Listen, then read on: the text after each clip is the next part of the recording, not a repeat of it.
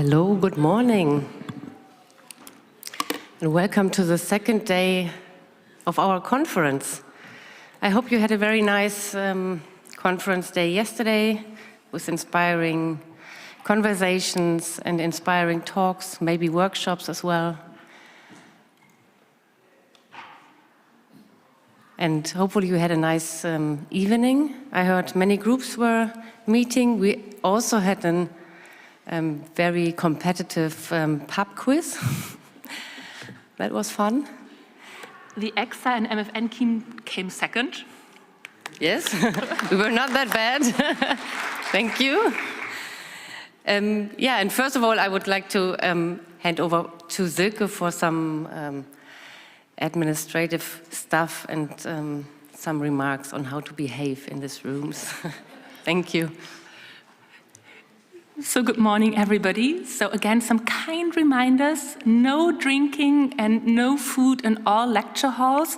Please just drink and eat in the designated areas here in the building and adhere to the rules. Thanks so much. And also, again, I would like to remind you to sign out in the excursions if you are not planning to come. We have posters down in the foyer where you can cross out your names, and please be so kind to do so if you won't be able to come, so that other people can fill in your place. And I think that's it for me. If you haven't brought your presentation by now to the registration, please take it with you to the room where your talk is going to take place and hand it over to the room support. And otherwise, I think I'm fine with all my administrative reminders and would like to hand over to Dorte, who comes to a bit more exciting news. Okay, so I have the pleasure now to announce Julia Fritzner from the WHO Hub, and she will talk about a bit what the WHO Hub is and what they're doing. So. Yeah, thanks so much, Dorte, and welcome everybody.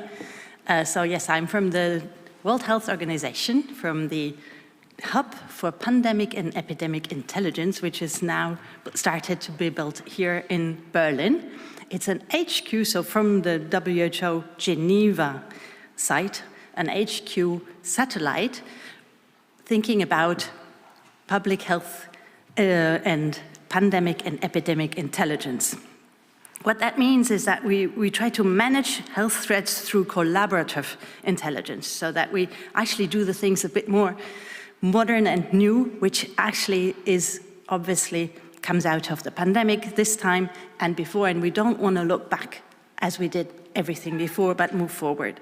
And it's trying to use access to data, bringing information better together, using multidisciplinary sources so that it is not always coming from the old traditional one, but that we join more sources and hence get more information out of it, which means that we really want to build tools and give access to more information that will then result in better decisions. And also there, we need to sort of make the linkage more to those that need these insights, so that we don't only use data and insight for academic purposes, but actually that we link to it. And there we address citizen science as well, because first of all, we think that there's a lot of data and information out there that we can learn and gain from you. There are a lot of tools that are built with citizen science that we can also use and amplify.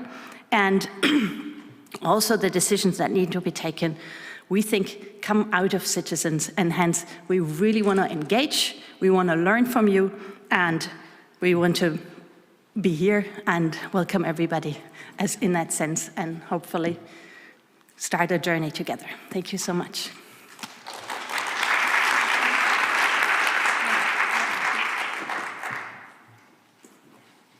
Thank you very much, Julia. And now I have a very exciting announcement to make. Maybe you have heard of it. The Citizen Science Global Partnership has become a legal entity recently, and we have the chair of the Citizen Science Global Partnership with us today, and I'm very excited that this has become reality now, because that means for the citizen science community that we now have an entity to act on a global level, which is very important. And I'm very happy for ECSA as well to have this partner now that I hope we can collaborate with a lot in the next coming months and years. And I would like to hand over to the chair, Martin Brocklehurst, now to tell us a bit more about the plans and the future of the Citizen Science Global Partnership. Thank you, Dorte. 2017, Professor Johannes Vogel stood in the UN Science Policy Business Forum in Nairobi, Kenya, to announce the coming together of the regional associations to work together at global level. Since that date, we've worked long and hard to establish the Global Citizen Science Partnership as a new entity in its own right that will have legal status within the UN family. The new organization was established on the 3rd of October. The new board was voted in. It seeks to promote and advance citizen science for a sustainable world at the global level, and never has it been more important. Stockholm Plus 50, that was held recently to celebrate UNEP's birthday, illustrated why we need a new approach to implementing global agreements. Many of the multilateral agreements that have been put in place have not delivered. So we need to find new ways to encourage them to be able to deliver. And that's what the Citizen Science Global Partnership is seeking to do, with the support of the 6 regional citizen science associations, all listed on the bottom here. So this is the Australian Citizen Science Association, the European Citizen Science Association, CSA from America, the RECAP, or the Ibero-American Network of Participatory Science, Citizen Science Asia, and Citizen Science Africa, who are at the core of the new organization. We're going to be hosted at the International Institute for Applied Systems Thinking, or IASA, on the outskirts of Vienna. We are supported in communications by the University of Zurich. And we have our founding partners, who are the University of Natural Resources and Life Sciences in Vienna, or BOKU, and the University of Geneva. Our launch was supported by 3 UN agencies: UNESCO, UNICEF, and the United Nations Environment Programme, including the Science Policy Business Forum. So now the work begins, or continues from what we've already started, to seek to embed citizen science into global agreements. They're not there yet. We've made a good start, however, on a couple of agreements. The Aarhus Convention now incorporates citizen science. The UNESCO Open Science Agreement now incorporates citizen science. So the next target is to get citizen science embedded into UNEP multilateral agreements. We're looking forward to welcoming new business members, new members from NGO organizations, and individual members who want to work with us. Above all, we're looking for volunteers who want to come and join our teams as we put in place our international programs. And we are looking to encourage the very best of the regional citizen science programs onto the global stage. We're working with UNEP to develop a global citizen science portal on what's known as the World Environment Situation Room. We're working with the Global Environmental Outlook, or GEO7, to build citizen science data into their global assessments of the health of the planet. So if you want to help, contact either myself, Rosie Mondardino from Communications, or Dilek Frezel, who is the new director of the acting director of the organization. And so I'm going to look forward over the next 3 years to working with the regional associations. My vice chair, Libby Hepburn, who is also in the audience. Libby, if you want to stand up, and there's Libby and there's Rosie. There are 2 other people who are helping. And if you want to volunteer to embed citizen science into global agreements, come and talk to us. We need everybody's help to make this work. Thank you very much.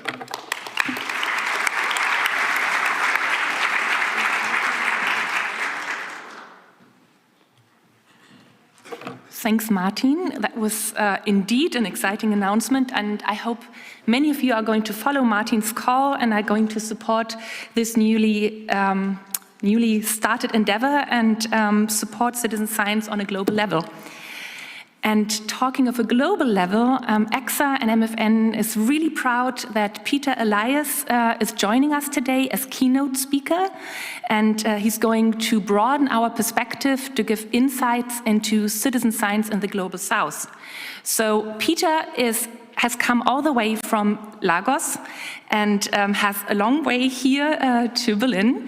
He is senior lecturer at the Department of Geography and team lead of the Lagos Urban Studies Group at the University of Lagos. He's also the co-chair of CODATA WDS, the task group, and West African coordinator of the Citizen Science Association in Africa. And his interests focus on urbanization, environment, and sustainability in citizen science data, in particular in Africa. And I'm really happy to hand over to you, Peter. The floor is yours. Thank you.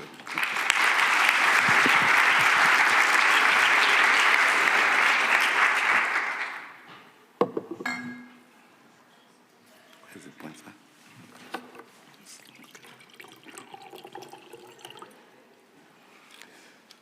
Good morning, everyone, and greetings from Africa, particularly our new baby, the Citizen Science Africa Association, which was inaugurated November last year.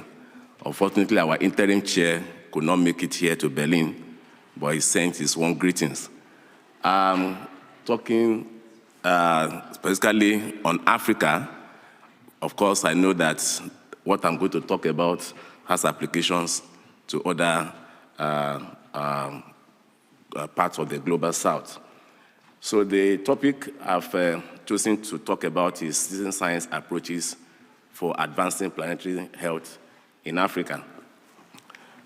For my presentation, I have these 7 segments.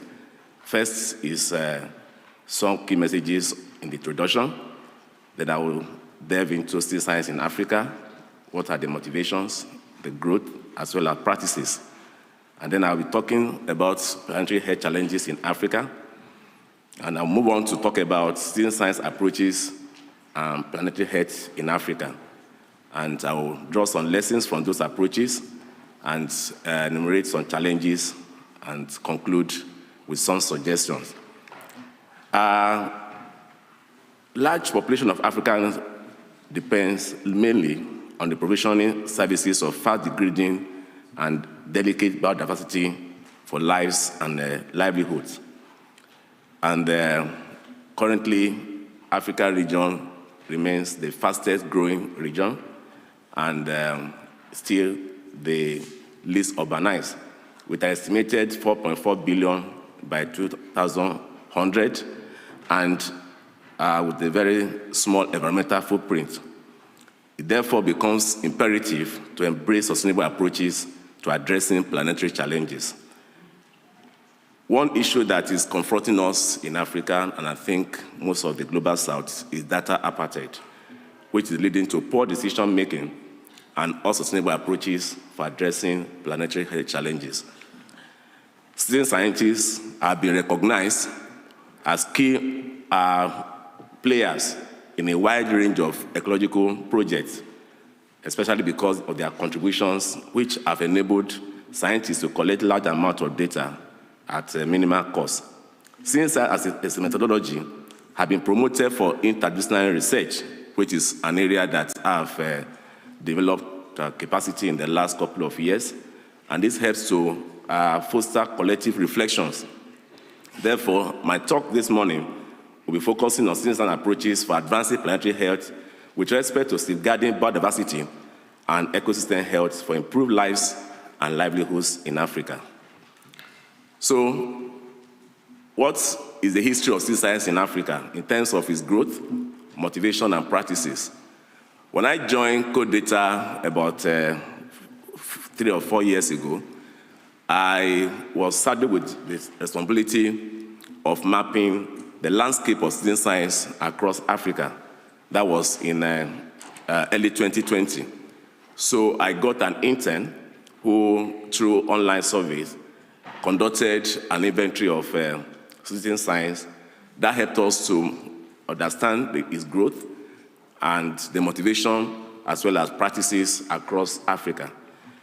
But the question is, why citizen science data? Across Africa and many other regions in the global south, data are housed at the national statistical offices, whether you are talking about censuses, surveys, or vital statistics. And these are usually supported from data coming from different ministries, departments, and agencies. And of course, we also have data coming from international partners like the World Bank, the United Nations organizations, ILO, and the rest of them. But the challenge with all this type of data is the fact that they are highly aggregated at the national levels. So they mask the realities on ground in terms of small areas, marginal groups, and places. And that's why increasingly we recognize the importance of non-traditional sources, including Earth observations, commercial data, spatial data infrastructure, and official sensor networks, and more importantly, the citizen science generated data, which include big data, social media data, and other sources. And that has been an area that has attracted my attention and interest, trying to work with community groups to generate city-level data that capture issues, challenges of marginal groups, marginal places, and to talk about their social and economic conditions. In the literature, we have typologies of citizen science approaches, which, as you can see on the screen, a number of authors have proposed some ways by which citizen science can be conducted. And I try to look at these various approaches that have been suggested by these authors and map areas or the aspect where African citizen science projects have been playing active role. For example, as you can see, from the work of Seymour and Regalado in 2014, they identified four approaches: crowdsourcing, distributed intelligence, participatory science, extreme science, citizen science. And of these four, African science, citizen science approaches can be found in the participatory science as well as extreme science, extreme citizen science. For in the works of Wiggins and Croston, who identified 5 approaches, I need to say from my experience and perspective, African citizen science approaches can be found in all these 5 areas. In 2009, Bonner and others identified 3 approaches: contributory citizen science, collaboratory citizen science, and created citizen science. And from a perspective, African citizen science can be located within the collaborative and co-created approaches.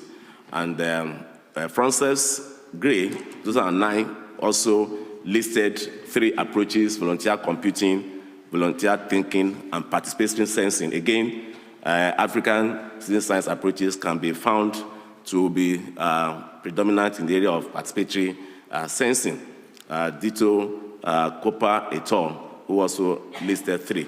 Now, in our survey in 2020 till 2021, we're able to reach out to over 100 citizen science projects across Africa. Of course, because of the pandemic, it was pretty difficult for us to capture a number of these projects. So the survey revealed the growth pattern in terms of the year these citizen science projects were established. You will notice that we have very unsteady kind of growth in terms of the number of registered citizen science projects. And of course, those that are recorded high numbers may have been triggered by a number of either global or national or local factors. I also want to point attention to the fact that in 2019, we had a very high number of established citizen science projects. But of course, from 2020, which is the year of the pandemic, that increase declined. And I'm sure in the last 2 years, if we have record, it's maybe the situation is just changing because of the fact that we are moving away from the pandemic. And in terms of sub-regional analysis, our survey showed that West Africa, of course, that's where I come from, has the highest number, followed by Southern Africa and Eastern Africa. The least is number of projects came from Central Africa. Unfortunately, we couldn't get any project from the Horn of Africa for, I don't know, we tried all the means we could, but none was registered in a survey from the Northern Africa. Now, what are the common tools that citizen science in Africa adopt in their practices? So we have the primary tools to include smartphone, computer, sensors, data visualization, guidebooks, and test kit, while the secondary tools used include audio-visual and material, GPS devices, field mapper, paper maps, GIS software, OpenStreetMap, tracking and monitoring tools, and then web-based platform. As for the motivation for their projects, the three key motivations include improving public enlightenment, promoting research, and enhancing policy implementation, while the other purposes include empowerment of citizens in marginalized communities, provision of palliatives, improving biodiversity and livelihoods, and developing the observatory and critical skills. So now to the issue of the theme of this year's ECSA Conference, which is Planetary Health Challenges. I now want to talk on that with respect to Africa. What are the drivers of the changes we have in the environment in Africa? Three main factors have been identified, which include rapid population growth, land use change, and climate change. There are other additional factors which have also been alluded to, contributing to the changes we have in the environment: poverty, inequality, and poor governance, which embraces challenges around finance, technical skills, and managerial skills. The chart to my left shows us the top African countries by population. Of course, my country, Nigeria, tops the list with over 200 million inhabitants as at 2020. And let me also remark that the last time we conducted a census in Nigeria was in 2006.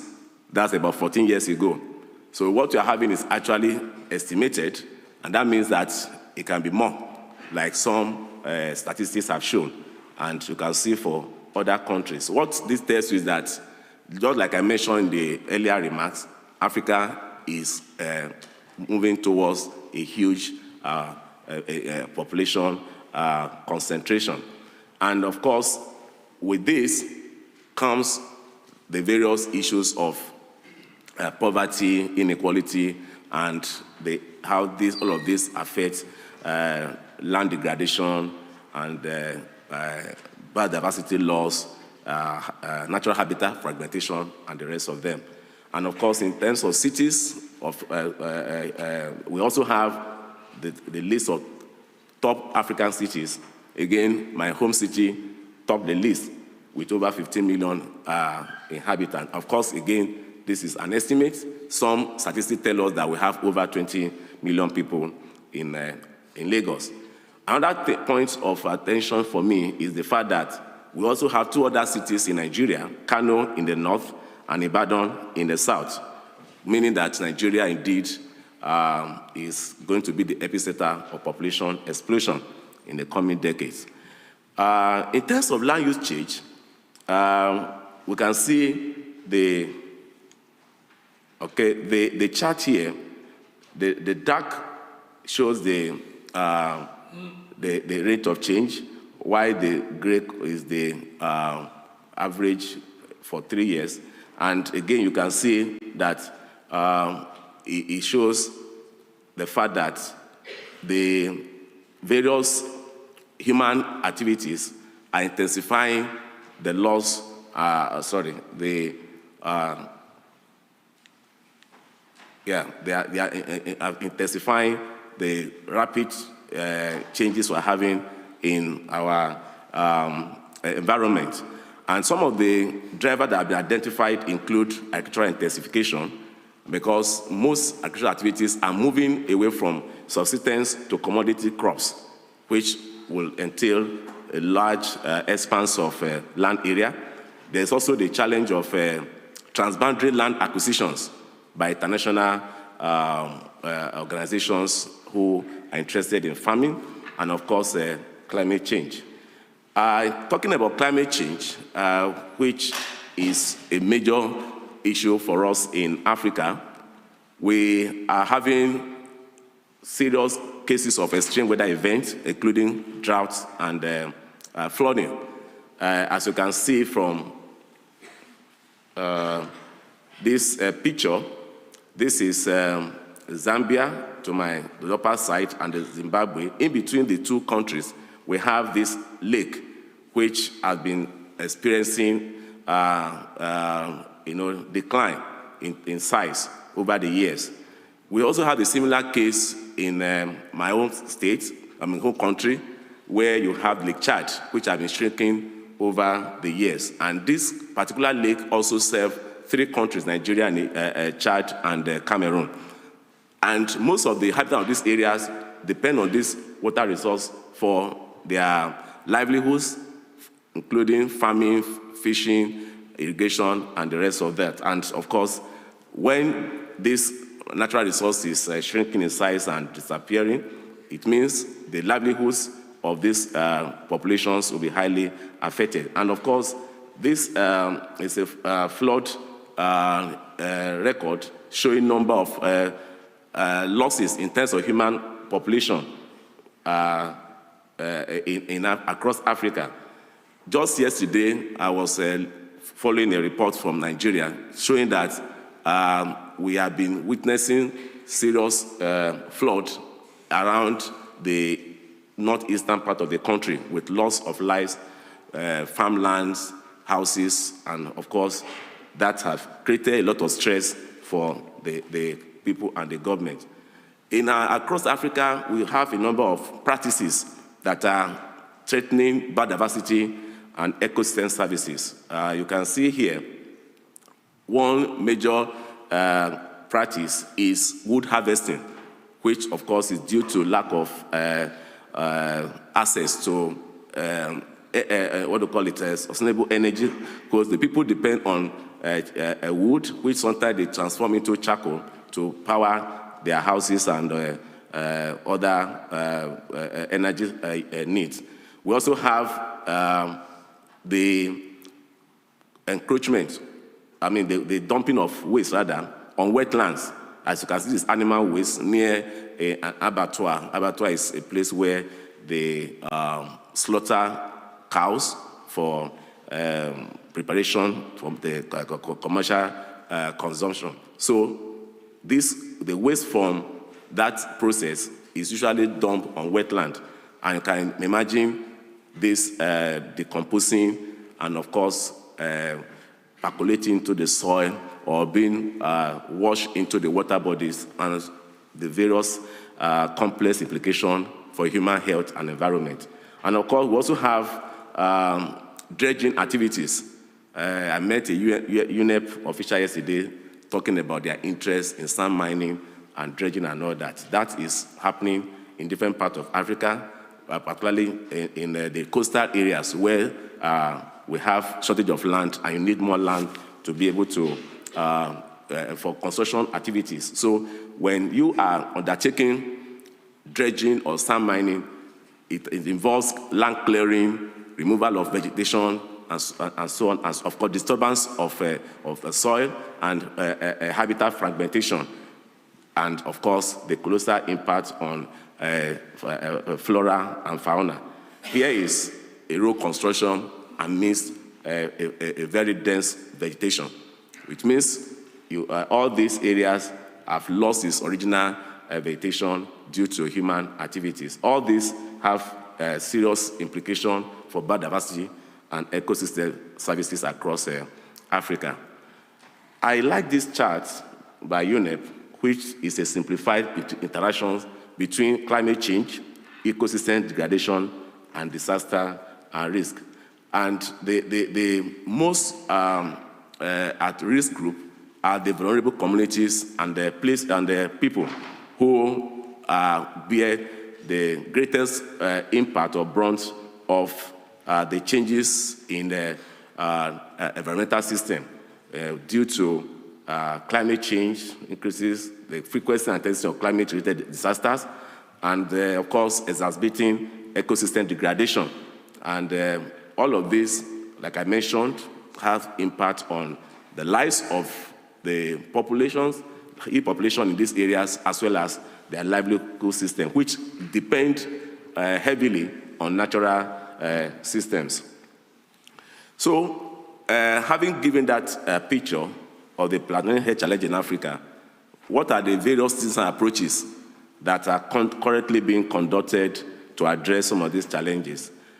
I try to zero in on 3 themes: rapid population growth and urbanization, land use change, deforestation, desertification and land degradation, and climate change, and to see some of the activities of the citizen science in responding to these various challenges. For rapid population growth and urbanization, which of course put pressure on available resources, citizen science groups are conducting community profiling and mapping, trying to understand urban nature, basic service and service gap, and of course, recording disaster events and vulnerability in the various communities. We have example of such organizations as Africa for SDGs, MAP Kibera, Federation of Slum and Informal Settlements in different cities across the global south.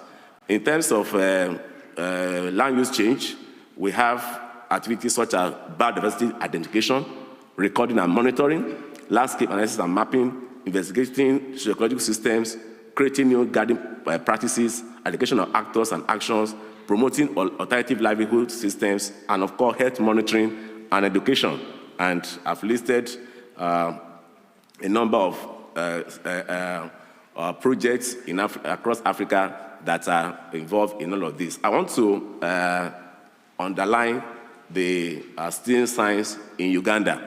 I have colleagues here who are working in that space, and have a number of programs such as ATRAP, which is working on detecting schizophrenics among the population, and also educating them on how to handle such health challenge. Of course, we have a number of other citizen science projects across Africa addressing land use change issues, deforestation, desertification, and land degradation. For climate change, citizen science respond in a number of ways, including understanding the impacts, either in terms of losses or damages, vulnerability, resilience action plan, climate action advocacy, clean and affordable energy campaigns, and I've listed a number of projects here. I was involved in a project by the Sustainable Cities Learning Center, where we brought together a group of people who go by the name Climate Warriors. I'm going to show you a picture of some of their activities, how they are using their ingenious ways within their communities to address the impact of climate change in their neighborhood. Here are some of the activities. The picture to my left is where this group, in conjunction with the Lagos State Lagos State Parks and Gardens Agency, are conducting rigorous tree planting to address biodiversity challenge in their communities. We also have, to my right, they bring together fishermen and train them on sustainable fishing practices. Again, here is one solution they are deploying to solving sanitation challenge.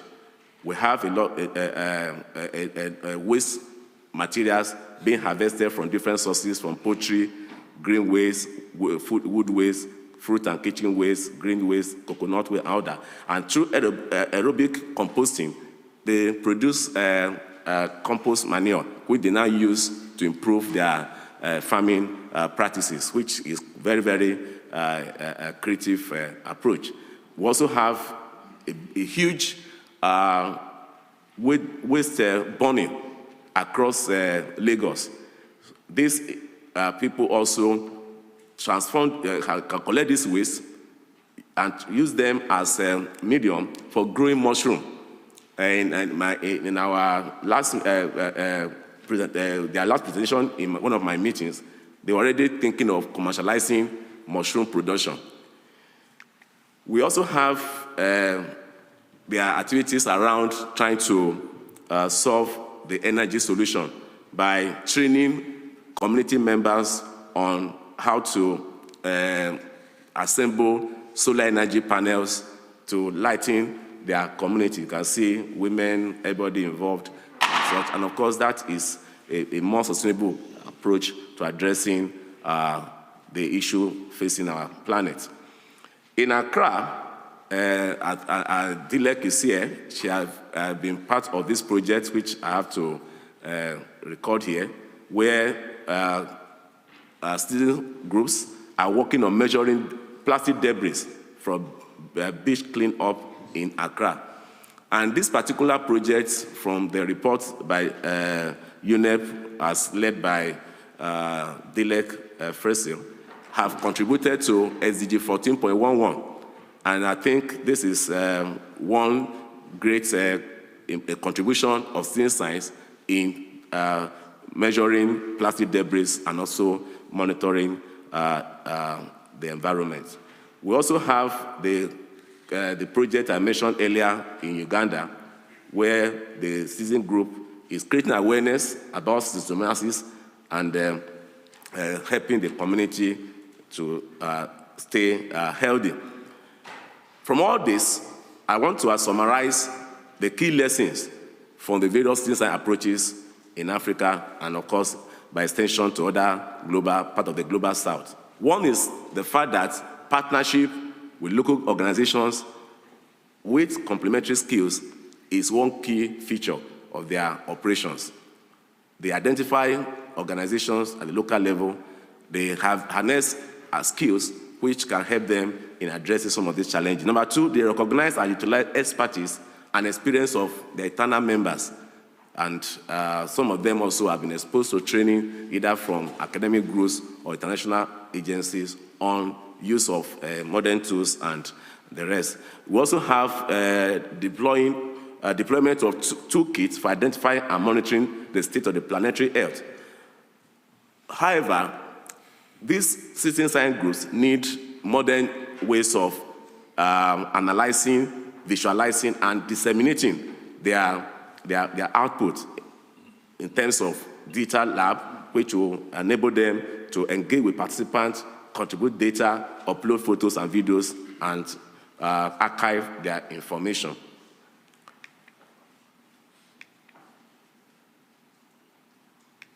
Sorry, it's not. Sorry. Yeah, it should Okay. work. Okay. Again, we identified the need for databases and 4 hours for collection, processing, and analysis and dissemination of data on the planetary health, and of course, use of traditional and social media platform for dissemination of information. Some of these are being deployed, but they need to be escalated, and also promoting knowledge co-generation to understand the environment and how to adjust. So, in the course of our survey and other activities, there are a number of challenges that have been identified that are inhibiting the implementation of citizen science projects in the global south. First is data apartheid. And here, we're talking about a situation whereby we have serious and large information being collected by citizen science groups. But in most cases, this data do not get accepted by the national statistical offices or other allied agencies. And so, either because of lack of trust, or they feel this data, the process of collecting them is not standardized, and so on and so forth. So they don't inform decisions and planning, either to manage the environment or other components of other aspects of life. The other problem is institutional bureaucracy, which affects access to funding, training, and other opportunities that can help to grow the citizen science groups. We also have the challenge of power relations, either within themselves or while trying to work with other groups. There's also the challenge of different stakeholder interests. When we come together through participatory approaches, we have different individuals or groups coming with different mandates, different interests, and so on and so forth. And of course, that is also because of diverse ideologies of partners, whether local partners, national partners, or global partners, and of course, lack of funding to support their operations. In conclusion, let me make these three statements. Number one, that CS projects or citizen projects are sustainable options for advancing planetary health in Africa if we can improve their validation and credibility, which is the problem that national scientific offices and other agencies have with the data collected by citizen science. The second is that the priority of citizen science projects shows their alignment with our aspirations for planetary health. With rigorous standardization, mapping and documentation, we may be able to improve their integration and adoption into conventional approaches. One of the things we notice is that there's very poor awareness about citizen science projects in Africa. And that calls for proper documentation, which is what we have done. And currently we are working on translating the output from that our survey into a scientific article, which can be accessible, and also with intent to develop policy or white paper, which can be widely circulated to create awareness about the activities of the citizen science across Africa and how they can contribute to improving and safeguarding our planet health. And lastly, more support is needed. And at this juncture, I want to mention that the Citizen Science Africa Association, which was inaugurated in November last year, is very happy to be recognized by ECSA, and of course, for giving me the opportunity to be here to talk about what we're doing in Africa.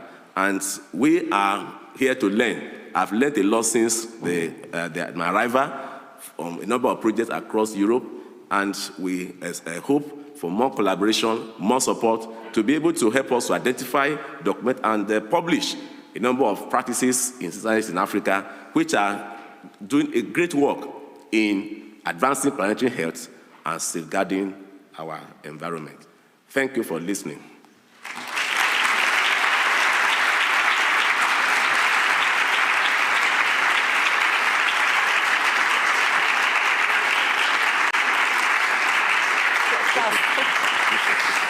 Thank you.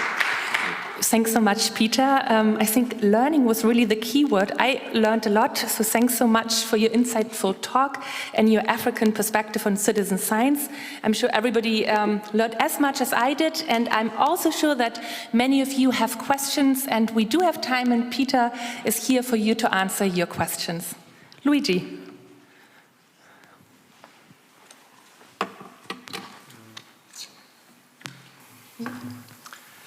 Thanks, Peter. A fantastic talk. My name is Luigi. I'm from Earthwatch in the UK, and I was especially interested in what you were saying because we are trying to open an office in Africa, and we are actually going through the analysis of all these challenges and also opportunities.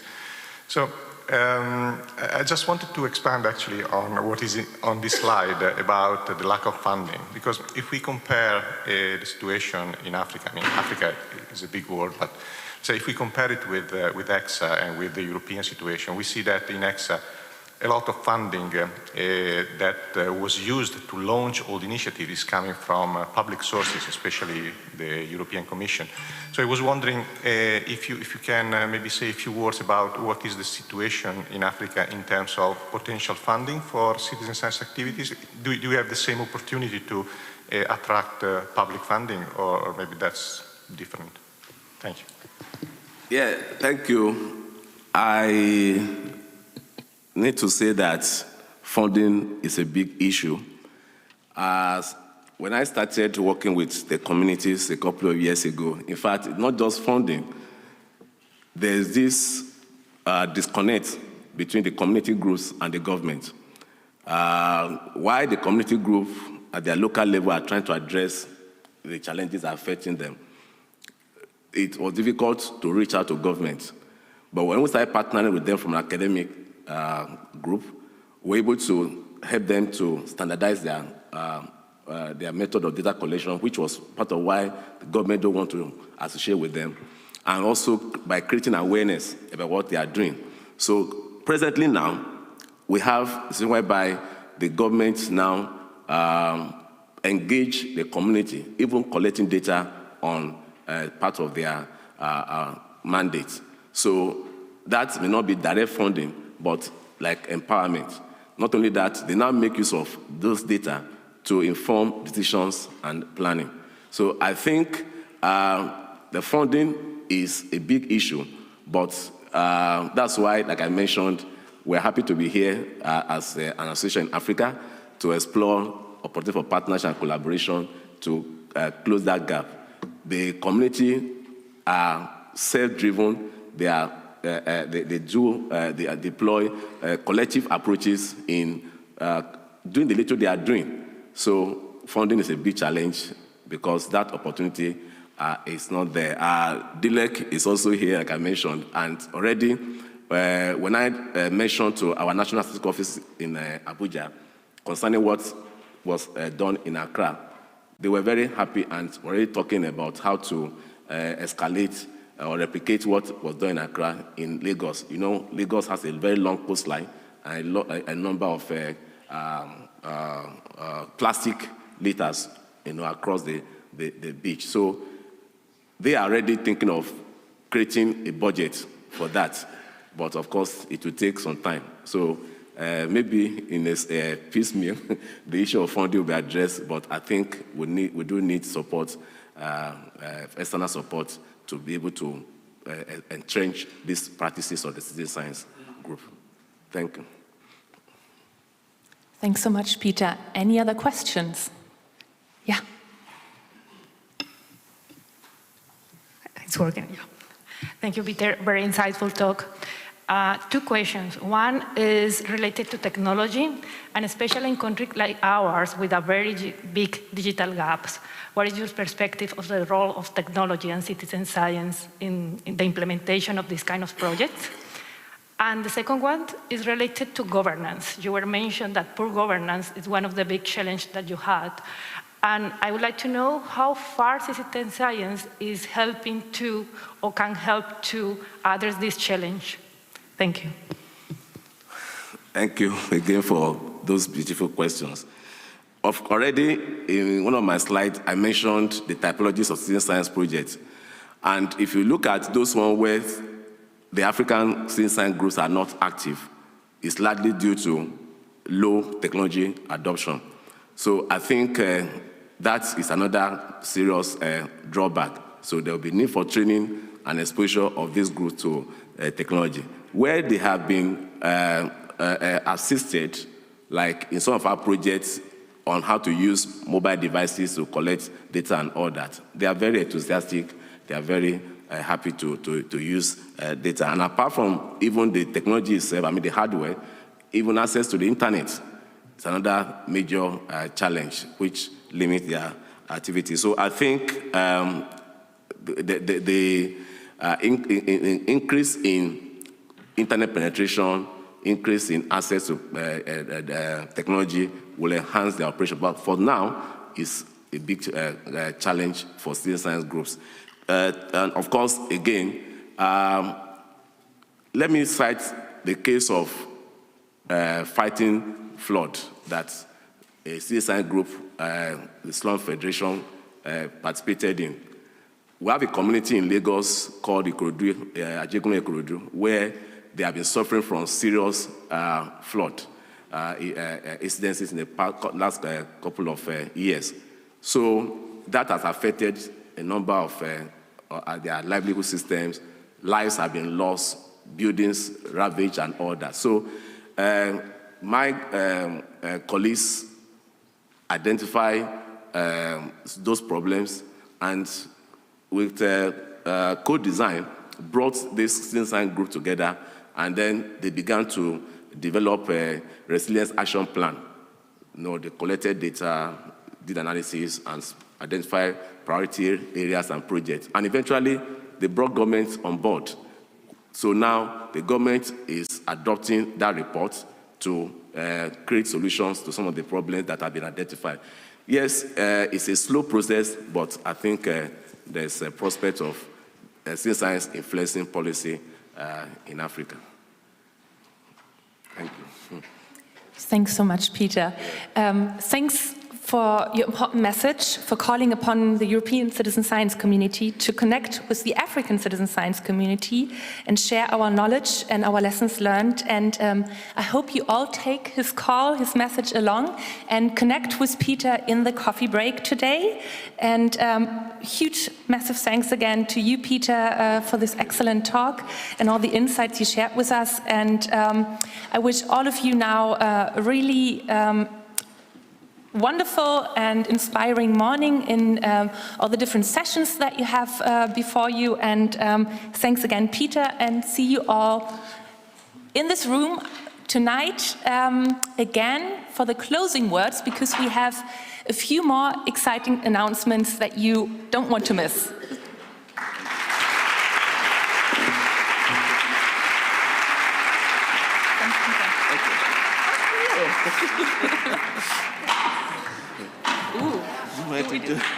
Sure. Komm, wir müssen hier vor. Okay.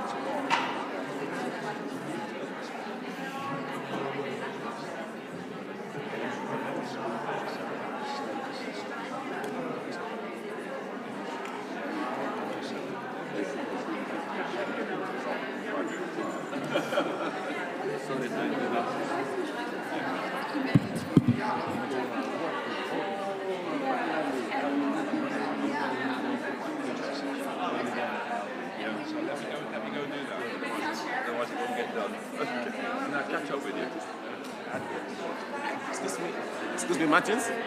Do you have your contract? I don't have a card. Okay. Maybe. But everybody knows who I am. Yes.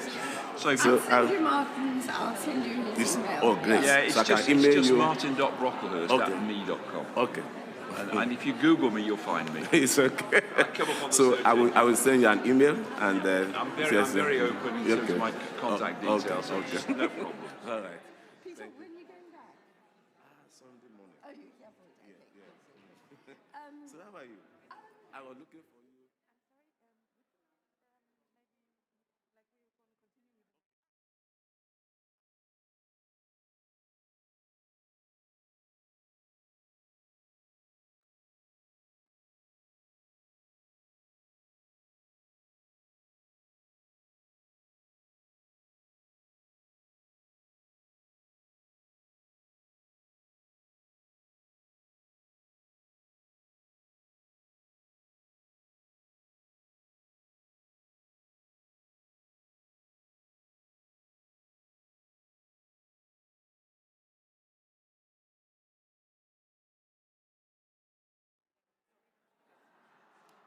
So, this works? Hello? Good morning, everyone. May I please ask you to sit down and get ready for our next session? Wonderful. Well, thank you all for coming this morning. I know we had a very exciting and inspiring input already. And now we are about to have another exciting session on human health, patient research, epidemiology, and foresight. My name is Kim Grutzmacher, and I am the lead for Planetary Health for the Museum für Naturkunde. And I may chair this session, so I'm very grateful for this opportunity and very excited to see you all here in the room.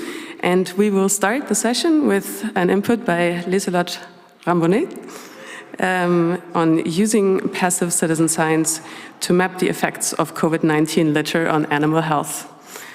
Please, Lieselot. Thank you. Hi, everyone. Good morning. I'm really happy to talk about something maybe a bit unexpected for this session, but also the environmental side, which is really important for a planetary health topic, of course. I'm a PhD researcher at the Science and Communication Department at Leiden University, Netherlands. And we research the effects of COVID-19 litter, face masks and gloves on animals. And I also, next to my PhD, coordinate a citizen science project myself. It's called Plastic Spotter. Every week, the whole year, on Sunday, we go out with volunteers in canoes in the canals of Leiden, which we really have beautiful canals. But they're quite polluted, like 12 bags of litter, big bags of litter we take out every week. But fortunately, we can do something about it and really have volunteers that are actively involved since 2 years, since the pandemic started, actually. And we not only take out the litter, we also research the litter. It's science. So we analyze, after we come back, specific categories we count, like plastic bottles, but also tin cans. And we find the strangest things. We're really at the source of the pollution in Leiden, a big, quite a big city. And strangest finds we do is like a diary of a PhD student, written in English, about his dating experience during the pandemic. So that was quite interesting find. Even a double dildo we found, and condoms we find every week almost, which says a lot about what's happening around us in the city. It's actually quite a mirror of what's happening in society, the litter in the canals. So, of course, also when the face masks were introduced and gloves were being used at the start of the pandemic, we saw this happening in the canals of Leiden as well.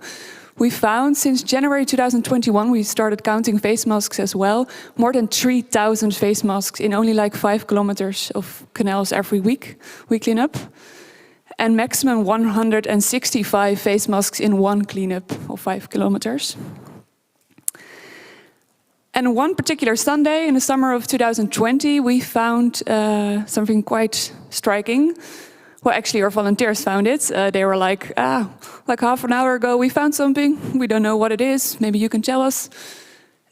it was a victim of the COVID litter. A perch, which is quite common fish in the canals, was trapped inside a glove, in the thumb of a glove. And you actually see that it ruptured where the tail is, so it probably tried to wiggle its way out. But it has also spines on its back, so it's really trapped in there. Yeah, and we were wondering, we find so much litter of the pandemic. How is it in other countries? Must be the same, other cities. And also, are other animals affected as well? Or are we the only one that finds something like this? Probably not. So we were wondering, how does the increase of PPE in the environment affect animals? We started looking for other observations shared online by people of animals interacting with face masks or gloves. We use Google, of course, to find, for example, shared by news media, for example. But we also looked specifically on social media platforms, like Facebook, Instagram, YouTube, and Twitter. And we only looked in English and Dutch, and looked with keywords like these, like PPE, face mask, glove, ingesting, entangled, a lot of these keywords. And then you can find observations shared by people on face masks, like this one in the bottom left. It's in Namibia. They rescue brown fur seals every day. They're entangled in all kinds of stuff, but also now they have 2 seals that were entangled in face masks. One actually being a reusable one, so that's an interesting observation because it's mostly single use. But people share different kinds of observations, and we try to map these. So this led to the first publication in March 2021. 28 observations, like a first general overview, what kind of effects, what animals are infected, which was published in Animal Biology.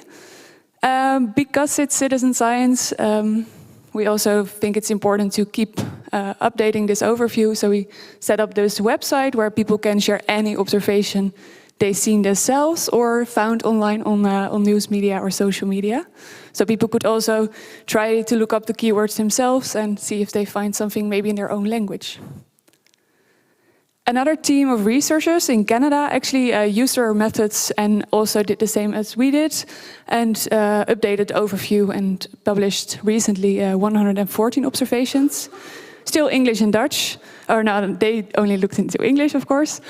And you can tell a bit more, like quantitatively, what is happening where and which animals. And we keep updating this overview as well. We currently have 200 observations of animals interacting with PPE litter. And these are different kinds of interactions. So entanglement is quite a common one. So you see a crab, but also an American robin in Canada, which was entangled. Another category of interactions is nest incorporation. So birds mainly, but also other animals use plastics in their nests, and also face masks. And ingestion, of course, is also happening. So you see a penguin and a dog that ingested face masks, but it's happening to a lot of animals currently. And other categories like this, a sea lion, which was probably playing or is like investigating the face mask, is not sure what kind of behavior it was, but is actually also won a Wildlife Photography Award. And it's 70% of the observations are from birds interacting with face masks or gloves, and 25% mammals, and other is 5% like fishes or reptiles. And the platforms we find these observations on are, quite a large percentage is from Google, so news media, that shared an observation, but also Twitter and Facebook are quite popular. And we currently extended our research also to TikTok, which is quite interesting and new for me, and Reddit as well. And also part of our observations come from our own database, the covidlitter.com website. And other things are like peer-reviewed articles, personal correspondence of observations being shared. And the top 6, so a large percentage comes from the USA, but also the UK and the Netherlands. The Netherlands is quite a small country, but still we have a lot of observations because we also looked into Dutch, of course, and did a lot of outreach that might play also a role. And Germany is also there. Now I will share a photo that you can't share yet. It's not published yet. So this is 30 kilometers southeast of Berlin. It's the white-tailed eagle. You can see the adult one in the top. But these are chicks that were being ringed by birders. And unfortunately, one is entangled in a face mask in its leg, but it's saved on time, fortunately.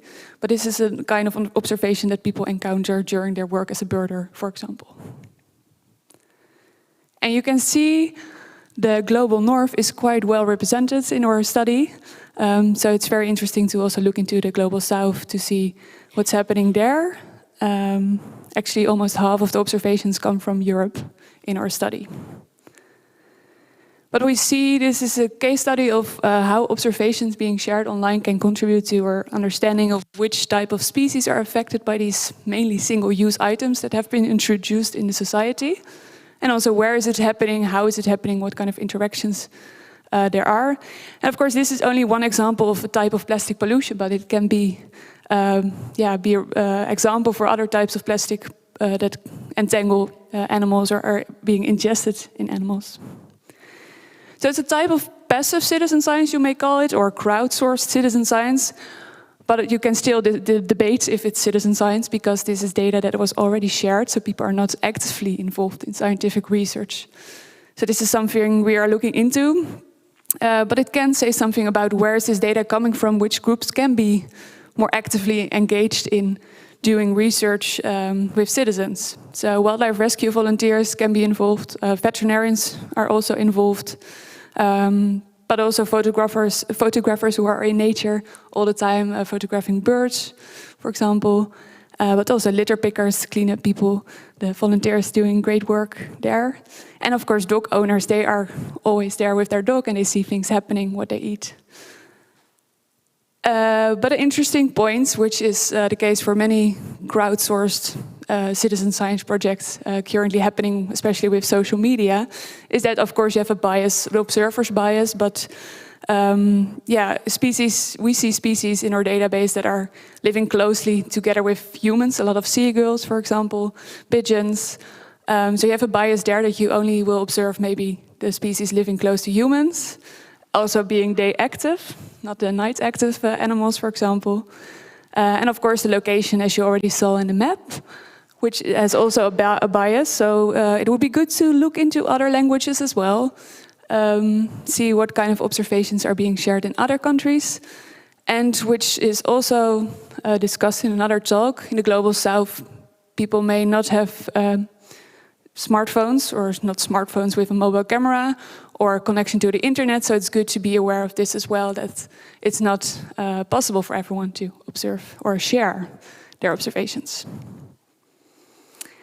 Another very important point I would like to address is the validity, to check the validity of the observations. If there's a photo or video, you have already a bit more evidence of the observation actually happened, but also the species that someone saw, like people sometimes mix up the crows and the jackdaws, for example. So if you have a photo or video, you can actually check that. And of course, behavior, sometimes people interpret the behavior. Yeah, I will really speed up. But also staged photos, people make photos for commercial purposes and might edit them. So check if you can get contact with the observers. So we have some other research topics we're looking into now related to this. You can ask questions about this if you want later as well. So it's good to be aware of the bias and validity when you look into observations online being shared for research. And if you want to help out with this research, you can also do yourself by going to this website. And I would really like to thank you for your attention. Thanks.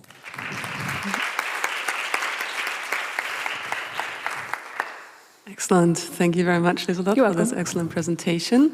Do we have questions? Yes, please. Yeah, go ahead.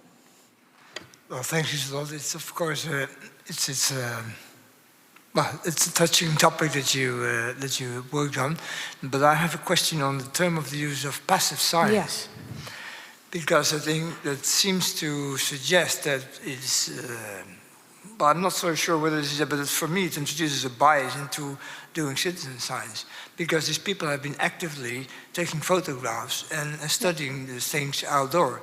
And how can we label such kind of activity as passive?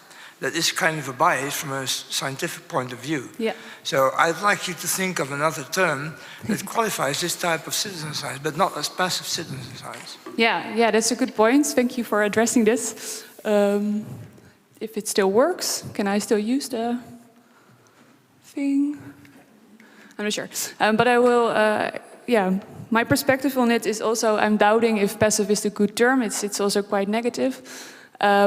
People are, of course, not, or maybe not sharing these observations with the intent of that it can be used for scientific research. So we're looking into this now. We are doing interviews with people that share these observations on social media to see what their motivations are. If they would have thought that it could help science to understand the topic, and also if they would like to be acknowledged, for example. But yeah, it can also be another term, maybe spontaneous citizen science or latent, I'm not sure yet. Yeah. Well, that would go in an interesting direction, but I think it points towards a bigger issue, and it is that there's so much research being done among the public, so to say, among ourselves, which is goes absolutely unadverted. And that's what we have to be sensible to. I work in another domain of health, and patients do a lot of things without even being noticed. And that's not a passive thing. So it's a pretty important issue that we touch upon. Yeah, I agree. Yeah, I'm also really a fan of bottom-up research, things that are already being collected. So my next project is about wildlife rescue. In the Netherlands, we have more than 80 organizations with volunteers doing great work, collecting a lot of data, which can be interesting. But there's no connection yet with researchers. So we're also looking into untapping these sources of data that are already there. And of course, being critical on the validity, like what kind of methods are being used. Can it be more standardized? But it's good to be aware that citizens are doing valuable things that we can hopefully help to get to the right people. Yeah. Thank you. Anything? Okay, thank you very much. Unfortunately, we're a little bit over time, so we have no time for further questions. So if you have any more burning questions, please come find Lieselot in the break, as will I. So, excellent. So we will move on to the next presentation. So now we have José Pereiro, and he's going to talk about COACT for mental health. José, the floor is yours.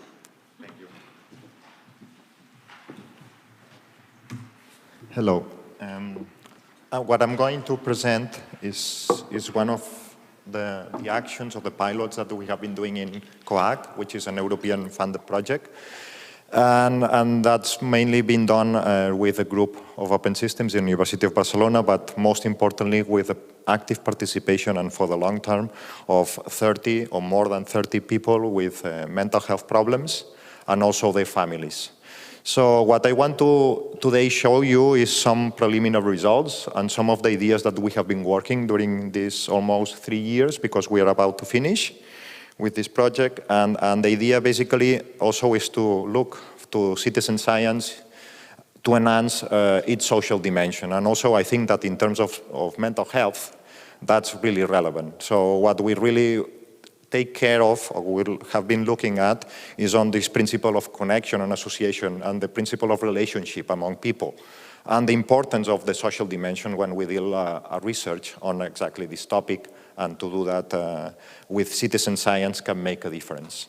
And especially because we generally don't talk much about mental health in public, and especially because I think that to louder the voice of some people is especially relevant, and also because the importance of listening to these people is also very relevant for them and for us. And this principle of association and relationship is what has been driving the research that I'm going to show you. And of course, it's taking also in a really, really intense manner the kind of definition from Irving that is trying to assist the needs of concerns of specific groups of citizens, and the idea that citizens themselves can be enacted and empowered with participation in a citizen science project. So in COACT, what we would like very much to define is citizen social science as a participatory research that is co-designed and directly driven by citizen groups that they are sharing a social concern. And in this case, it's very clear, no? Mental health care provision.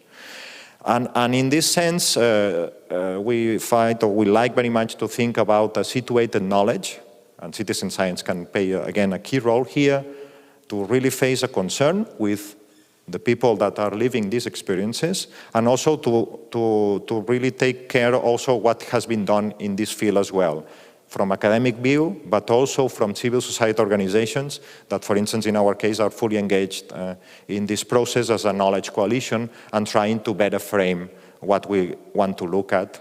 And of course, also governments and policymakers that also can make think that this is a key element and how to better drive the actions and the demands from this specific group of people. So I would mostly focus on co-researchers in this talk, and we understand co-researchers as people or persons that having a lived experience in relation to a given social concern. And then, and especially in this case, we must recognize them as experts in the field.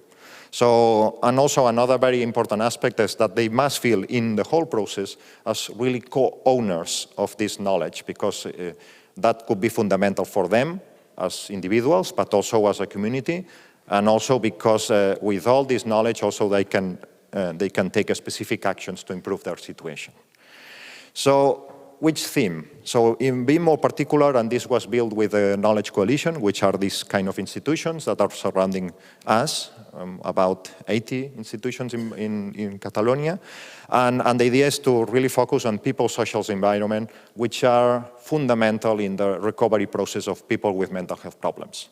So in this case, the idea and the principle, which is quite starting to be a general consensus, to have a general consensus in the field, is that the social interactions are fundamental for the well-being of people with mental health problems.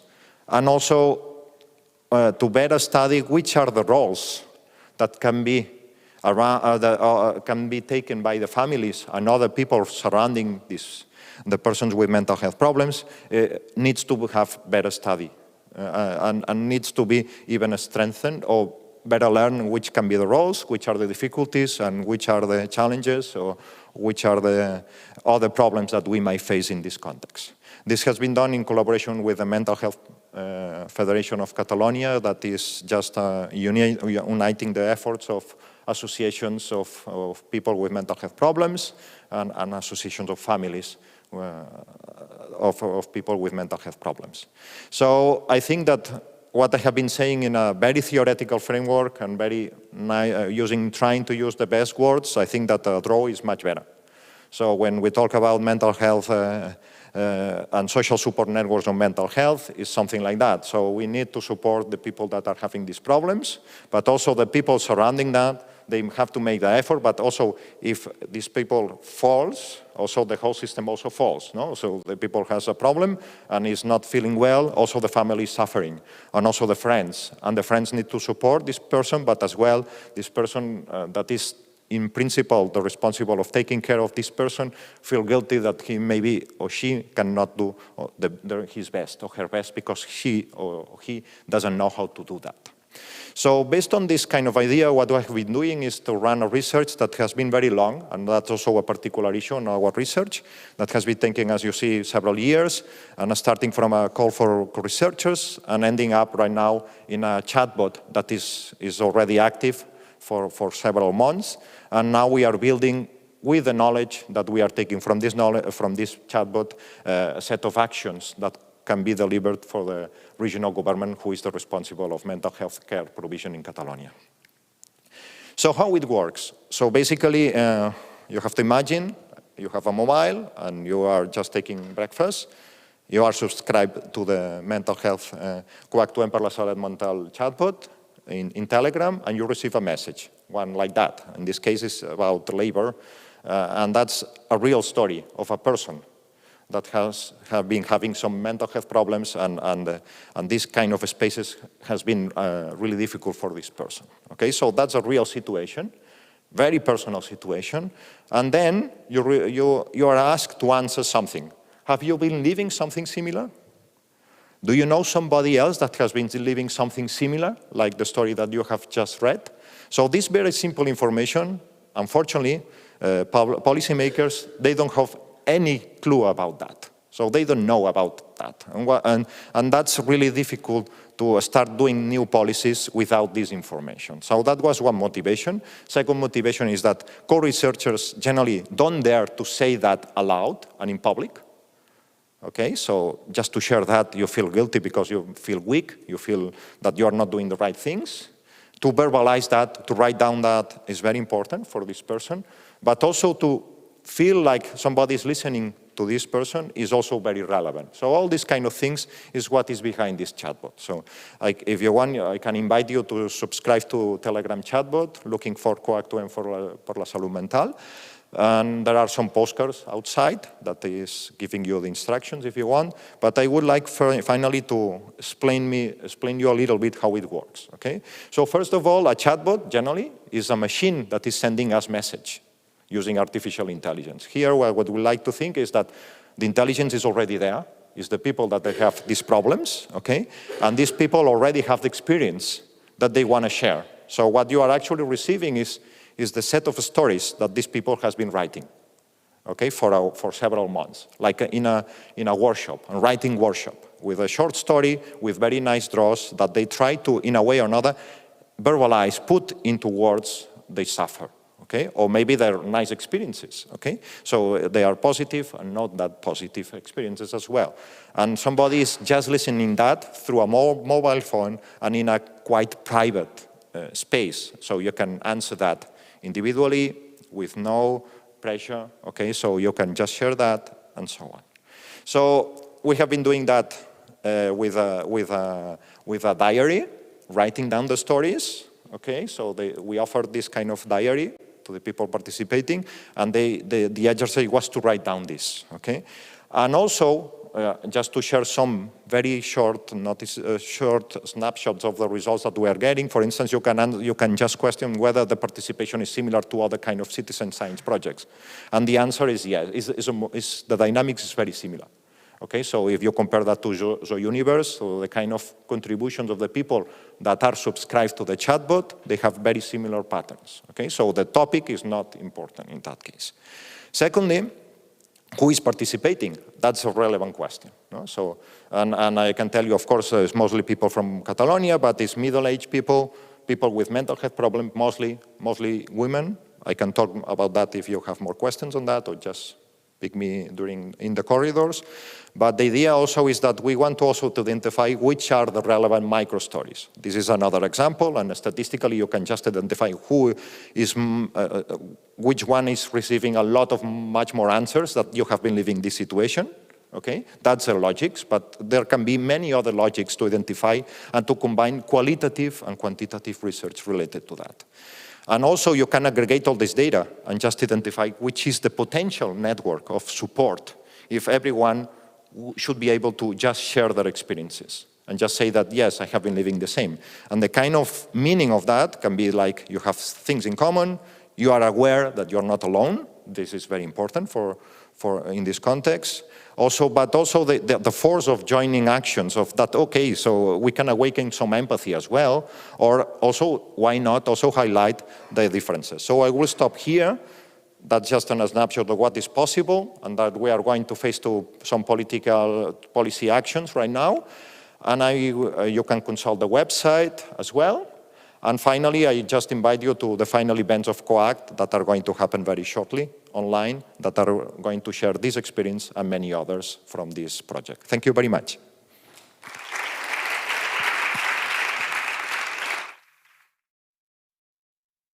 Thank you very much, Josep. Fantastic presentation. We have time for some questions. Are there any questions? Yes, please, up there. Yes, please, go ahead. Oh, is that Katja? Yes. Good morning. Thanks a lot for this very interesting talk. Maybe that's a very German question, but how do you ensure data protection? You mean like data protection? First of all, the chatbot, when you are subscribed, it's fully anonymized, so we don't know exactly your number, for instance, okay? Your phone number, okay? That's in these terms. So we just separate this kind of data, okay, into kind of data sets, let's say. And secondly, also there is no interaction among participants, okay? So you only can press buttons. So if you have a mental health issue, for instance, and you're inside the chatbot, you receive an automatic message, but we are not starting a conversation, so the interaction also is limited, just also for the well-being of the person, because maybe he might feel like there you can also have a say, but it's not exactly that, no? And also in terms of the same stories, all the names are fake, so they are not real, okay? But the stories are completely real, okay? So I don't know if I'm answering you, and of course we have been going through the ethical committees, and we have been taking care of the language in terms of suicide, for instance, okay? And other kind of things. Is this what you were asking? I don't know if I am answering. Basically, yes, I just, I read Telegram and they are having the phone numbers then, and so I was concerned about that, how this then works. But we can talk in the... Well, Telegram is the safest platform on that, but maybe Francisca is here and he has been running the platform and he can have a say on that. Yeah, so maybe that would extend a bit over this pause. So maybe if you come to me after in the coffee break, I can explain exactly how it works. But we work together with the Open Knowledge Foundation, and we discussed exactly with them how we can separate a number that's not your phone number, but that's a Telegram ID that we need in order to send and receive always to the same person. And inside our database, this number is separated from all the data. So as soon as somebody unsubscribed from the chatbot, or as soon as the entire experiment is finished, we can cut off these numbers from the database. They are not intertwined within the database, so they can be thrown away. And also they don't allow any information about who is there, because it's only between the chatbot and the person. But yeah, there are many more details about that. If you want, you can just ask us. Excellent, thank you. Do we have any more? Okay, we have a burning question up there, I can see. Yeah, thank you very much for the talk, it's very interesting. My question, I have several, but I will try to summarize it. One of them is these micro stories. How many of them, or which percentage of them are positive with a good value, emotional value, and how many are negative or with a negative value? And also if you have asked the users how were their experience using the app in terms of their emotions and their, how they feel after reading a sad story, for instance. Okay, in the second answer, we don't ask that, because we felt like it's something delicate as well, but yeah, it could be a good idea to include that, and we haven't.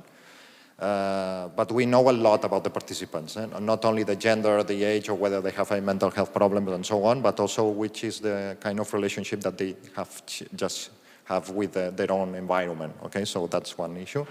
And in relation of the positive and negative, that's a very difficult thing to mention, but for instance, I can tell you that if you talk about the stigma, okay, so whether the stories are related to the stigma and taboo, so it's quite high. Okay, so these also tell us that the voices still have a real social problem there, because we are not feeling like these people feel like is totally socialized their own problem. No? So they express some kind of discomfort, or they express like they are afraid to share these problems with their neighborhoods, for instance. No? So these kind of things are like more than a half stories are like that. No? But to say positive and negative, for me, it's a bit difficult, okay? But in terms of that, I can tell you that most of the message, or a lot of the messages, are not positive, as you can imagine. Okay, thank you very much. Unfortunately, we're out of time. I'm sorry, I would ask you to come find Josep. So thanks again, Josep. Very important work. Thank you. Thank you. All right, now we are going to hear John Palmer on nowcasting urban vector mosquitoes for epidemiological preparedness. Thank you very much. The floor is yours. Thank you.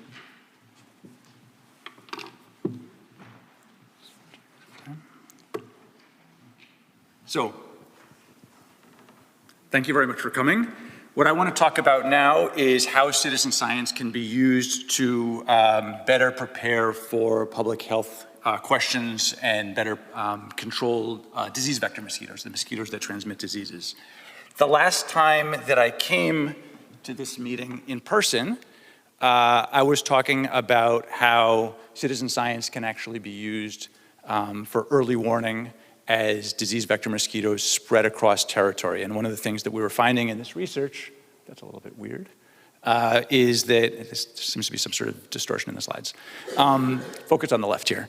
What we were finding in this research is that one of the big values that citizen science can play in early warning is that you have this great geographical coverage that you don't get through traditional sampling methods. The question itself is important because mosquito-borne disease places an enormous burden worldwide. Dengue, Zika, and chikungunya, for example, are really growing threats. They drive poverty and inequality. And with climate change, these are increasingly big problems in the places that they already exist, and they're increasingly worrying problems in places around Europe where they haven't yet become endemic. So the question that we started asking after working on this kind of spreading question across municipalities is how can citizen science help public health agencies fight mosquito-borne disease actually in cities, right? You can do a good job of providing early warning as they spread into new municipalities, but a lot of the questions that public health agencies need to deal with are day-to-day decision-making about mosquito control at very small scale. And to do that, they really need high-resolution data, and they need it in near real time. And what they're really interested in is human-mosquito encounters. Where are humans encountering mosquitoes in space and time? Traditional surveillance here is lacking because it's both slow and it's low resolution. What you're seeing on the left is a traditional adult mosquito trap that basically sucks mosquitoes into that little neck there. Right? So that's an adult mosquito trap. And this is a traditional, what we call an ovi trap. It's just a little container of water that collects mosquito eggs on this stick. And in both cases, you need entomologists to go out and set the traps and then check them after a certain period of time, typically 1 or 2 weeks, bring a bag of mosquitoes or a tongue depressor with mosquito eggs back to the lab, look at them under the microscope. All of this takes time, it takes resources, and it makes it difficult to cover a city at any sort of high resolution, and it makes it difficult to get information at, in the time that you often need it in order to act and make decisions about treatments. So the same citizen science approach that we've been using for this kind of large-scale early warning approach, this citizen science system that we call Mosquito Alert, is something that we're finding can also be useful at the city scale. So the system right now basically facilitates the process by which ordinary people who don't specialize in mosquitoes can report what they find about mosquitoes because they get bitten, because they see something and they can identify at least something about what that mosquito might be, because they may find a breeding site.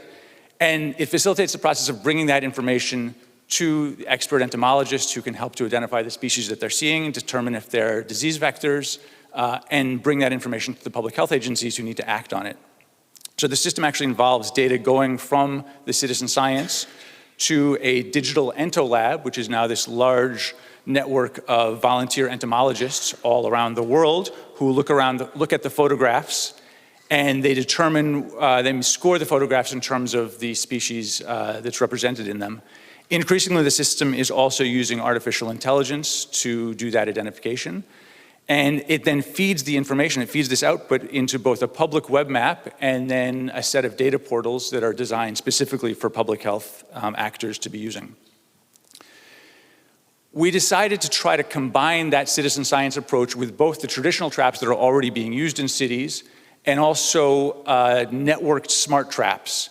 And this is something that's being developed by Iridian. It's a startup in Barcelona that has developed this sensor that they can put on top of a traditional trap, which it's an optical sensor that can classify mosquitoes, and they have a paper now by genus and sex at high levels of accuracy as they fly through the sensor into the trap. And these are networked, they're connected to the internet, so it's part of the Internet of Things, and that information is transmitted in real time both to the public health agencies and to the mosquito alert system so that we can incorporate it into our models. So again, for some reason there's this bizarre distortion, so focus on the left here. What we did is we combined a relatively large set of traditional adult mosquito traps with just 5 of these smart traps placed in strategic locations around Barcelona, with all of the citizen science reports that we get in an ongoing basis. This is really strange. So let's look here. We combined that with a whole bunch of layers of additional land cover information, socio-demographic information, population density, things like this, in order to model in real time interactions between humans and mosquitoes from the 3 sources that we're using. So what I'm showing in this graph here is the model results, the time slice of the model results over 4 mosquito seasons from the adult traps, which is the one labeled BG, so it's the green line, the citizen science data, the mosquito alert model, and the smart traps. So the mosquito alert model is the orange line there.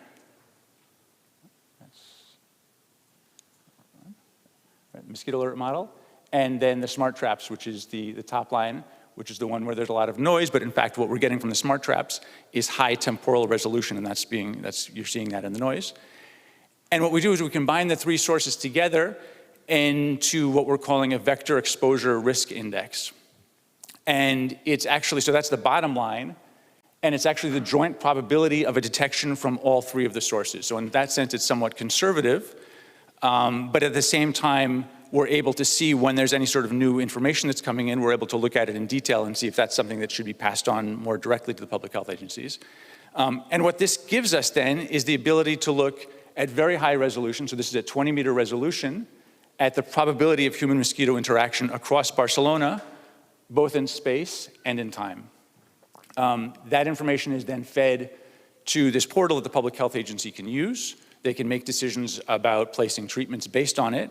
And the idea is then they can make much better decisions. They can be more efficient in where they carry out treatments. They can be more precise in the areas they target with public information campaigns. And this can help them do a better job of controlling mosquitoes in cities like Barcelona. So thank you very much. I'll be very happy to answer questions afterwards, right now.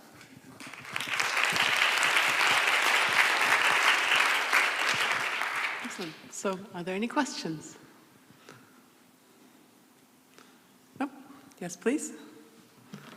I was just wondering, it's really fascinating what you've been doing, and I see you've been doing it in Barcelona. Do you think it would be transferable to other areas where we've got increasing dengue pandemics, like South Asia, for example?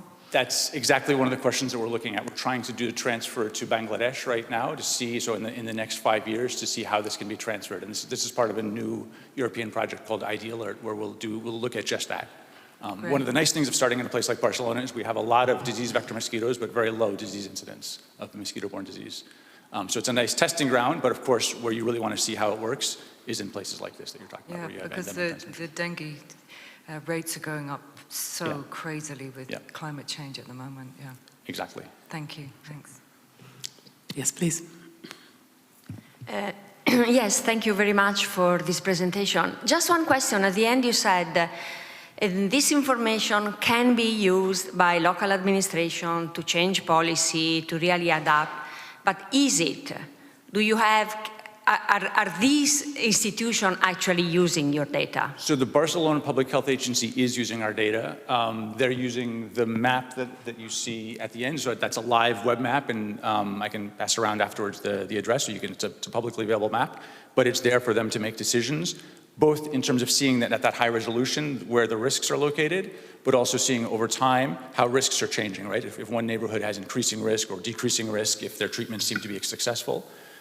They're also, in going back farther, they've been using the raw citizen science data, particularly about breeding sites, in order to make just day-to-day decisions about where to go and treat mosquitoes. So they take that as a direct source of information about where people are complaining about finding mosquitoes. So both the raw information and the modeled information. We have one more question. Yes, please. Hi, thanks so much. It was such an interesting presentation. And I was wondering, how do you ensure that the data collected by the citizens are reliable and the quality of the data? Excellent. Thank you. Excellent question, because I also skipped over that. So there's two big concerns in terms of reliability. One is, are they reporting mosquitoes that are the actual mosquitoes we're interested in? And in Barcelona, the main mosquito we're interested in right now is the tiger mosquito. We do that through this digital ento lab, so I should have stressed that a little bit more. The purpose of having these entomologists look at the photographs is exactly for the reliability part. The citizen scientists tell us something about what they see. They take a photograph if they can. They also have a visual taxonomic key that they use, but we also have this expert identification, and increasingly we also have the AI for validation of, is this a target species or not? Then the other big question that we need to deal with is sampling effort, right? There's always this problem of sampling bias, because we don't have citizen science uniformly searching for mosquitoes around Barcelona. So from the beginning in Mosquito Alert, we built in an optional background tracking module, where the citizen scientists, if they can opt out of this, but if they don't, 5 times a day, their phone transmits a coarse location of where they are. So it's a location masked in a relatively large grid cell, but small enough that we can use it usefully in the models to see basically where people are located. And then we can combine that with a model of their propensity to report, which we get from just looking at the reporting activity and seeing, like with many internet-based applications, that most people first download it, use it, and then stop using it. So we put more weight on people, the locations of people who've more recently downloaded the app, and less weight on the locations of people who've had the app for a longer time. So we have a sampling effort model, which we can then use in our mosquito risk models to deal with that problem of bias. Thank you very much, John. Fascinating work indeed. Thanks to you.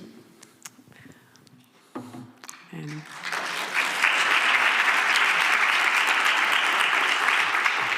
so we will move on to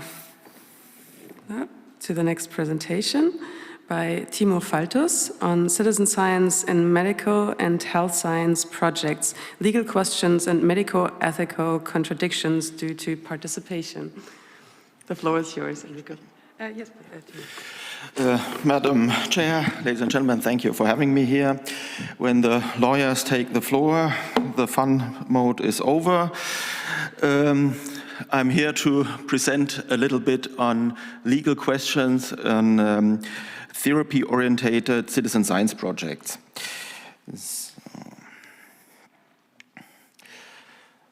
First, I'm not here to tell you you are not allowed to do what you are doing, or I'm here to help you that you can do what you want to do. The problem behind is that most of law which affects research and science was made in mind of professional science, so science of universities, science of research institutes, and then we have to check if this professional law fits to citizen science and maybe what are the side effects which you maybe dislike. So you will see during the talk, the more you are, the more problems you have. If you're only one person and doing your research maybe at home, for yourself, on yourself, in yourself, with yourself, it's okay. But the moment you are starting to collaborate, you will see in medical citizen science, the number of problems increase. We start with classical issues, with medicinal products, drugs.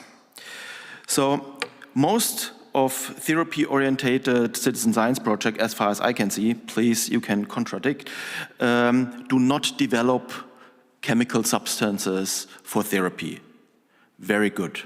Very, very good, because this keeps you away from pharmaceutical legislation, which would put a lot of pressure to you. So if you are only looking for data, epidemiological data, health data, but you are not putting chemicals to you or to others, fantastic. This is not pharmaceutical law.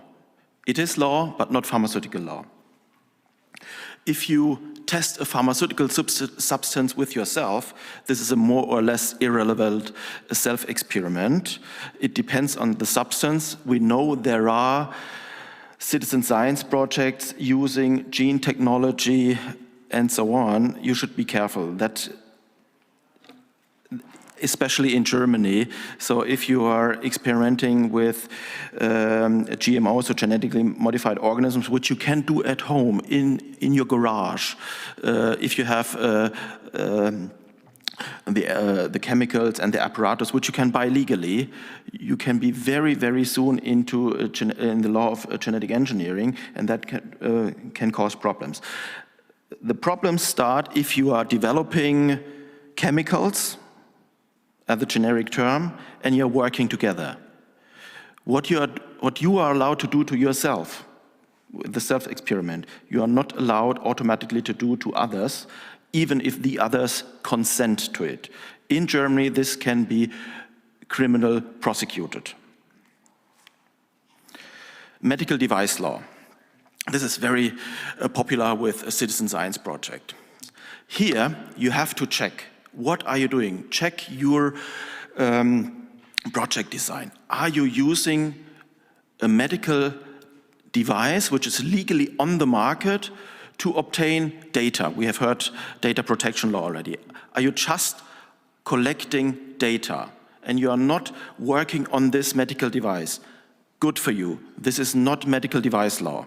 So if you are not interfering with this machine, if you are just using a machine, a device, an apparatus to collect data and not to further develop this machine, very good for you, no medical device law.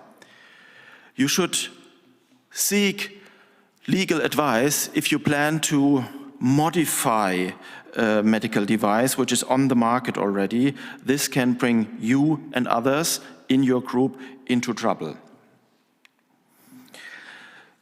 So to see how fast you can get into medical device law, so if you maybe develop a medical device, medical devices can be very, very simple. It can be a tongue depressor. This is this wooden stick doctors use to press down the tongue, or even a Band-Aid. These are already medical devices. So if you develop something in this area and you plan to interact with others, with the public, you should seek legal advice, because then you are already in medical device law. And it's your responsibility. So if you develop even a very, very simple medical device and you bring it to the market, bring to the market sounds very professional, but it's very easy. You give it to others. So you give it to others.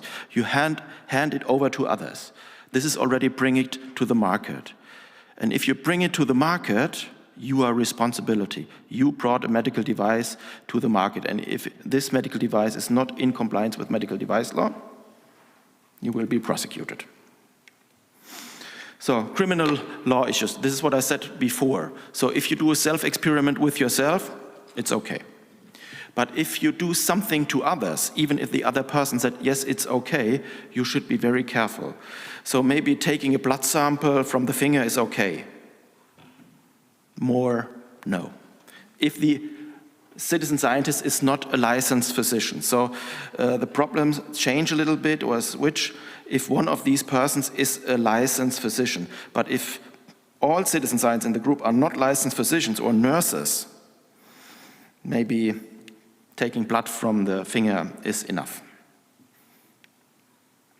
Medical ethics, we heard that today already.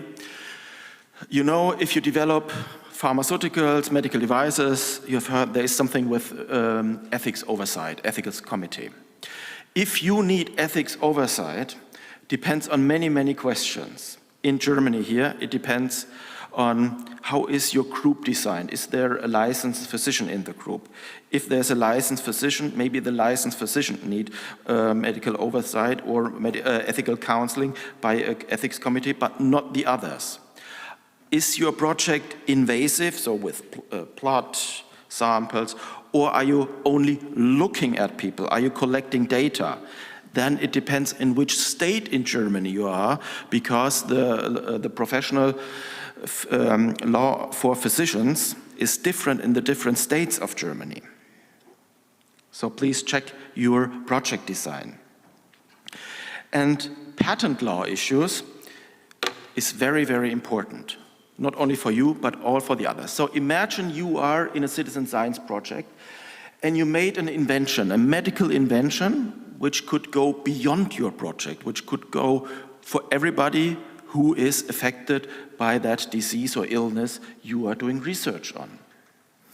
If you are, especially in a citizen science project, especially in combination with open science approaches, and you talk too soon, too early, too much in public about your project, about your results, about your possible invention, there will be no patent.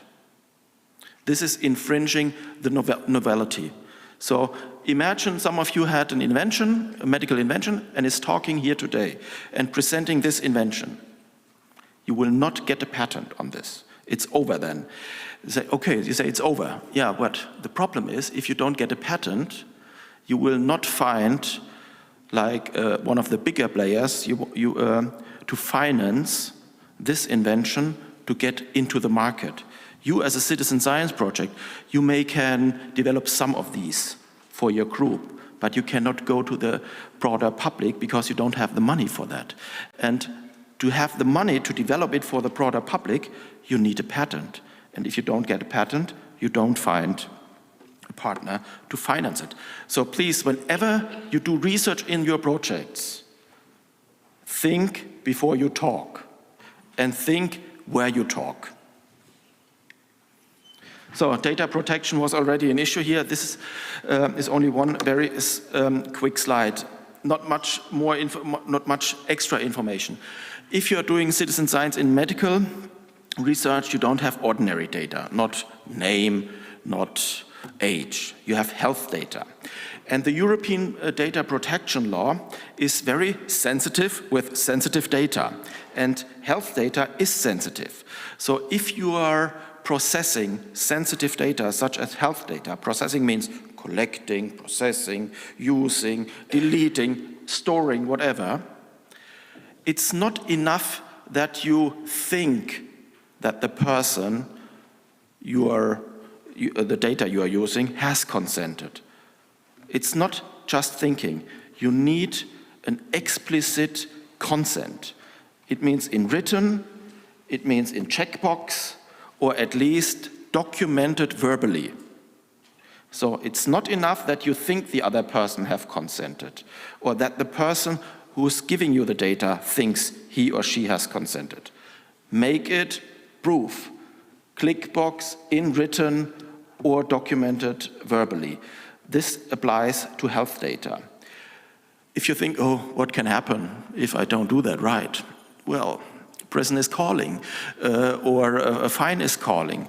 So always think who is the responsible person in your project for data protection. This person has to make sure that your project is in compliance with data protection law. So, fantastic. I'm finished. If you have further questions, thank you very much.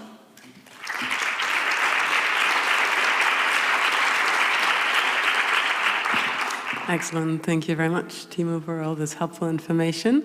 We do have a question. Yes, please. Yeah, Gaston Remmers, Foundation My Data Health in the Netherlands. The topic that you address is extremely important. We have run into the same issues, ethical legal issues. We've had a project of €2.5 million, which had to be aborted by the issue of medical ethical issues. So it's really important issue. Now the point is that you pointed out in the beginning that these medical ethical legal issues are conceptualized from a pharmaceutical point of view, with industry or a professional mindset in mind. Now, and then you present some issues that warn us to comply with this set of thinking. But wouldn't it be the case to think of another set of ethical frameworks and legal frameworks that enable citizen science to happen, protecting citizens, but at least allowing citizen science to flow as it wants to flow? You get my point? May you repeat the last part? So essentially it is, all these warnings we have to take into account because we have to comply with an ethical legal system that was conceptualized with industry and professional attitudes in mind. But citizen science, especially those conducted by patients, is from a completely different perspective. So would we need another legal framework to address this? Now I get it. Yeah. Well, what do you think will be easier? To change the world or to try to get your citizen science project in compliance with the existing legal and ethical framework? I think that the question is rhetorical, but it is not. I think it is possible to conceptualize alongside standard ethical frameworks, other frameworks. So,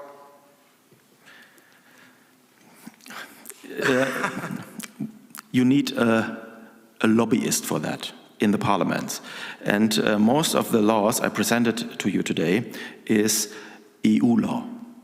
So can you imagine how complicated it will be to change just a part of that for that what you said? If you have an idea how to do it, yeah. I don't have the right answer right away, but I know that it's not enough just to want to comply with standard ethical legal frameworks. So of course we have to abide with them. We have no other choice to do that right now. But it doesn't that doesn't mean that we have to continue to work along the established lines. It's killing us. I'm sorry. I know this is a very important discussion and I want you to continue with it, but maybe please, being conscious of time, what we have, is it a short question? Is it a very quick one? Can we give a quick answer?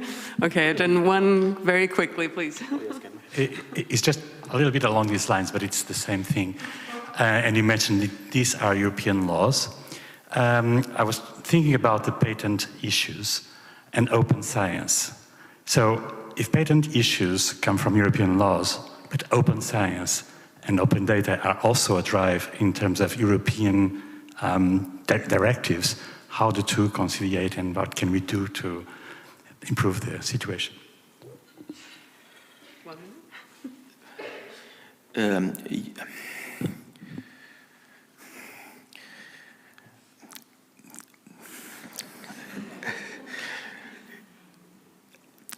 May I ask you back, you think patents are necessary to bring therapy to the patient?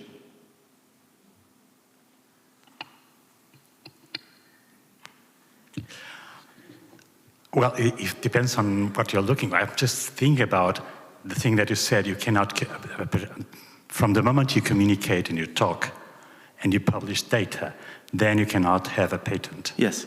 Okay, so this is kind of an issue because at the same time we are driven as scientists and also by European, and not only European, North American and everything. Everyone is pushing for open data and more accessible data. And so is there any kind of reworking of the laws that pertain to this kind of patent possibilities? As far as I know, no. But what you can do open science. The message is, do it right, do it not too early. You can publish all your data. The message is, do citizen science, do medical projects, do open science, but be careful with the timeline. Excellent. Thank you. That's a great final word. Thank you. Thanks, Timo.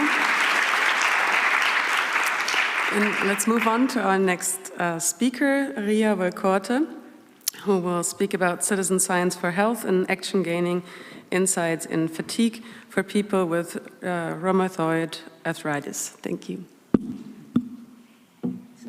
Thank you very much. Good morning, everyone. My name is Ria Valkorte from the University of Twente in the Netherlands. And my work is mostly done in the TopFit Citizen Lab, which is a field lab focused on citizen science for health. The field lab has been sponsored with funding from the national and local governments. And our project that I would like to present today was part of this citizen lab, and it is focused on gaining more insight for people with rheumatoid arthritis in their own fatigue. So, just a disclaimer, of course, this was not just my project, we've done this together. And I would especially like to point out Lieke Heesink, who's also here today. We have run this project together with several researchers, but also more than 40 people with rheumatoid arthritis who joined our team, and a rheumatologist to also give us the clinical perspective in the project. So as I said, it has been a participatory approach to the research. So people with arthritis, they have inflammations in their joints, and as a result of that, they often experience pain, swelling, and stiffness on a daily basis. So through living with this condition on a daily basis, they gain a lot of experience and knowledge on their disease. And in this project, we try to combine this knowledge with the scientific and methodological knowledge that we as researchers have to see whether we can improve the daily life of this group. We also got input from a rheumatologist to get a clinical insight as well in several parts of the project. And I would like to take you through the whole project to show how we have done this collaboration. So the first step, we needed to have a research topic. So what we've done is we reached out to people with rheumatoid arthritis through an online questionnaire. This was at the beginning of the COVID pandemic, about 1.5 years ago. And basically what we did is we asked people with arthritis, what topic would you like to see more research on, and would you like to be part of that research? Well, the topic itself was quite clear. Fatigue is the #1 issue that people want more research on. It is a topic that is hardly discussed with the professionals because most of the professionals also don't have a lot of tools to help people with this issue. But it is a big part that affects them in their daily lives. The fatigue is, we hear it a lot from many people with chronic diseases. It's really a topic that needs more attention. And as we were reaching out to the community in this part, we also asked, okay, what kind of roles would you like to have in the research project? How would you like to work together with us? And one of the things that people mentioned is that they would love to work with us, but preferably from home. So partly, I think, because of the pandemic, but also because this is a group that is affected by fatigue. Traveling somewhere does take more energy, and it's easier to just do it from behind the computer. So the next step was to co-design the research question. So we knew the topic was fatigue, but fatigue is very broad, so we asked people to join us in online sessions. And we talked about what does fatigue mean to you in your daily life, what do you run into, what do you need more knowledge on. And basically what they said, well, fatigue is really unpredictable. You don't know today how you will feel tomorrow. You don't know today how you will feel this afternoon, so that often means that you either cannot go to work or you have to cancel on your social appointments. In order to get more insight, we created a research question. Which factors are associated with experienced fatigue in people with rheumatoid arthritis? So the people with arthritis really knew what they wanted to investigate, and the researchers were able to make it into a research question. And then, of course, we had to decide, well, this is the research question. How are we going to research this? What data do we need to collect? How do we need to collect it? For how long do we need to collect this data? So again, we had some online meetings and we discussed all of these topics. Again, it was a strong collaboration. People, of course, know what they think may affect their fatigue, so we included those factors. We did a literature study. We talked to clinicians to also get that perspective. And in the end, we came to a list of 7 points that we would like to collect. So we collected data on fatigue, on pain, on stress, on physical and cognitive activity, on rest and on sleep. And this was done on a daily basis for 21 days. As a researcher, we said, oh, well, let's collect data for half a year. That's great, a lot of data to play with. But people said, well, that doesn't fit in our daily lives. 21 days is really the max. And I think it's still scientifically relevant to do it for 21 days. So we came to a compromise that way. We also discussed how to collect the data. So it was quite quickly, we knew it had to be on an online platform. So we discussed how the platform should look, the functionalities, the privacy issues that came with that. And we discussed that as well. So for instance, people said, I would like to get a reminder for the daily questionnaire, and we would like to get that in the evening. It's easier for us than in the mornings. And of course, during these conversations, we ran into a lot of ethical issues. I guess the last presentation showed some of them already. Also questions on data management, and we were able to discuss some of them with support staff at the university, and some of them we discussed with the people with arthritis in the project, and we came to some solutions there as well. So then we got to the part where we collected the data. On the left, you see part of the daily survey. It's in Dutch, so it's not really legible, I guess, for most people here.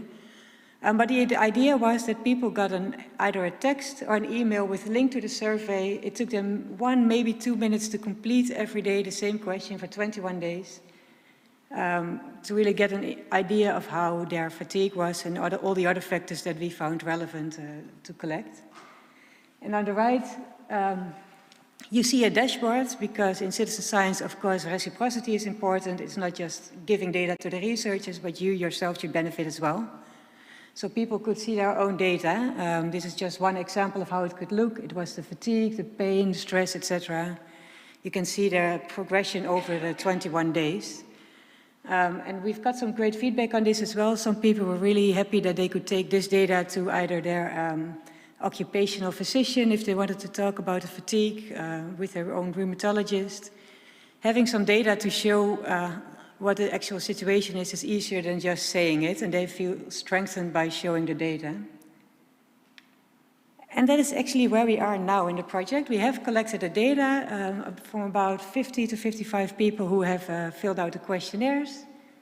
And it's now up to us as researchers to do some statistical analyses. It was together decided that this is something that's more for the researchers. But of course, if we have the data, we will go back to the whole team, and we will discuss with them how they interpret the data, what they see in the data, what they saw in their own personal data, if that was already helpful for them. So we will have those discussions, and then of course also discussions on how to move forward. Because I think this is just one step in a larger project, because I think from this we can go much further to get more insight either in the fatigue or maybe move towards solutions, so really impact people in their daily lives. And so I guess we are at the take-home message. I think it's no surprise for anyone here that we think that citizen science is a really great approach in the health domain. Especially people with chronic conditions, they have to live with their condition on a daily basis. This also means that they are constantly looking for ways to improve their own situation. So how can you get to the day easier, have less issues? And I think that citizen science can really help this group because they are all trying to do something, and I think citizen science can help them to do it in a methodological sound way. Many people say, okay, I want to investigate this, but I'm not sure how to do it, and I think we can help them with that. And also move the scientific knowledge a bit further as well at the same time. What we did notice is that citizen science for health does need a lot of attention for prerequisites. I think the previous speaker said a lot about the ethics already. We came across that as well. Also on data, on privacy, how open can you share health data? So especially when you talk about citizen science, transparency is great, but at the same time, health data, so privacy may be needed. Where do you find the balance? So we do have some posters this afternoon as well on fair data and on the evaluation of citizen science. So if you want to discuss these topics further, please visit us in a B2 poster session as well. And yeah, thank you very much.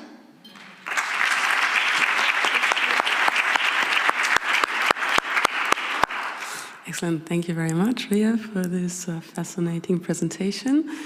Do we have questions? Yes, please.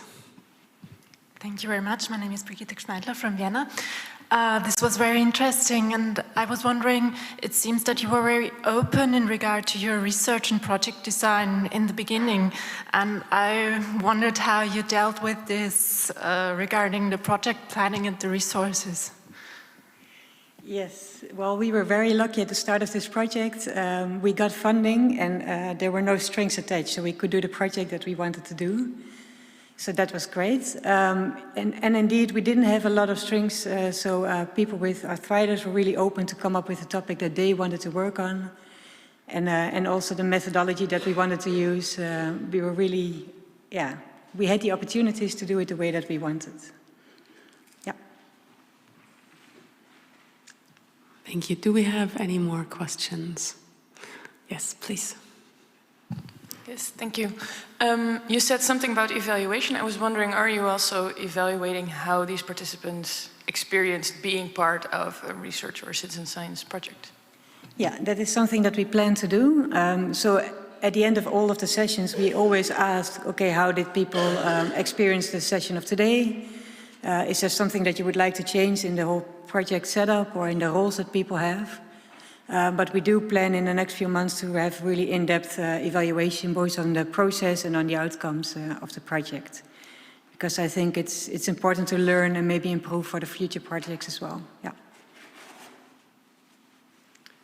Thank you very much, Ria. Being conscious of time, we will need to move on to the next presentation. So thanks again, Ria. So now we're coming to our last presentation for the session, and we're going to hear Claudia Robiati on building community-based early warning and response systems for climate change and health in Kenya. Very much looking forward to your presentation. We changed the presentation. It's not, but it's fine. No worries. Yeah, no, it was approved already in the program. Yeah. No. I mean, it's fine. No worries. Can you hear me? Yeah. Okay. So thanks so much for having me here today. My name is Claudia Robiati. I'm a research associate at STEMA, and in a few seconds I'll tell you what is STEMA. And I'm here today to tell you about a project we are having in Kenya to support communities on their journey to positive health through the development of innovative tools. So STEMA is a not-for-profit organization, and we work to innovate citizen science approaches and to allow communities, mainly in low-resource settings, to crowdsource data and information about their health. And as you can see from the map, we have an extensive network of partners worldwide. And we work with our partners to develop participatory community research projects. And we mainly use a system thinking approach, and we pair it with advanced tools like computer vision and GIS. So we, as I said, we want to work with our partners in Kenya to develop some tools for community-led planetary health specifically. But why? Because as you know, communities in low resource settings are the most impacted by large-scale planetary health issues like climate change and environmental changes, and these impacts are usually not monitored by indicators that are collected locally. And also the community knowledge is overlooked, is not included in this kind of information collection. And therefore, community members and local decision makers face a lack of data, and they often don't know what kind of interventions they should promote.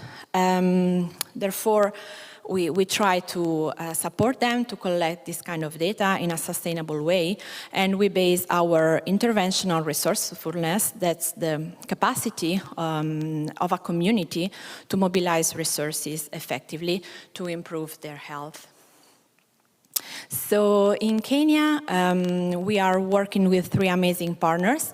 There are 3 community-based organizations, MAMA, PDO, and SWAP. They work within 3 different areas of community health and in 3 different types of communities. So MAMA is mainly working with pastoralist communities, PDO with urban communities, and SWAP with rural fishing communities. And we are performing at the moment a formative participatory research based on system thinking. And we want to conceptualize what community positive health means for them. And we want to know what are their priorities and how we can measure them to develop a measurement framework to feed into the development of the crowdsourcing tools. So preliminary findings. So far we worked with communities to identify what community positive health means for them, and so we mainly used focus group discussions and cognitive mapping methods. So here you can see a tree that a community, we asked a community to draw trees representing their health, and so in the branches we have the building blocks of positive health, and in the leaves the resources. And what we found out is that community positive health, community identity, and community vision were strictly interdependent with a complex network of natural resources and affected by their depletion. So also interesting was the fact that community positive health was described by all the communities as more pronounced in the past, when natural resources were more available. And here I reported these 2 sentences. They are from our communities, because I really would like to bring their voices here today. And so mainly they say that population was less, and so resources were more available, and there were enough for everyone. So environmental pollution was less, the community was healthier, and there was enough rainfall to promote agricultural activities. And also, that's very nice, this one, the second sentence. So they valued trees a lot and took care of the environment. Rivers were many and clean back then. They knew the importance of taking care of the environment. So preliminary findings also indicated that one of the greatest planetary health challenges was, of course, climate change, mainly associated with droughts, floods, and natural resources degradation, hampering the community's journey to positive health. So here we have another sentence from, this is from a community again, and it hasn't rained this year. The seasons have changed. Some time back we used to plant crop once, and nowadays we have to do it twice. It is also difficult to predict the best month to get good harvest. You find that if you do it early enough, you don't get good harvest, and if you do it late, you also do not get. So communities are really struggling and try to fight all these climate and environmental changes. So these preliminary results show that large-scale planetary health challenges reach small-scale community systems of positive health. Our communities provided information-rich insights on how their positive health systems are impacted over recent decades by local environmental and climate changes. And also planetary health concepts and challenges are shaping community positive health, community identity, and community vision, mainly by limiting their availability, the availability and the agency of communities over natural resources. Therefore, it is crucial to enable communities to crowdsource information about planetary health challenges in order to characterize and prioritize them for action. Next steps, so we have a lot of work to do. And first of all, we need to understand how the building blocks of positive community health can be measured, and we want to develop a measurement framework. And therefore, we will proceed to co-design a set of tools to crowdsource data for priority setting and decision making. Also, we are developing a tool, a sort of how-to-do guide for replicating the research process we used. And finally, we will replicate the research process in other settings, always in low-resource settings, to validate our findings. Thanks so much.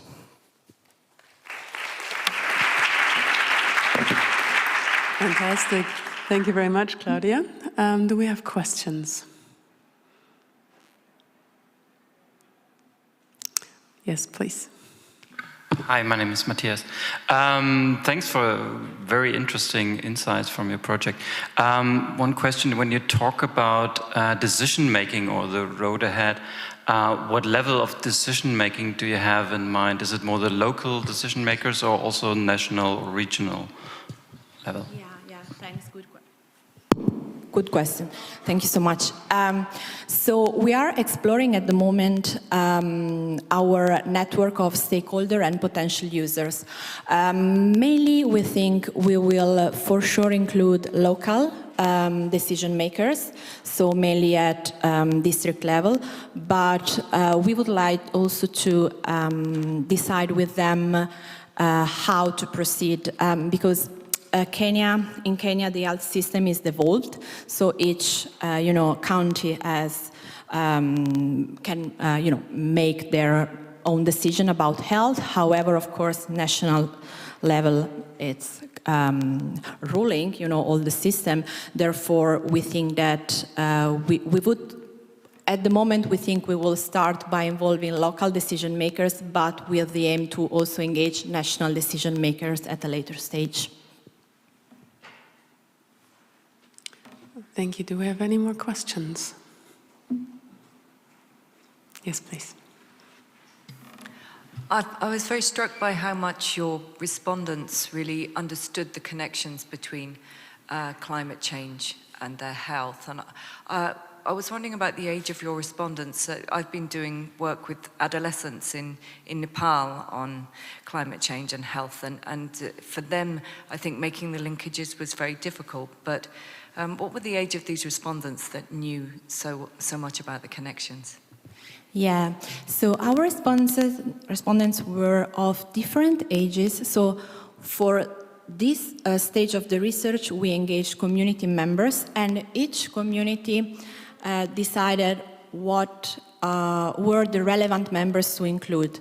We also had young people there, so adolescents, but I can say that it was very clear to them that the impact on the environment of climate change was directly linked to their health. Mainly, their experiences, terrible droughts there, and of course, their economy is based on livestock and farming, and therefore it's quite clear, when the climate is affecting your environment, and therefore your health will be directly affected by lack of food, lack of water.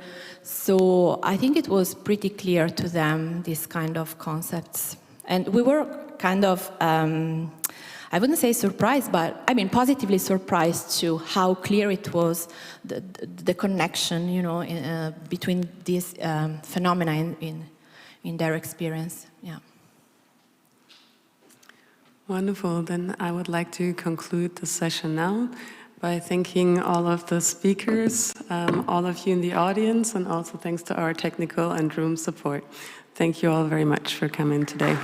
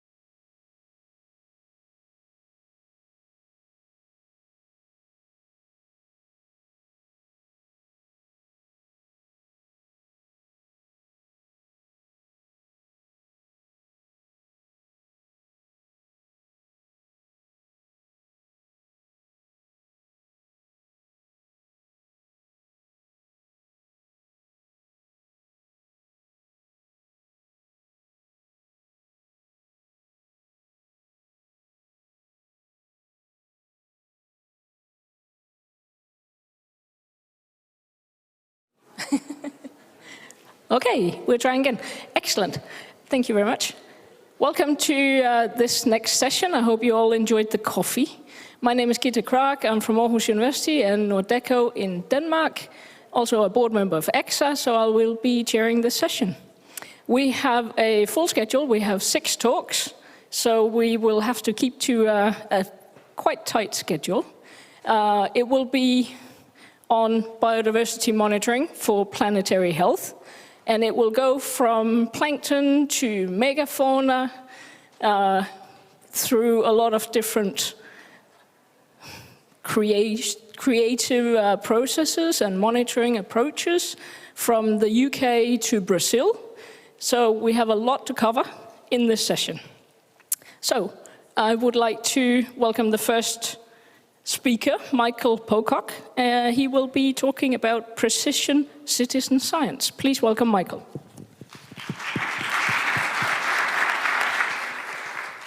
Thank you. Yes, so I'm going to be talking about this idea of precision citizen science, how we can get the right data from the right place at the right time in order to benefit both people, participants, and also biodiversity monitoring. So I'm part of the Biological Records Centre, which is based at the UK Centre for Ecology and Hydrology. We've got an over 50-year history in terms of supporting volunteer recording right across the tree of life in terms of a wide range of taxa.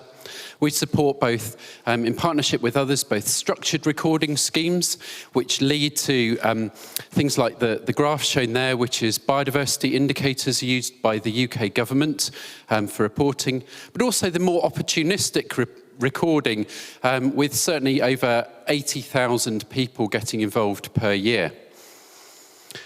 Of course, for environmental science overall, citizen science is really crucial, but I do want to acknowledge that actually it's complementary to many of the data that we can get from professionals and also from sensors and remote sensing.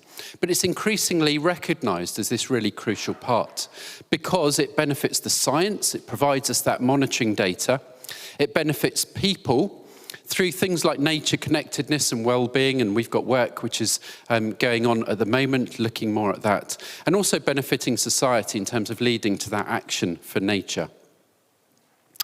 So when we think about particular citizen science, for many projects, certainly nature-based citizen science, you can take part wherever you choose, whether that's in an entirely opportunistic way or semi-structured recording, where there might be a protocol, but you can take part when and where you want.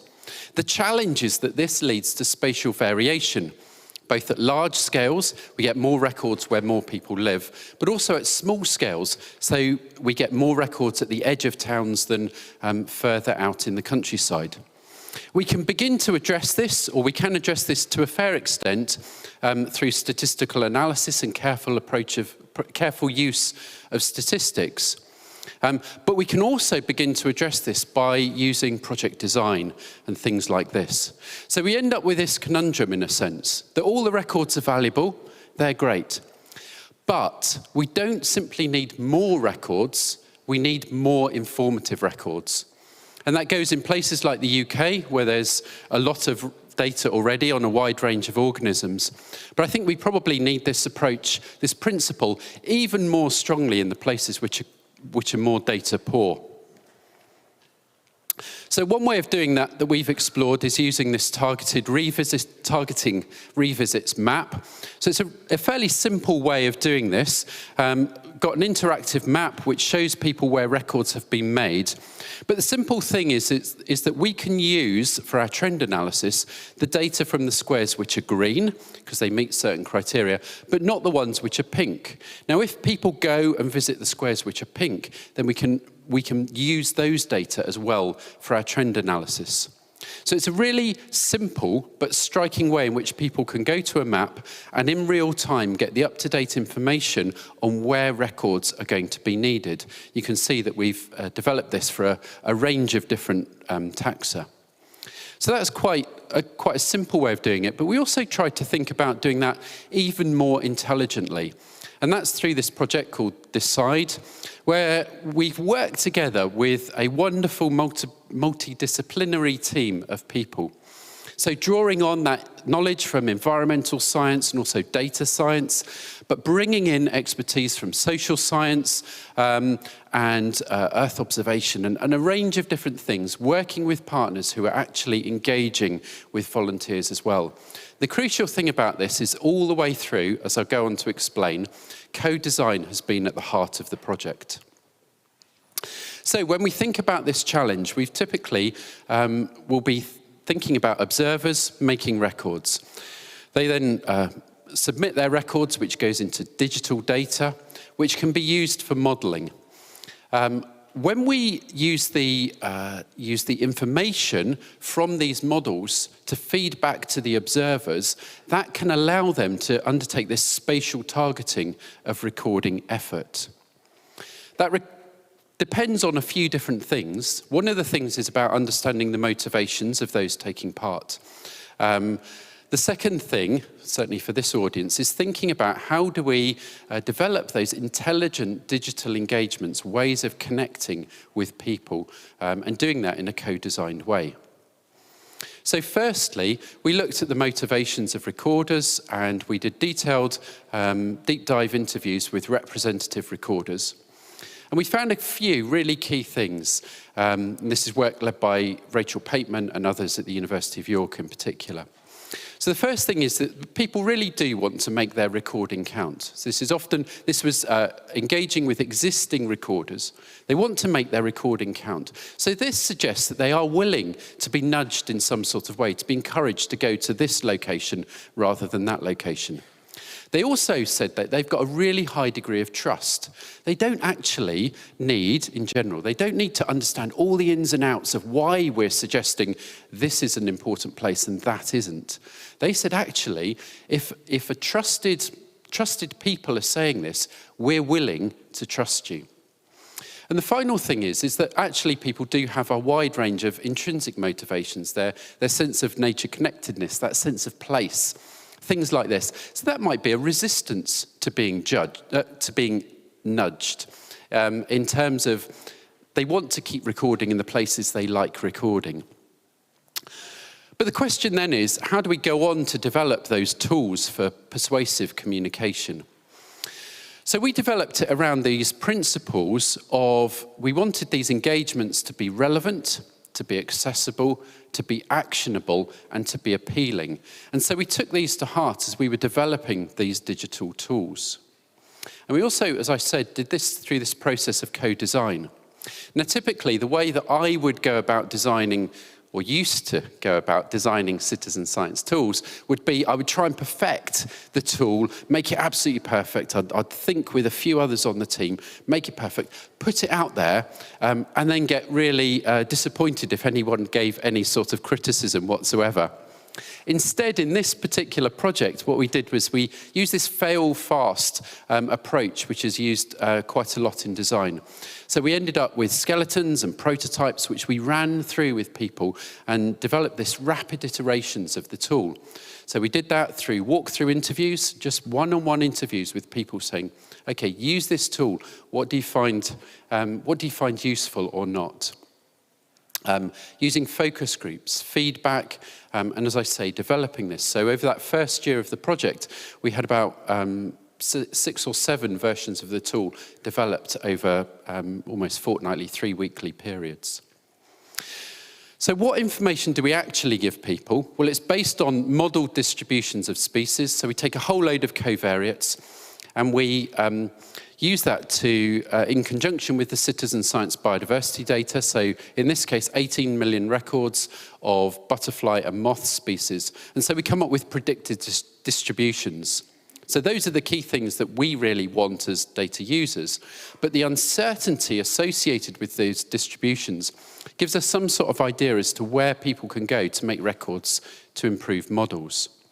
So we take these uncertainties, where are the models least confident, we look at where observations have been already made, those are the places where people already go, so we know that we're getting records from there already, and that gives us the map which shows us the place where it's best to collect new observations, or where it's most useful to nudge people to go to collect these observations. And so we developed this and we packaged this all up in this tool, which you can go and visit and you can play around with. So we were asking people, do you want to go to, or do you want to discover new places to record wildlife? If you do, then explore this tool. It shows those places with the highest priority for recording, as shown in the colours.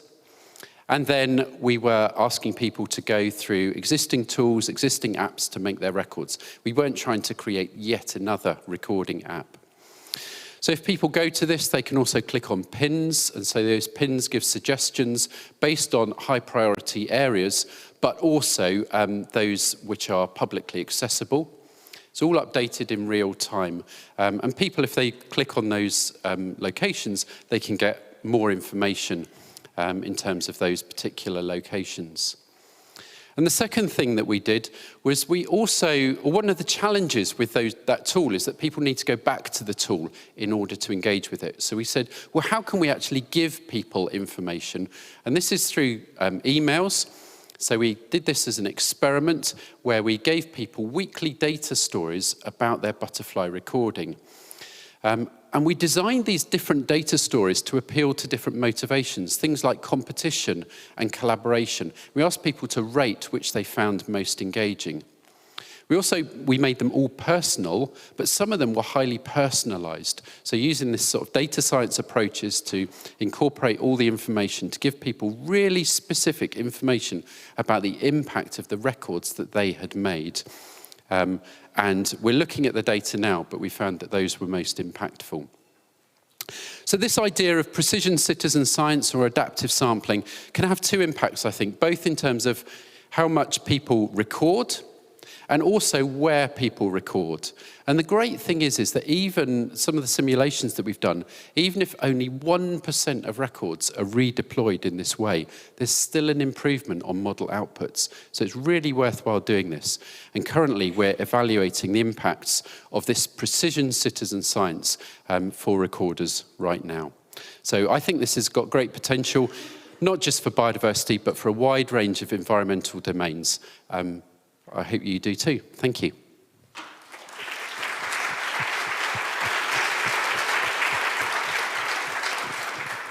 Thank you very much.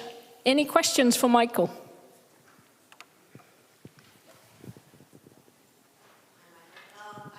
Please use the microphone.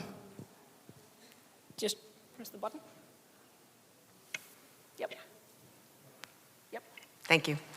I'm wondering, so you're just collecting the evaluation data now, you don't have that yet. So I'm wondering, in terms of the tool, are you allowing for ongoing adaptation as you get feedback? Is that a possibility, and how will that work?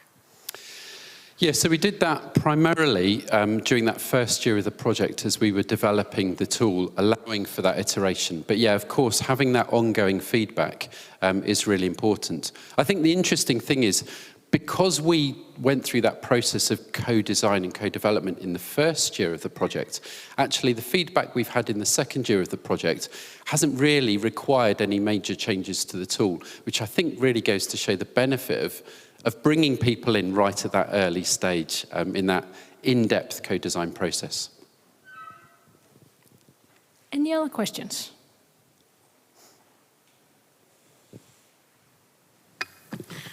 Thank you very much for this very inspiring speech that you made. I have a question that was triggered by the map with the green and red dots. Actually, it may be that things were not recorded because people didn't go there. So how do you use this information? Because you are trying to find a geographical distribution of something, but people may have just gone where it was easy to go, for example, and the real thing may be out of that range. How do you approach this situation? Yeah, I think that sort of thing is particularly problematic or particularly challenging if, for example, you're looking at a single species. And so therefore it's really valuable to know where people have gone and not seen anything. The sorts of taxa that we were working on in that particular, the targeting revisits map, were taxa where if you went there, certainly at the right time of the year, you were highly likely to see at least one species. So you would be going there and it was unlikely that you would go there and see absolutely nothing. But this whole question of how we deal with non-detections, how we deal with absences, and how we collect absences, I think is really important, because I think the motivation to submit a record versus the motivation to submit an absence is very, very different. So if we simply say, tell us whether you saw it or not, that still doesn't give us a really useful data set of presences and absences. Yeah, lots of challenges. Thank you very much, Michael. We will have to finish here. Thank you, Michael.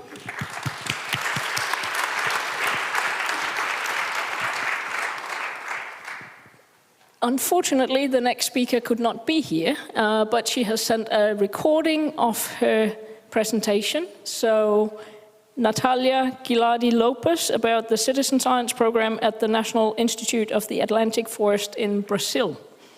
Please play the recording. Hi, my name is Natalia Gilardi-Lopez. I am an associate professor at the Federal University of ABC in São Paulo State, Brazil, and I'm going to present the work entitled The Citizen Science Program at the National Institute of the Atlantic Forest, Brazil, results from 2019 to 2021, by me, André Barreto Lima, Andresa Guimarães, Juliana França, Eduardo Alexandrino, João Victor Lacerda, and Cássio Zocas Andomênico. Brazil is a country with great geographic dimensions, and because of that, we present different phytogeographic formations. The Amazon forest, the Cerrado or Brazilian savanna, the semi-arid Caatinga, Pantanal, the Pampas, and the Atlantic forest. All these ecosystems shelter at least 20% of all species on the planet. The Atlantic forest extends from the southern to the northern region of the country, in 17 Brazilian states near the coastal region, under high influence of the humidity of the Atlantic Ocean. It is a biodiversity hotspot with more than 8,000 endemic species. It presents about 20,000 plant species, which corresponds to 5% of all known plant species in the world. All Europe, for example, presents about 12,500 plant species. Regarding the fauna, the Atlantic forest presents approximately 850 bird species, 370 amphibian species, 200 species of reptiles, 270 species of mammals, and 350 fish species. Since the 16th century, with the occupation of the country by the Portuguese, the Atlantic forest has been highly impacted by human activities. First, deforestation for the construction of houses, luxury furniture, and ships, as well as the extraction of dyes, which even almost led to the extinction of the tree that gave the country its name, pau-brasil.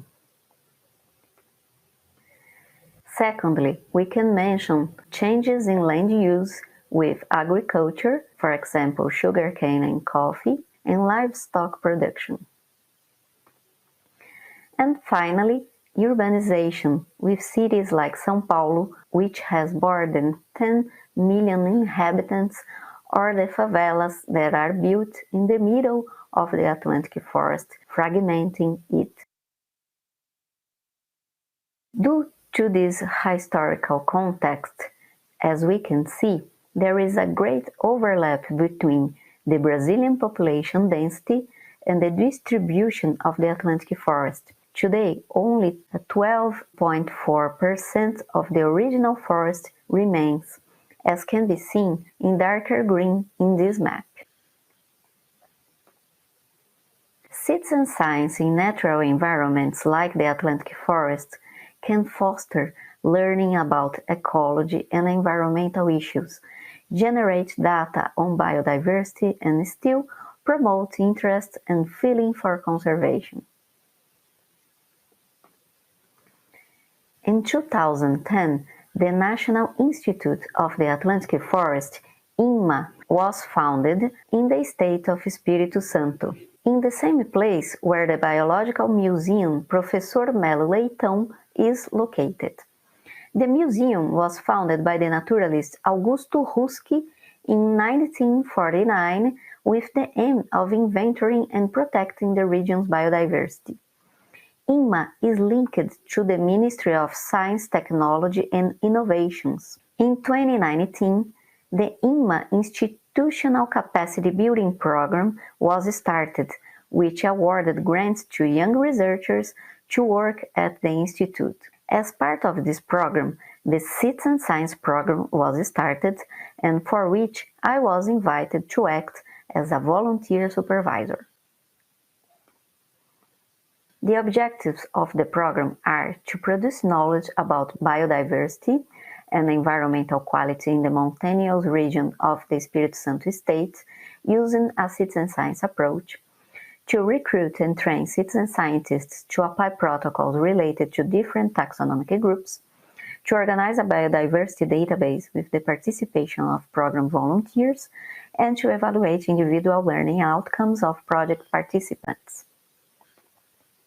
There were 6 projects in progress by 2021. Let's see them. The Bromeliads project, which aims to study the biodiversity associated with bromeliads. The project I Know the Reptiles from Here. The project Did I See a Banded Bird? The project Backyard Singing, which aims to characterize the diversity of amphibians. The project Is the Water of this River Good?, which aims to investigate the quality of the water of rivers. And finally, the project I Saw a Monkey in the Bush. From 2019 to 2021, we obtained the following results. The records submitted for the projects covered 50 municipalities in Espírito Santo. As of December 2021, 1,052 people have collaborated in the roles of observer citizen scientists or validating experts.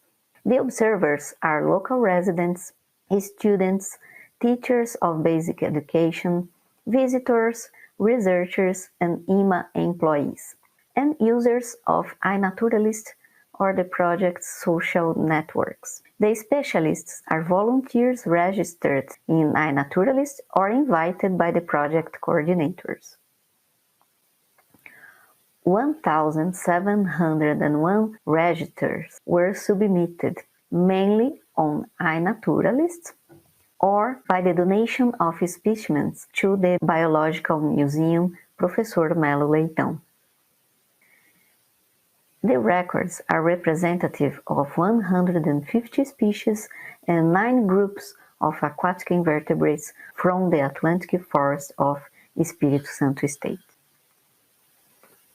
Regarding the degree of threat, most records are of least concerned species, but 7 vulnerable, 7 endangered, and 5 critically endangered species were also recorded. From the total, 61 species are endemic of the Atlantic Forest, and 6 are endemic to the Espírito Santo state.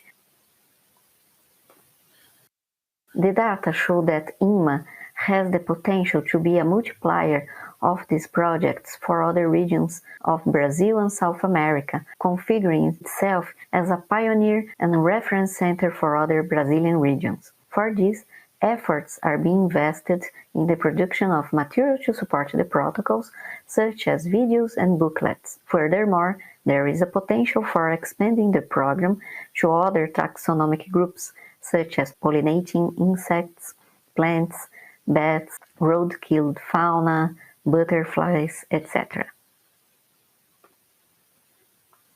Efforts are still needed to systematically survey the motivations and interests of the different audiences that collaborate in the projects so that strategies for continued engagement can be properly planned. Data accessibility needs to be improved as more than 30% of data is still restricted to project coordinators. Likewise, the assessment of the impacts of activities on the learning of citizen scientists still remains a gap. Another important aspect to be worked on is the type of citizen science developed by INMA. Currently, projects are of the contributory type, in which citizen scientists primarily collaborate on data collection. However, we believe that other types of citizen science that include collaborators in more steps of the scientific process can bring the public even closer to the science produced at INMA.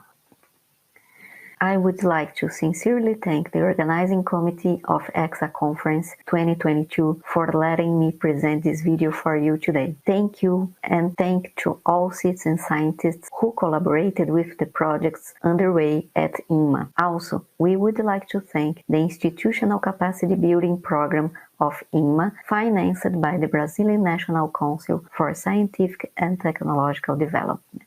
Bye.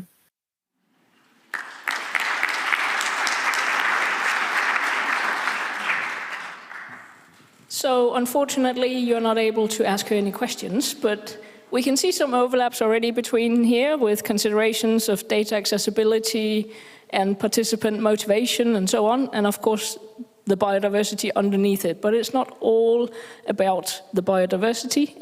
There are other aspects, as we know, in citizen science. So now we're going from monitoring what is already there to monitoring that it's something that is coming back. So next speaker is Emu Felicitas Osterman Oyashi, more or less, sorry. Speaking about opportunities and challenges of citizen science for monitoring a recolonizing mega herbivore. Welcome. Thank you very much for the introduction. And yes, I do have a very long and difficult name. It's Miyashita, it's Japanese, and it hardly ever happens that somebody can pronounce it correctly, so it's all good. Yes, so I will start directly. We are talking about the moose, as you saw in the first slides, and I don't know how many people know this, but we have moose in Germany again, and especially Brandenburg, which is also the target region of this study, has quite a few sightings since the 2010s. So there are several situations like this, like the wolf and a lot of species coming back to a country, and then it is important to develop like management for these species, and for that the first step is to monitor these species. And we thought citizen science could be a potential solution because of its cost effectiveness, and also because moose is a big animal and has quite a few remarkable body parts, which is easy also for non-experts to identify. And we had 4 questions we wanted to answer through this research. The first one was how much different citizen science tools collected moose data. The second ones were if, based on these citizen science data, we could see any temporal patterns, and also spatial patterns, comparing it with habitat suitability models. And finally, which is very important for citizen science, how can we improve the base of data collection, looking at the motivation side of the participants. And you can follow me up. I've made the section which we are talking about. So to start off with, we compared 3 approaches. The first one is a moose sighting form, which is based on email or mailing formats. So this is analog. It has been done at the Landeskompetenzzentrum Forst Eberswalde since 2013. The second one is the app iMammalia. This was one application which was developed in an EU project, and we decided to apply this for the time in our project region. And the third one is a website which we launched with a student group at the University of LM Ludwig Maximilian University München and the WWF Germany.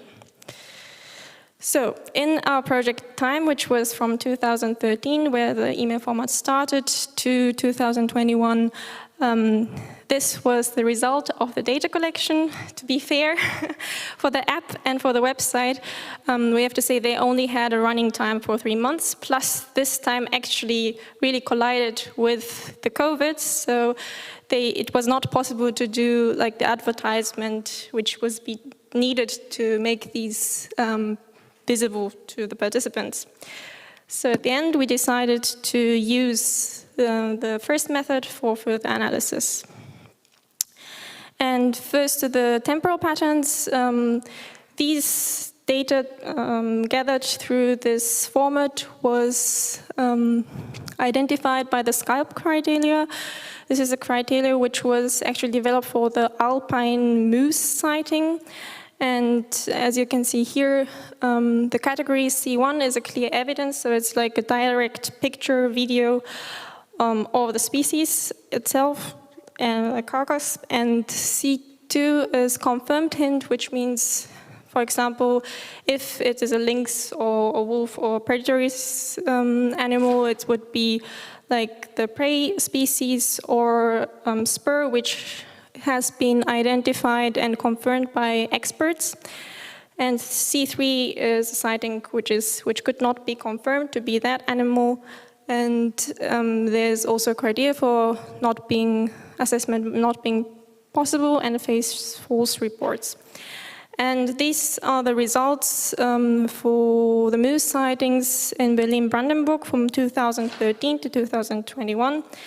And so the dark blue and the green are the confirmed results, and the light blue and the red are the ones which are not confirmed. But here we can see a general trend of increase in sightings until 2020 to 2021. There could also be other reasons, but this is also the COVID time. So it could also have been that not many people had the chance to go out. And we are also able to see some seasonal patterns for these years, and for this we only use the identified C1 and C2 sightings. And there was a significant increase in the sightings in September and August, which also coincides with the rutting season of the moose.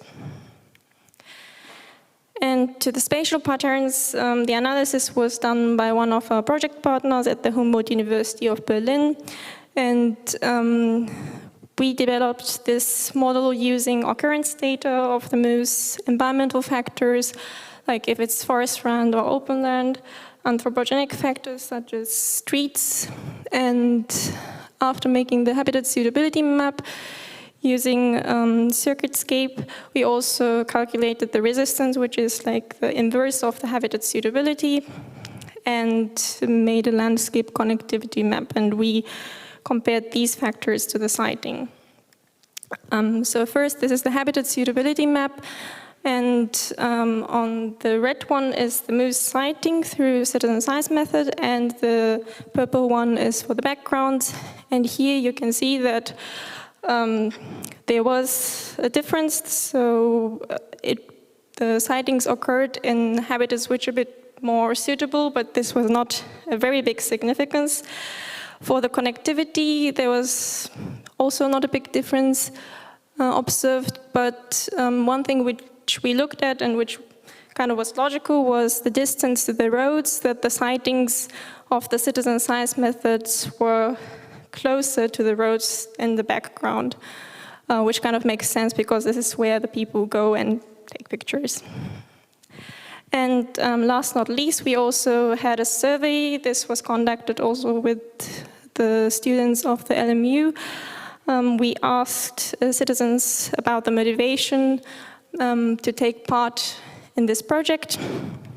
And which was really nice is that there's a high willingness to report species, so especially in this case moose. So 93% of the people answered they would if they saw a moose, they would report it, of course. And we also presented the 3 methods we presented before. And here, 84% actually preferred the web page, which is also because this was the option where the participants did not necessarily have to, they could choose if they wanted to give their own privacy data or not. And also one thing to back this up is that the time for reporting each of the participants were willing to give were 3 minutes. So 43% of participants were not willing to do the sighting if it took more than 3 minutes. And this is probably one thing as scientists, or as we as scientists have to take into consideration when designing such projects. So I would like to go to the conclusion. The first point is, as is often talked about, the data quality in citizen science projects, but if you have a good quality standards, this data can be applied for scientific research. And for sighting in Brandenburg, in our case study, we could also identify seasonal and yearly trends just based on this citizen science data. And, but we have to be careful because there is a tendency that there's a spatial data because of the opportunistic characteristic of the data gathering. And also people are generally interested and also willing to contribute only if it doesn't take too much time. And last not least, also to the point that the app and the website was not successful, we recommend PR activities to make the tools visible and accessible. Thank you very much.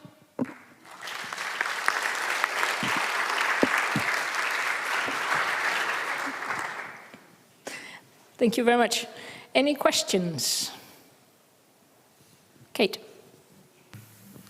Thank you, that was absolutely fascinating.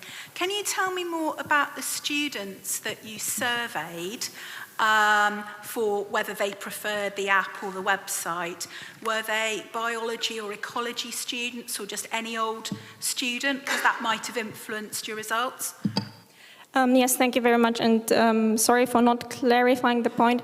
We conducted the survey with a student group, and but also the people we asked were the group in our research institution, which is an agriculture and environmental research institution, and their families also, and within the university, and but that was more like commercial, so it was not in the ecology reason, but more sociological studies. So it was a little bit balanced, but it's true that there is a certain bias in the data. So probably if you would have like a very average data, it might be that people are less willing, yes. Any other questions? It's a slightly flippant question, but have you also been monitoring the moose flies? Moose flies? No, no, we have not been monitoring moose flies. One thing which is not actually related to this, but which I got to know, is there has not been a reproduction, or only one reproduction recorded in Germany of moose, and this is the reason is that it is very challenging because of ticks. So I heard that there's a very high mortality rate of young moose due to ticks, but I haven't looked at the flies. I have a question as well then. So you're writing there's an estimated 6 to 20 moose running around in Germany. Has this improved the estimate, or? Actually, there was, there was a peak in the 2018, and then there was a drop. And at the moment, it is actually difficult for any animal to cross the Polish and German border because of the ASP-zone, so the African swine fever fence. And for this year, we haven't had any moose sightings yet. So this is very dramatic, the effect of the fence. Yeah, sounds very sad. So is there a way of recognizing moose? Well, the size is one big thing, and also the... Well, the individuals, I'm thinking, can you, because there was a nice map with various, you know, sightings, and kind of thinking, well, all of them in an area could be the same one. Yes, actually, there were like 3 sightings through the webpage, and we know it's the same moose because it was in like 2 or 3 consequence days, and we could kind of track the movement, or we could think, we cannot prove it, but we could think of it. We actually have one celebrity moose near Berlin, Moose Bird, who is now residing with a herd of cows because he cannot find a partner.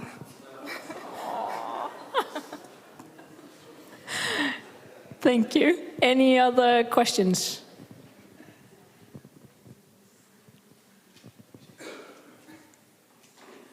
No. Okay, thank you very much.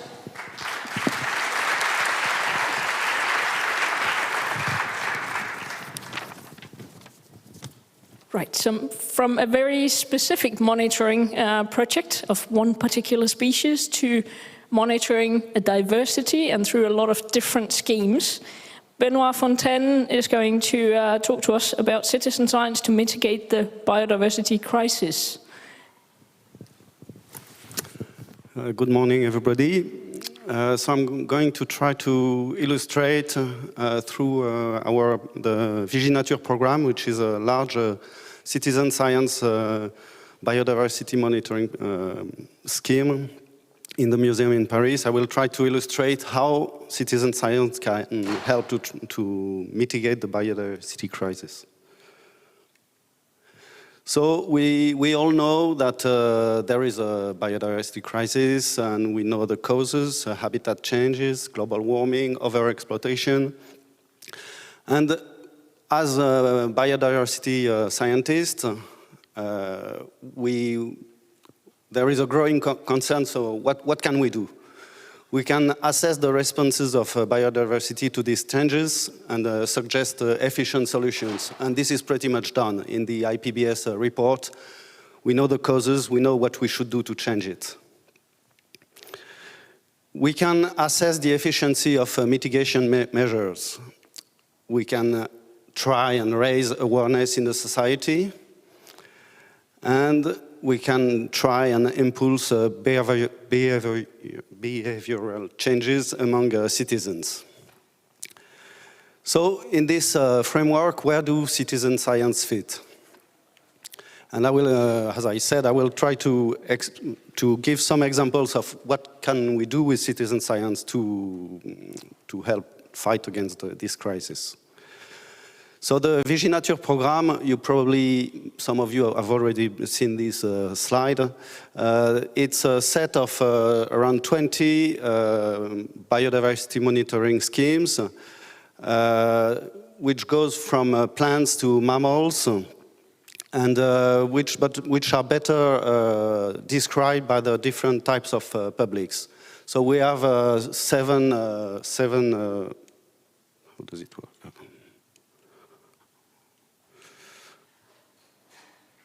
I'm not sure how it works. Anyway, we have 7 programs dedicated to naturalists. So the naturalists, they already know the taxa they are following, they are monitoring. We have another set of schemes which are dedicated to the general public, meaning that they are conceived, they are set up for people who don't know in advance the taxa they are monitoring. So it means that there are dedicated protocols for these schemes. And then we have programs for school children, for farmers, and for green space managers. I'm stuck.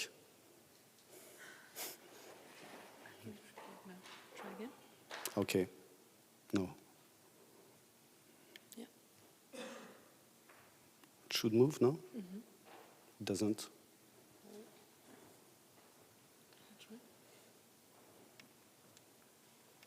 So you can enjoy the Viginature schemes.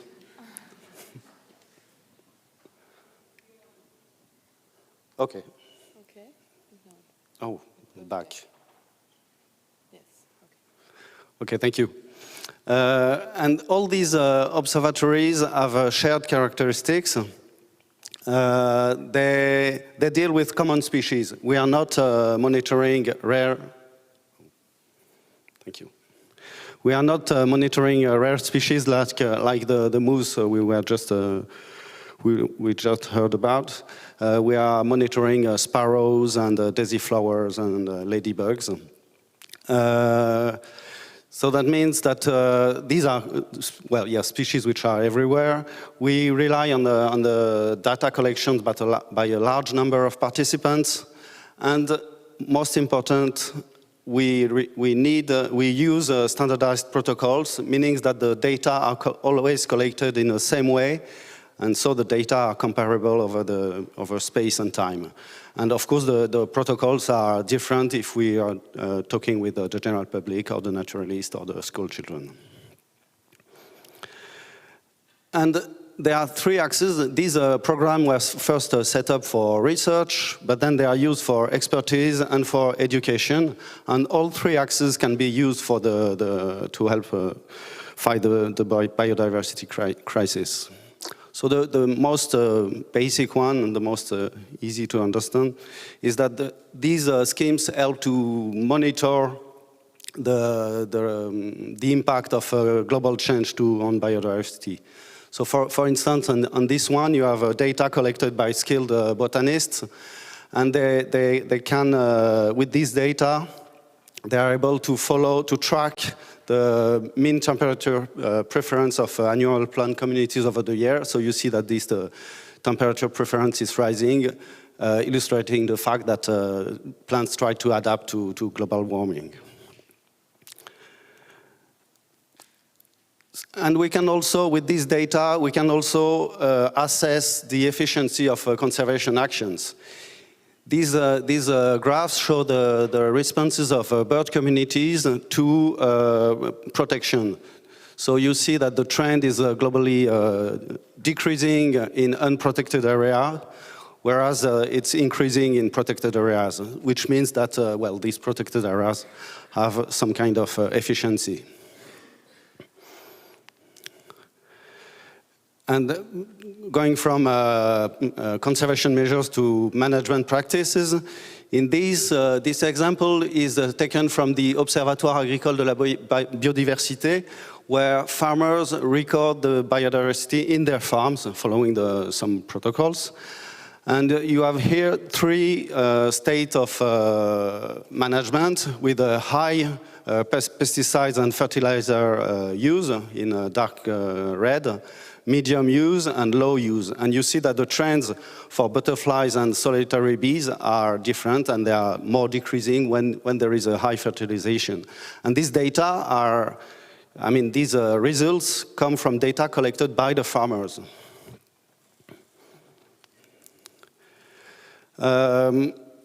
So that was research, and now we can talk about expertise. So every year we publish some kind of barometer of the state of bird communities. So we publish the figures every year, and it's the bird indicator. Probably some of you heard the brilliant talk from Claire Burnell yesterday, and she talked about the efficiency of the publication of these figures. And the efficiency is probably not where we, as she explained, it doesn't really change the politics directly, but it has an immense impact on spreading the words about the fate of biodiversity all over France. So for this in 2018, we made a press release, and we had a huge buzz in the media. And last thing about education. This is an example from the Speeple, where participants have to take pictures of insects and flowers, and they have to identify the insect following an online key. And you see that the more they participate on the the x-axis, the more they are efficient in identification. So the fact that participating in these programs raised the knowledge of participants on biodiversity. And last example, here we are talking about general public counting butterflies in their gardens. And so they record the number of butterflies they have in their gardens, but they also record which types of flowers they have in the gardens and what is their use of pesticide. And what is very interesting is that you see that the more they participate, the more they change the way they manage their garden. They increase the number of nectar offering flowers in the gardens, and they decrease their use of pesticide. When you start counting butterflies in your garden, you put pesticides. After a few years, you put less pesticides. So we did not set this scheme for this purpose, but we were very happy to see that we had this effect. So to conclude, there is a scientific consensus about the environmental crisis, and well, I am a biologist, but I think that the need for research is mostly now in human and social science to remove the barriers to transition. The ecological diagnostic is done. And in this context, citizen science are a very important tool, I think, as a subject of research for the warning about the crisis, as a transformative tool, and also as a means of direct action, because we need to act now. I thank you.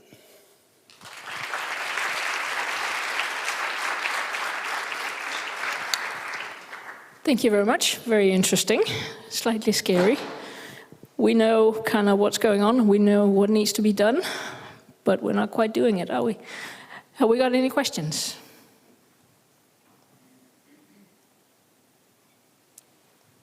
Kate. Hello. Our UK Prime Minister, who's only been in post about a month, has said that she wants lots more research on the environment, presumably as a stalling tactic before taking any action. So how can we push back against that? I'm not sure how we can do, but well, as I just said, there is no more need to say, okay, this using pesticides is bad for biodiversity. We know that, and I'm sure. Well, it's not me. I mean, it's documented that the agro-industry firms they push for research on the impact of pesticide or things like that. Because until we have the result, we don't do anything. So I think we have to, as a community, to say, okay, stop doing this. Now we have to use our brain, our research to act, to find solutions. We know the problem.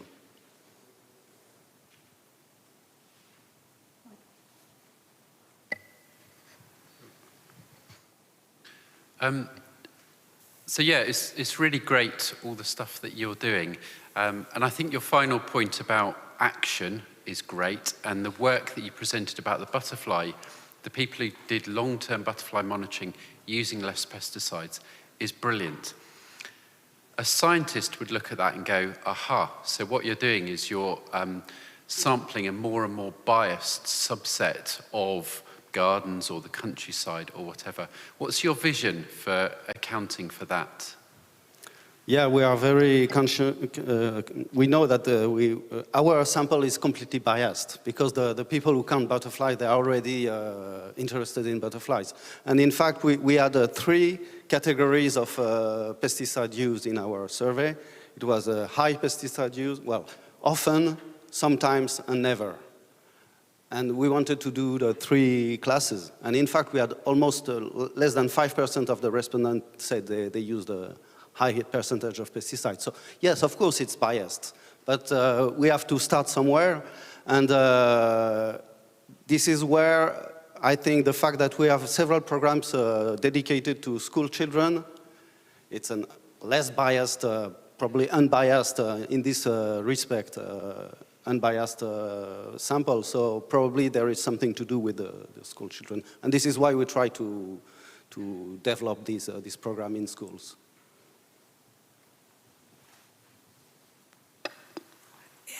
Thank you. Very interesting, the presentation. I understood that you found a close connection between participating in citizen science and environmental education. And I wanted to know whether the projects did some particular activities related to environmental education that justified the impact that you found, or it was just by participating that you found that impact? For this project with those people, the aim of the project is to take pictures of insects on plants to study insect-plant relationships. So it was not, there was no project of, it was not an educative project, but it was conceived in a way that people, for instance, there is a lot of things about artificial intelligence, and we can use the artificial intelligence to give the names of the insects which are photographed. And we decided not to do so because we thought it was more interesting for the participants to identify themselves the insects. So maybe you can say, okay, this is we did that because we wanted to have an impact on education. But the project is not an educative project, it's a research project with an educative aim. Thank you very much. Unfortunately, we are out of time. So, yes, please. Thank you.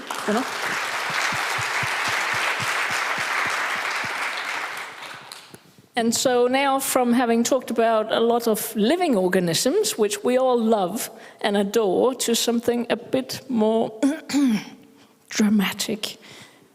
Dead animals. Roadkill, so please Daniel Dörler will come and tell us about 7 years of Project Roadkill.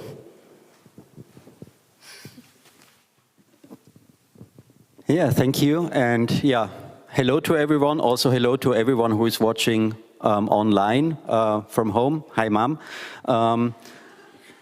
I would like to talk today about our Project Roadkill that lasts for 7 years now already. And I would like to present it as a kind of showcase on how to collaborate with other NGOs, with museums, for example, to improve amphibian conservation in Austria as one contribution to Planetary Health. Just a little bit of background information. Amphibians are endangered worldwide, as I'm sure most of you will know. There are diseases that are killing amphibians, there are invasive species, we have habitat loss and habitat fragmentation. And in Austria, the situation is not really better. We have 20 amphibian species in Austria, and all of them are protected by law.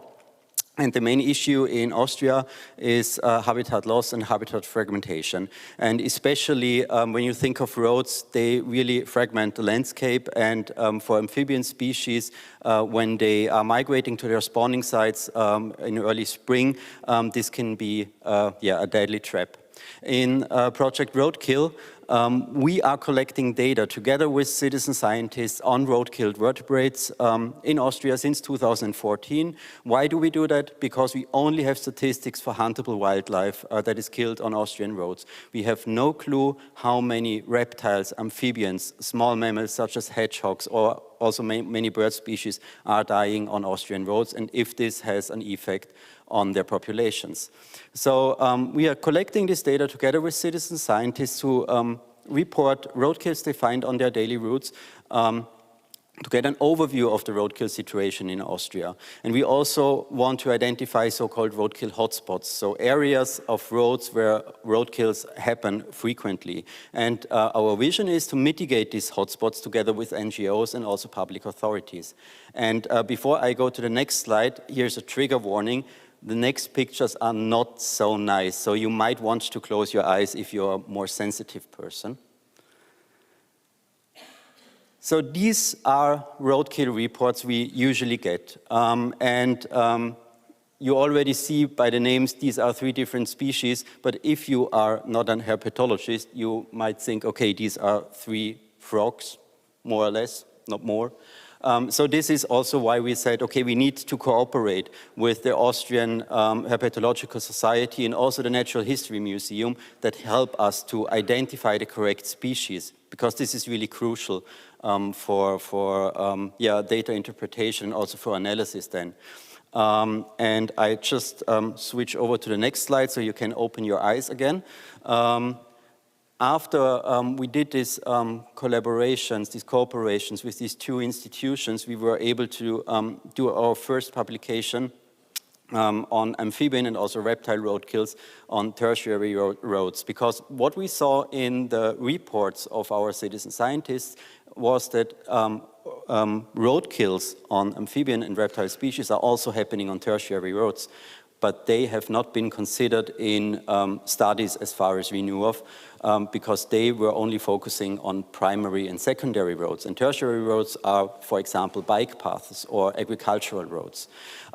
So we tested a citizen science approach by monitoring a 97.5 kilometer long stretch of road along Lake Neusiedl in the east of Austria for 2 seasons. And we collected around 180 roadkill amphibian species, and we then also looked at the land cover classing surrounding these amphibian roadkill reports using open data that was available, here Corinne data.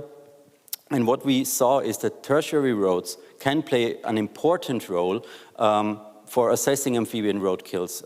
And this has been neglected before, and so we thought, okay, this is a very important finding, also to consider tertiary roads when protecting amphibian species. What we also did then was to cooperate with 2 NGOs, because as I earlier said, one of the goals of Project Roadkill is to mitigate hotspots in cooperation together with NGOs and public authorities. So we cooperate now with Naturschutzbund Lower Austria and with AG Naturschutz, which is an NGO in Carinthius or in the south of Austria. Both of them are coordinating amphibian migration routes in their provinces. And by coordinating, I mean they put up these temporary amphibian fences you can see on this picture.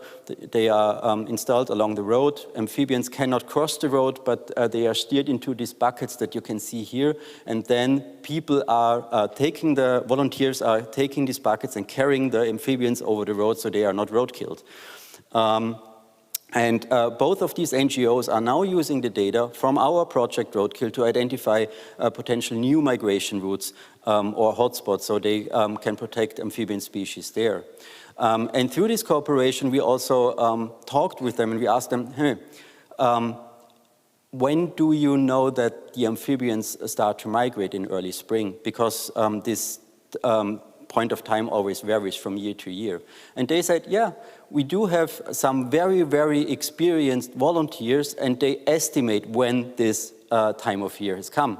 So we said, okay, there must be an easier way. And this is what we did in the second publication on amphibian spring migration. We just saw, okay, these temporary mitigation measures along roads need to be implemented exactly at the right time, too early, and you waste the time of the volunteers. They are standing outside in the cold waiting for any amphibians to come and no amphibian comes. Or if you are too late, then the roadkill has already happened.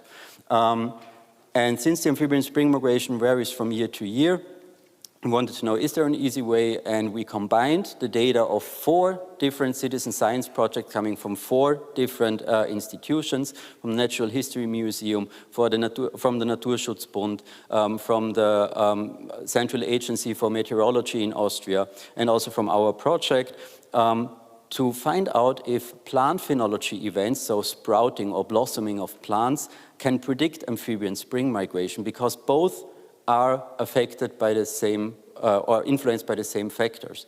And what we found was, yes, you can predict amphibian migration by looking at widespread plants in Austria. For example, if you look at the blossoming of goat willow and apricot, they can predict the start of the migration for common frog. So you know when apricot is blossoming, you have 3 days to implement mitigation measures. So this is really great. We are now evaluating if this data is also true in the upcoming years. But it really is a help for many of these NGOs. And another publication we did at the end of last year was that we saw at the early stages of the pandemic, early 2020, when Austria went through the first of, 7 lockdowns, that the reports, the roadkill reports, dropped dramatically. You can see in the black dashed line is the more or less the mean number of amphibian roadkill reports in the years before, and in red, the red line is the amphibian roadkill reports from 2020. And the red area or pink area is the area of was the time from the first lockdown in Austria. And we wanted to know, are really fewer roadkills happening, or is it because our citizen scientists were staying at home and could not report any roadkills? So we asked our citizen scientists, were you staying at home, or did you just did not see any roadkills when you were traveling?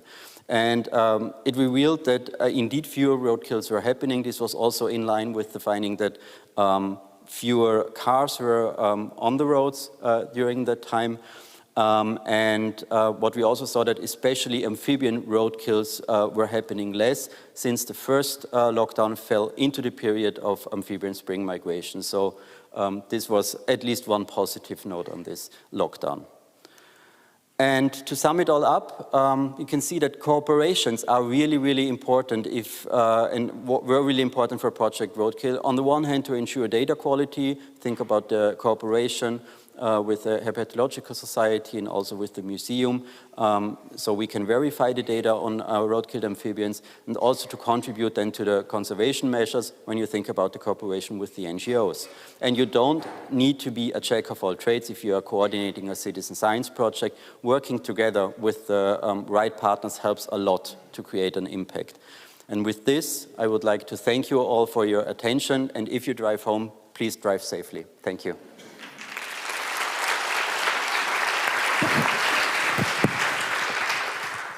Thank you very much. Any questions?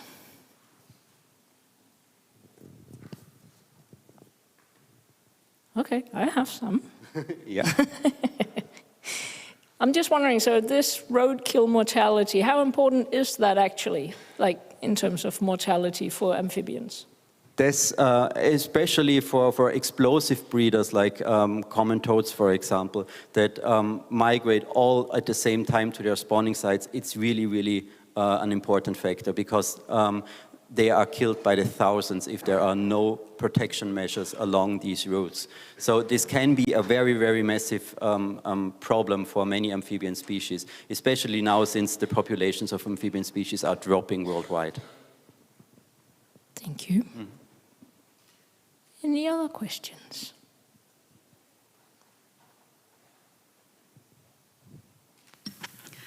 Hi, thanks for your talk.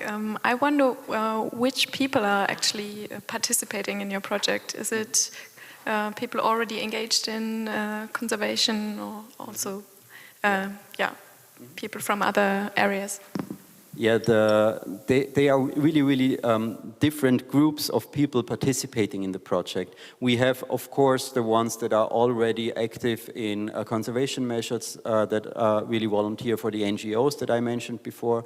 But we also have people that just want to protect animals, that maybe even roadkilled an animal before themselves and really felt really bad about it and want to do something against it.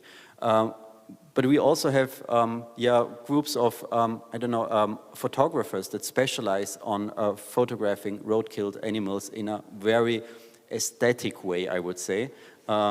it's really strange. We didn't know that these groups of people exist, but they are really helping to increase also the data quality of the project, because they really make great pictures. You can easily identify the species, and this is a very important factor if you want to increase the data quality of the project.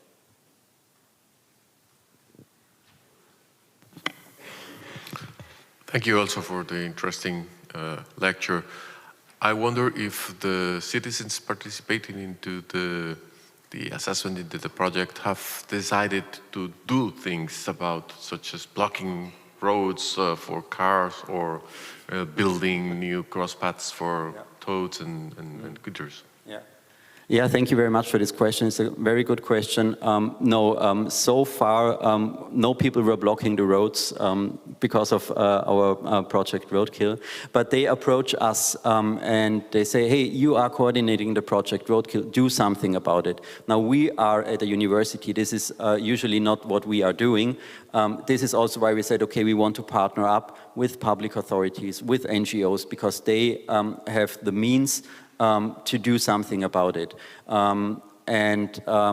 That's also why I said these cooperations are really, really important. And I, as a researcher at the university, I have so many things to do. I cannot do this on top as well. So this is why these cooperations are very, very important. And yeah. Hi, thank you. I really like that, what you said about the partnerships and the collaborations, and I like that the citizen science project, it has an action sort of orientation, or it's even an action orientation that sort of led to the citizen science project. Mm-hmm. I'm wondering if you can talk a little bit about how those partnerships were formed and how they're maintained. Mm-hmm. Yeah, they were formed very easily. We just saw the problem and thought about, okay, who can really do something about this? And then we approached these organizations. I also have to say that both my colleague Florian and me, we are not only active in this project Roadkill, but we are also coordinating the Austrian citizen science platform Österreich forscht. And from this area of work, we are already in contact with many NGOs, museums, etc. And we specifically knew, okay, we have to approach this person to form this partnership. But also if we approach new people, new organizations about this issue, they are usually quite open, and if it is in their power to do something, or if they have the resources to cooperate on a certain area, then they are usually open for that. So, so far we didn't have any problems with, for example, NGOs or museums in partnering up. Excellent. Thank you very much, Daniel. You're welcome. Thank you.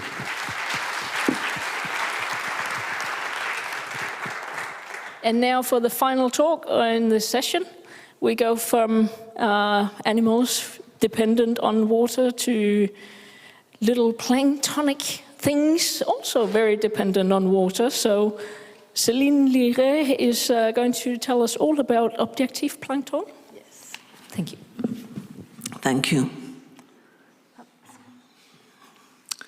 Hello, I'm Céline Liré. I'm the scientific director at Oceanopolis in France, in Brest exactly, and also responsible of the citizen science program Objective Plankton.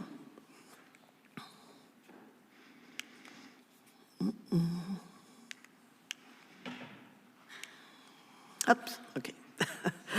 For more than 30 years, this Oceanopolis, a national center for scientific culture dedicated to the ocean, has been a place for sharing knowledge resulting from oceanographic research and developing dialogue between scientists and the public. Oceanopolis raises awareness of all audiences for mediation activities and education to make responsible and committed citizens for the ocean. The western part of Brittany has the largest concentration of research organizations, higher education institutions, and companies in the field of marine science and technology. Oceanopolis was born from this concentration and works daily with them to strengthen the link between science and society. A few years ago, about 5 years, Oceanopolis developed a citizen science program dedicated to coastal plankton. These microorganisms are essential to the functioning of our marine ecosystems. It accounts for more than 95% of the marine biomass and represent an incredible biodiversity composed by virus, bacteria, microscopic algae, reproductive cells, fish eggs, and larvae. Plankton plays a vital role in the functioning of the ocean and the balance of our planet. Phytoplankton produce more than 50% of the oxygen in the air we breathe, just like forests, and they contribute to climate regulation. It is also the basis of all marine food chains. Today, this planktonic biodiversity is undergoing a major erosion like all life on Earth. Coastal areas are subject to anthropogenic impacts such as pollutions, invasive species, overexploitation, and of course, climate change.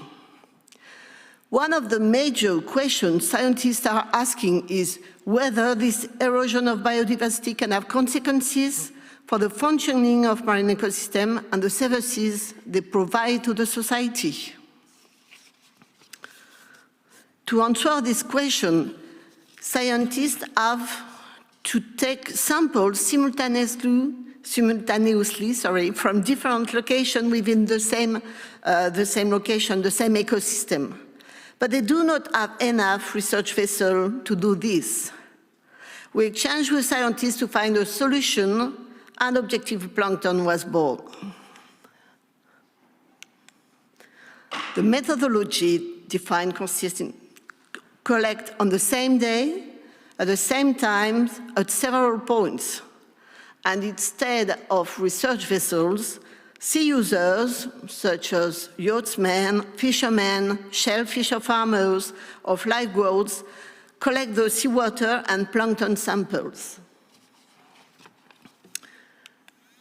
In short, Objective Plankton is 3 research topics supported by 4 scientific organizations, 3 study sites in Brittany, the Bay of Brest, Concarneau, and Lorient. 3 collection sessions at sea per year and per site. 29 boats, 1 per sampling station, and 3 scientific mediation structure, 1 per site. The research topic of the citizen science program aimed to understand the mechanism underlying the small-scale spatial viability of plankton in different areas. That is to say, why one species and not another is present at a certain place and time of the year. The objective is to obtain a synoptic view of their distribution linked to the plankton composition. The first research topic aims to define spatial and temporal viability in phytoplankton communities in the Bay of Brest and to study the link with environmental parameters such as temperature, turbidity, salinity, and nutrient concentration. This research topic is the subject of a doctoral thesis at the European Institute for Marine Study of the University of Bretagne Occidentale. The second research topic consists on the study of pico and nano phytoplankton community. Analyses are made by Ifremer, and they focus on toxic microscopic algae, a real health problem along the French coast. And the third topic concerns the study of zooplankton, in particular ichtyoplankton, like fish eggs and larvae. The team of the National Museum of Natural History and of Sorbonne University, located at the Concarneau Marine Station, were thus able to produce the first reference collection of ichtyoplankton for the Bay of Biscay and the Channel. Alongside scientific bodies, there are 3 scientific mediation structures involved in Objective Plankton, 1 per site. They represent the bridge between scientists and sea users. They organize the collection sessions, choose the boats, deliver the materials, the plankton net, the disc of seki, the sampling bottles, all the material to collect data.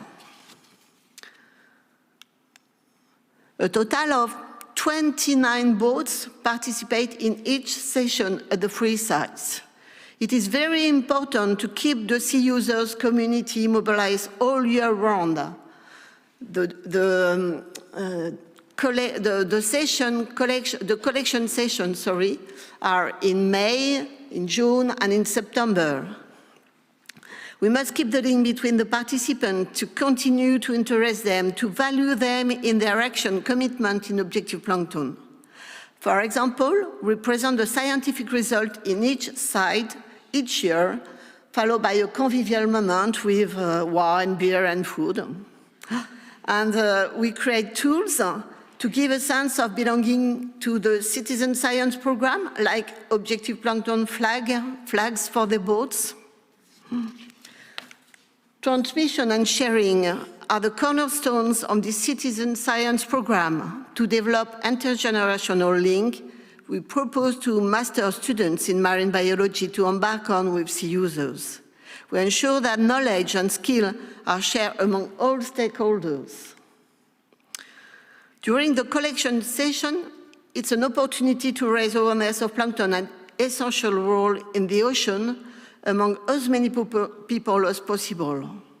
The public can observe the plankton of the day. With the binoculars and microscope, scientists are present and prepare their sampling for lab analysis. They take time to discuss with the public and also, of course, with the sea users. The ecosystem of objective plankton is composed of different stakeholders that interact with each other. Scientific organizations, center of scientific culture, and sea users. Such a program could not be possible without fundings. Thanks to the Fondation de France and Laboratoire Brossier, a private company. They have been with us for more than 3 years now. Objective plankton is based on a collaborative approach between science and society. It aims for a very long-term monitoring of planktonic communities in coastal ecosystem to study their ecological functioning. Understanding the mechanism that control the dynamics of planktonic biodiversity is essential for predicting and anticipating their responses to global changes and the impacts on ecosystem services. Objective plankton contribute to predict changes in coastal ecosystem that feed an economy linked to tourism, aquaculture, and fishing. Today, other sites are very interested in this unique citizen science program. One of our objectives is to foster the exchange of knowledge and experiences. We are currently collaborating with universities in Quebec and with the Musée du Fjord, a scientific mediation structure, to implement objective plankton in the Saguenay Fjord. This development will increase our marine scientific knowledge and make even more people aware of the planktonic biodiversity and of the challenges faced by the ocean. Thank you.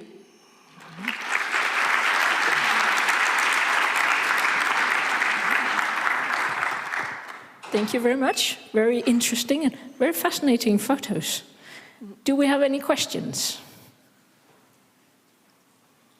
Are you all just really hungry? Yes, Anders. Thank you for a very interesting talk. How do you recruit your sailors, or they're the ones having the boat?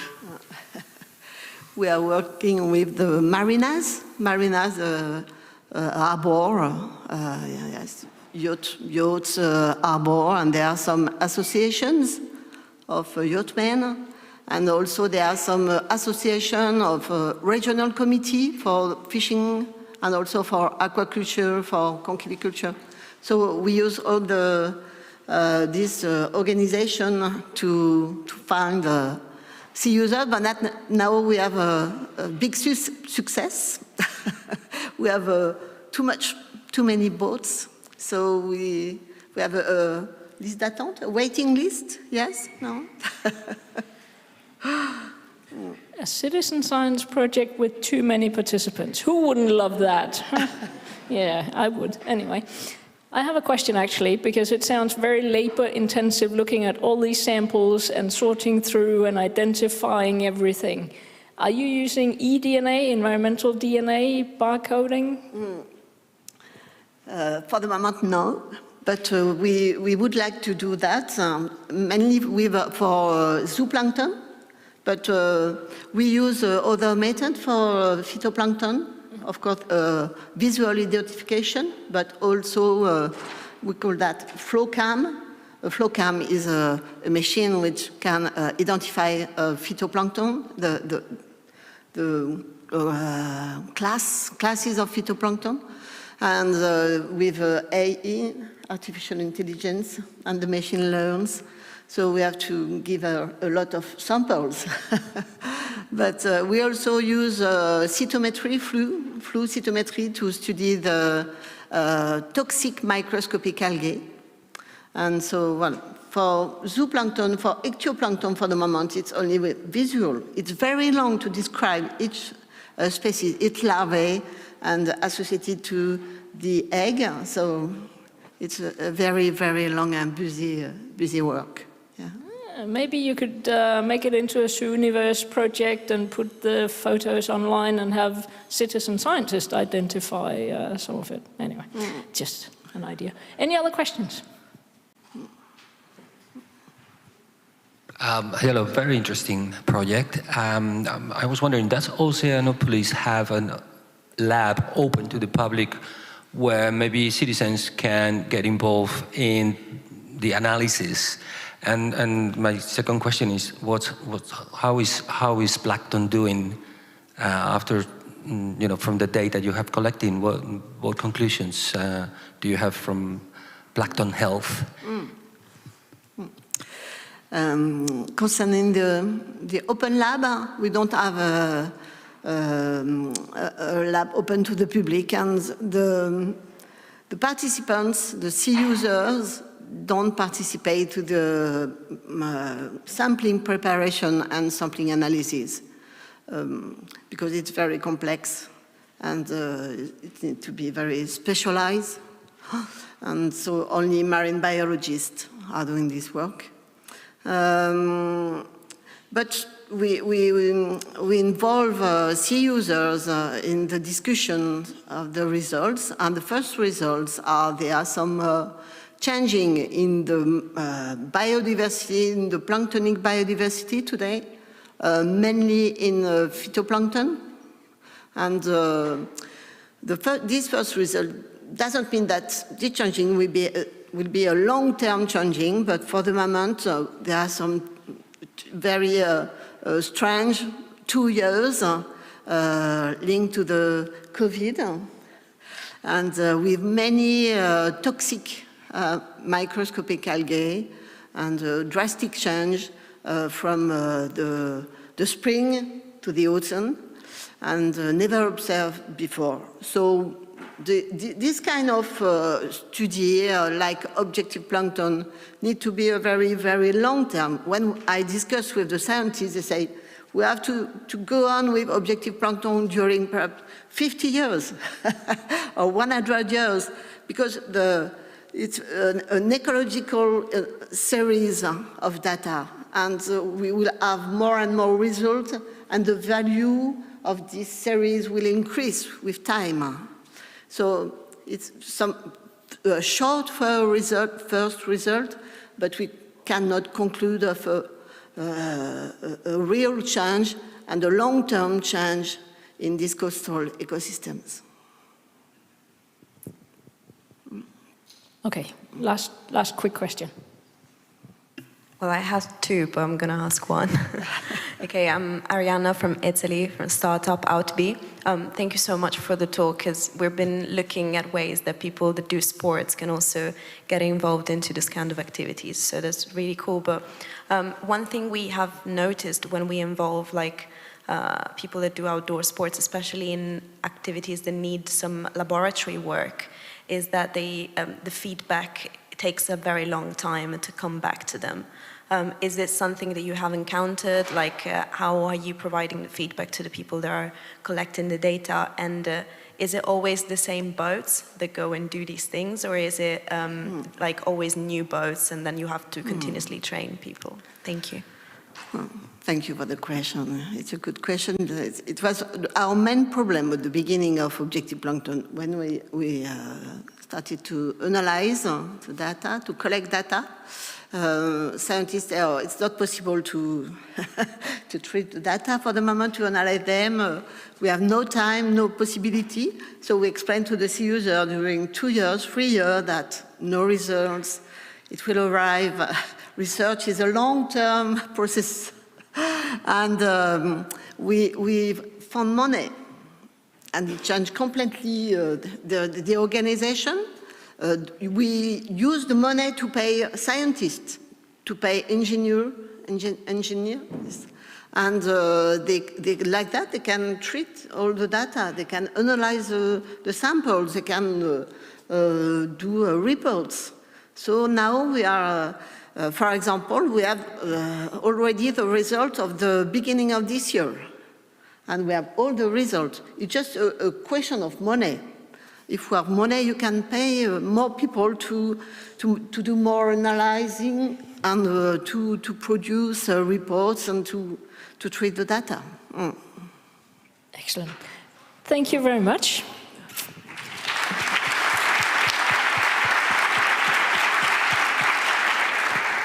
So we all know about the biodiversity crisis. Now we have seen that citizen science can play a role in monitoring and addressing some of these issues. So it has been very interesting, I think, from the ocean to the forests and to roads. Maybe not so nice, but interesting anyway. So I would like to, of course, thank you to our speakers, to our helpers in the session, and to all of you. And just before you go, just a practical note to anyone who has a poster in the A1 or A2 sessions, please go and remove your posters so that the B posters can, during the lunch break, are able to put up their posters. So thank you very much to everyone, and there's lunch.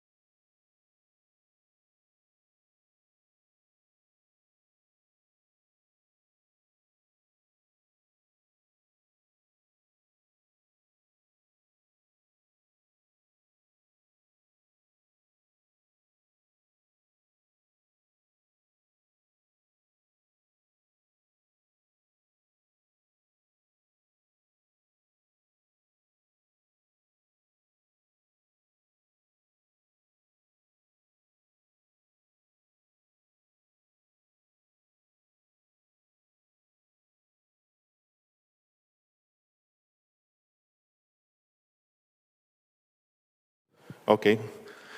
All right. I think it's time, and I think we should start sharp. Otherwise, yeah, let's be, punctual. So we will start the oral session, the number 17, ways to preserve healthy oceans and fresh water. My name is Jaume Piera, and I will chair this session. And basically, we will start with María Vicioso and Macarena Marambio talking about Observadores del Mar, a marine citizen science platform working for a healthy ocean. So María, the floor is yours. Thank you.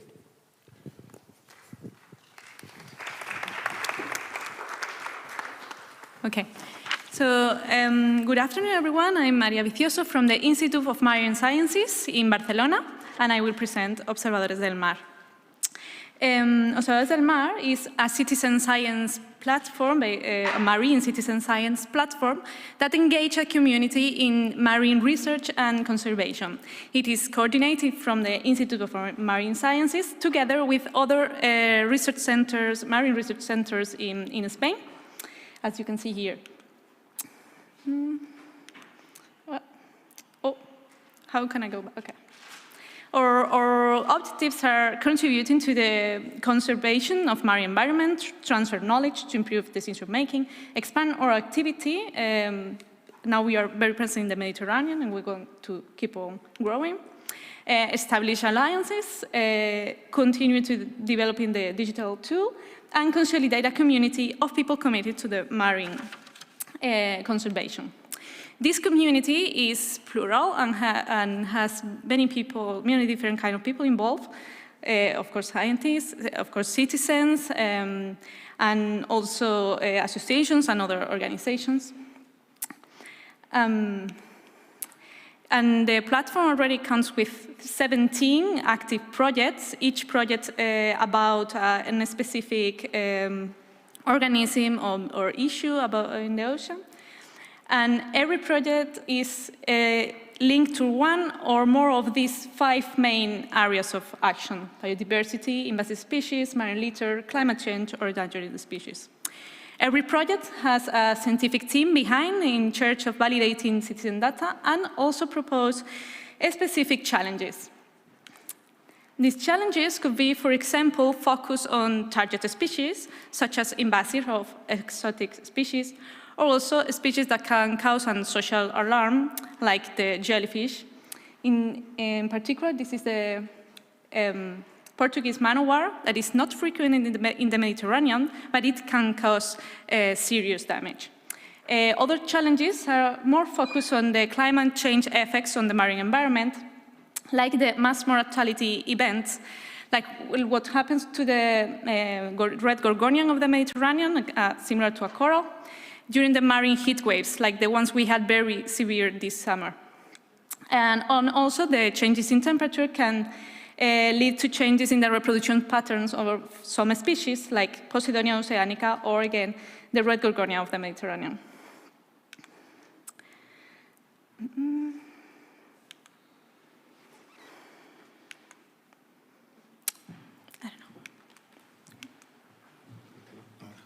Okay.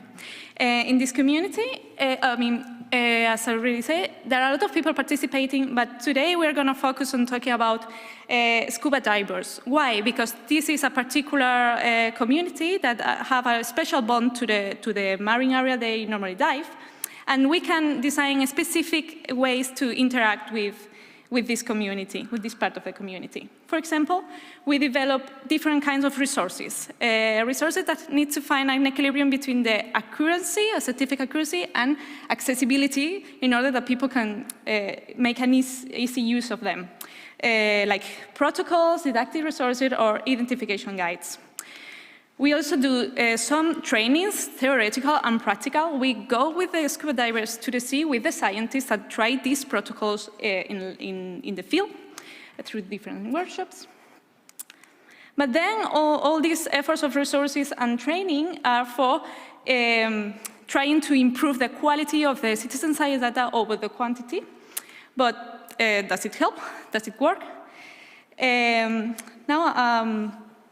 One of our colleagues is developing a PhD thesis where this was taken to a test. So we did a few training, theoretical and practical, with citizen science volunteers, and we did the same protocol with 1 day trained volunteers, 2 day trained volunteers, and scientists. They had to do the same methodology in the same area.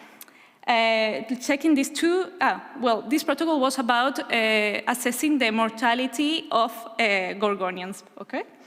And we had to, they had to look to 2 different variables, the percentage of affected colonies, and then total number of sample colonies. Let's see the data they obtain, how variable it is depending on their train. In these figures, we can see how in the one day trained volunteers have very more chaotic data, but the 2 days volunteers get very similar data to the data obtained by the scientists in the both variables.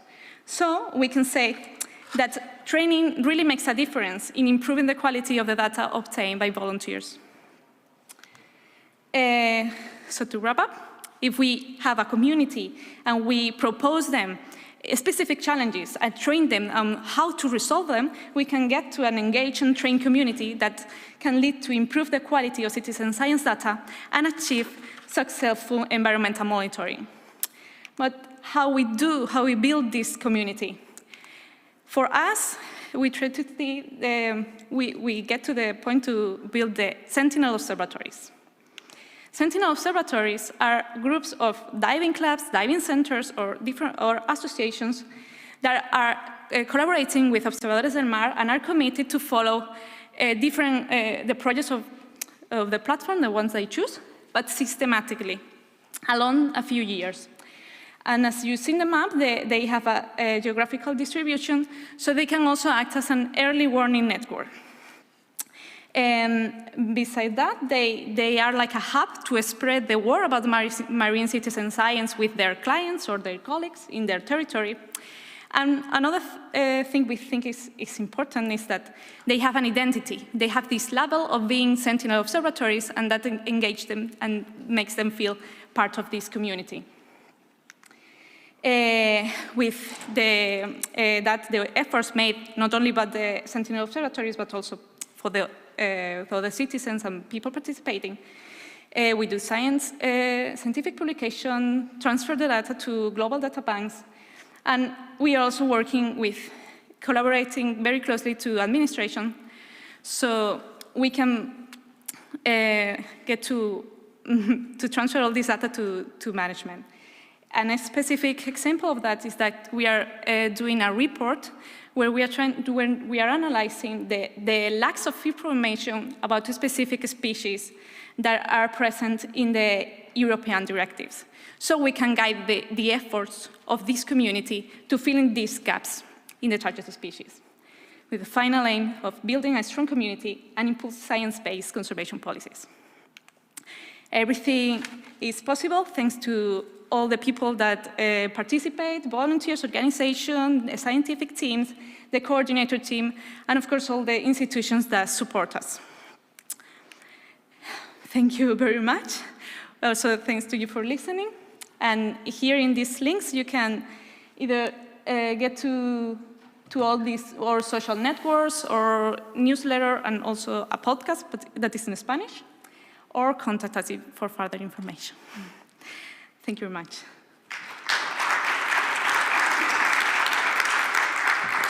Thank you very much, Maria. So, any question? No questions? Okay, maybe there is one. That's exciting what you do with scuba divers.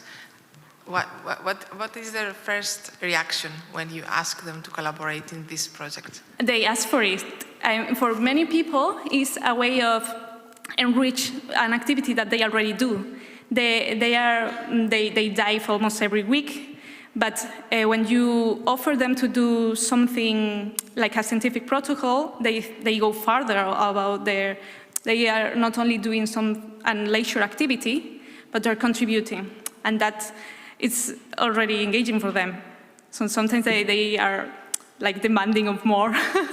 We don't always get to that, but yeah, we try.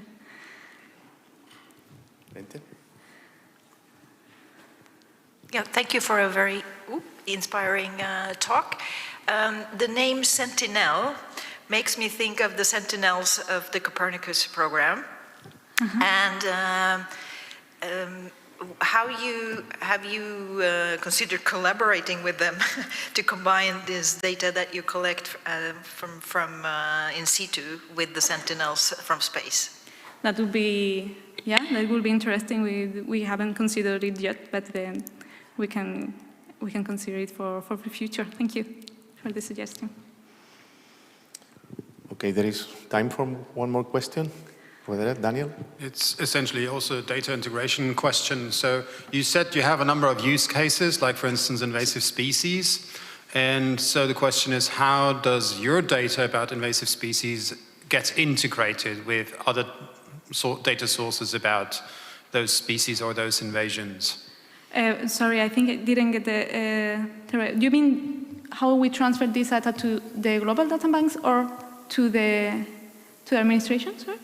Well, there are various databases that have information about which species is invasive where, and you say you are gathering data about certain species being invasive in the locations that you are investigating. And so the question is, how do the data from your investigations get integrated with the other investigations about invasive species or the other use cases that you have? Yeah, I think it's, as they go to these global data banks, it's available to anyone, but also the platform is open and anyone can ask to use this data or explore this data. So you do transfer it to GBIF and similar platforms? Yeah. Ah, okay, good. Okay, one more? Still time? No? Well, I would like just then to comment. What do you think, because you mentioned quantity and quality, but quality, it's not only accuracy, it's timeliness, it's completeness. There are several multi-dimensions up to which point, obviously, the more trained the people, the better in terms of accuracy. But you need, up to which point, for example, you cover, imagine the whole Mediterranean, how many people you could train to cover representatively the whole Mediterranean area, for example. Obviously, there is a trade-off between, completeness and, for example, accuracy. Yeah. How you think, what is the optimal, Yeah, I think, that could be like a debate translated to many of the projects present. And in this case, there are many strategies. But in this case, as we define like a specific projects, it's like we start with a question to answer, so that it makes a bit easier to define how much data is sufficient. Or needed. Yeah, needed. Yeah, to get to answer these questions. Okay, all right. Okay, thank you, Maria. Thank you. So. Okay, yeah, big applause for her. So next speaker is Sabrina Kirschke. Yeah, okay. Yeah, groundwater monitoring through citizen science, a review of project designs and results. So, Sabrina. Thank you. So, just waiting for the presentation to start. Oh, yeah. Could you switch up? Okay.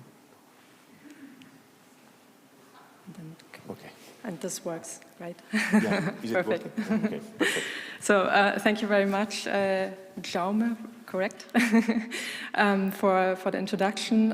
As mentioned, my name is Sabrina Kirschke. I'm with the Museum für Naturkunde, the Natural History Museum here in Berlin.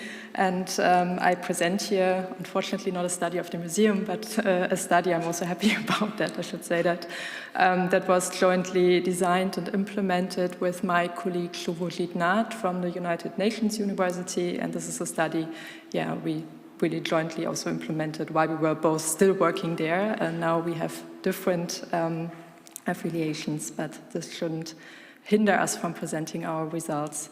So the topic is groundwater monitoring through citizen science, a review of project designs and results. What is the practical and what is the research problem that we deal with? I think many of us know that groundwater scarcity and also poor groundwater quality has negative effects on socio-ecological systems / planetary health in its various dimensions, so that there is a need for targeted or tailored action at policy level.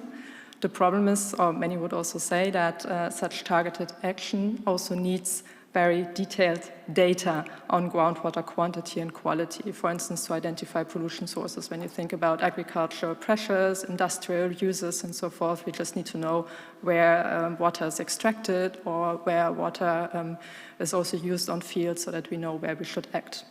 The problem here is that there is a lack of detailed groundwater data, both in terms of quantity and quality on a global scale. And I'm actually sorry for the formatting. It seems that my format on my computer doesn't work with the format here on the screen. So potential, there are now many people that would say that there is a potential of citizen science to address this data lack, but it is also widely unclear which specific effects groundwater-related citizen science projects have and under which conditions these effects actually occur. So do we have good groundwater, a high amount of groundwater data as a quality good? And do we have further impacts, and under which conditions does this happen? So our research goal is to do a systematic analysis of the first experiences related to citizen science and groundwater. And we ask here, what are the results of these citizen science projects with regards to data and other outcomes and impacts? And also, are there specific design principles or design factors that also trigger specific results? And we want to do this to add specifically to the groundwater community, but we also want to add on existing knowledge on the design effects of citizen science and freshwater monitoring and beyond, because this was part of a slightly bigger project at Junior Flores. So what was our approach? We did a systematic literature review. So a desk study, I cannot show you any nice pictures from, from the field, unfortunately, but I can show you this systematic approach of how we identified relevant literature. We had a keyword search on Scopus and Web of Science we had a diversity of keywords related to groundwater and citizen science in different formats, then identified 81 articles. We had duplicates, we extracted them, and then had a finalist, pre-finalist of 50 articles, then screened them and realized, well, many of them mention actually citizen science or other terms like voluntary monitoring, but they actually do not implement any kind of citizen science approach. So they somehow use it in a keyword function, but they do not actually implement it. So we only used 21 of these articles, and also through some snowballing added another 5, so that we had a very small sample of 26 articles that we could include. We then coded the literature, and we referred here to existing coding schemes that we have already used or identified through other research that we did. We used here 5 main codes. First of all, the general project information. We wanted to know where's the project located, what is the project duration, which parameters were measured, what is the regional scale of monitoring, how often the projects actually monitor, so groundwater. We were also interested in institutional characteristics, like what are the project goals, what are the institution's responsibilities, who is funding the project. Then further, many of us talk about the citizen characteristics. We also wanted to know some basic aspects, like how many citizens are involved, what is their age, education, gender, motivation, awareness, and others. What was also pretty important were the process mechanisms.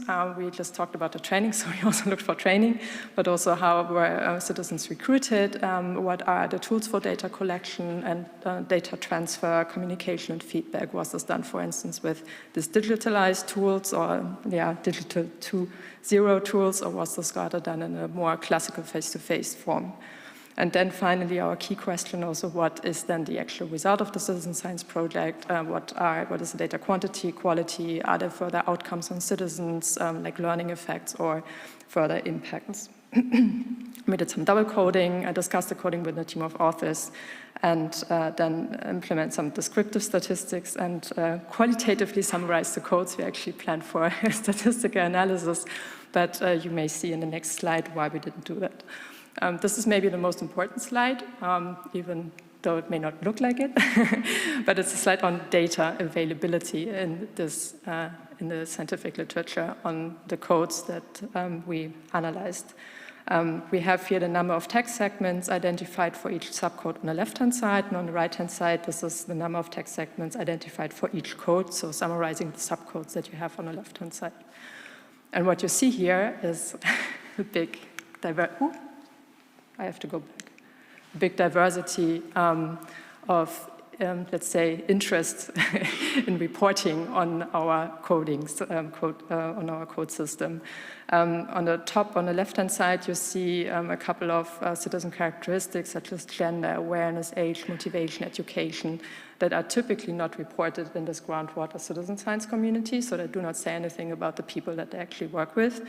But on the other side, they say a lot about the project goals, about the location, who is responsible about the project, what are the parameters being measured, and so forth. So this type of information is present, but not so much about what do they actually do with citizen science.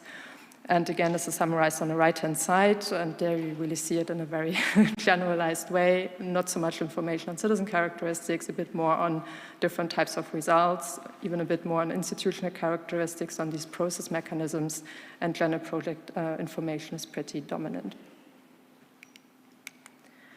So with this in mind, I present you the results, but you really know now that there is not so much information in the literature, but still I wanted to show you something. This is a map which we actually even created before this literature review based on a study project. I should mention that, so the numbers are not completely congruent, but it's extremely similar to what we have in our study. What you see is that we have different regional context, with the USA being extremely dominant. So most of the projects that are citizen science-related groundwater projects are located in the USA, at least those that are published. So there may be many others, but those that really publish this and the reference system, are from there. The duration is very different. It can start from 3 months and can go up to 2 years. Sometimes it's shorter, sometimes it's longer, but this is rather the dominant duration. We have a monitoring of water quantity and quality aspects, and here also a diversity of parameters. Water levels are more prominent, but also some chemical, physical, and biological parameters. But I have to say here that biological parameters are not so classic in water monitoring, as it's also pretty complex. It was monitored in a rather low number of wells, and data collection was rather on a weekly basis. So how were the citizen science project designed? We think that there was a diversity of project designs with some dominant design principles in terms of the institutional characteristics. You see that many of the projects had a data orientation, so they really wanted to collect data, but some also had a more citizen science orientation, and also talked about this a bit more. Most of the time we had a single responsible institution, and this responsible institution was an academic institution, so it's really driven by scientific or academic actors, this monitoring process, and the funding was also through governmental or research grants, and if it was a governmental grant, it came through the research grant to the, to the actual institution. In terms of the citizen characteristics, you're aware we don't have a lot of information, but when we had information, then there was a range between about 20 to 40 citizens involved, so it's rather low scale. Different ages were involved, rather well educated, which is not a big surprise, and there was mostly an intrinsic motivation, like learning and improving water quality, and also the environmental awareness was rather high. So it's not that people that don't know anything about water or whatever come and join such a groundwater-related citizen science project, but it's people that are already somehow aware of the question or issue.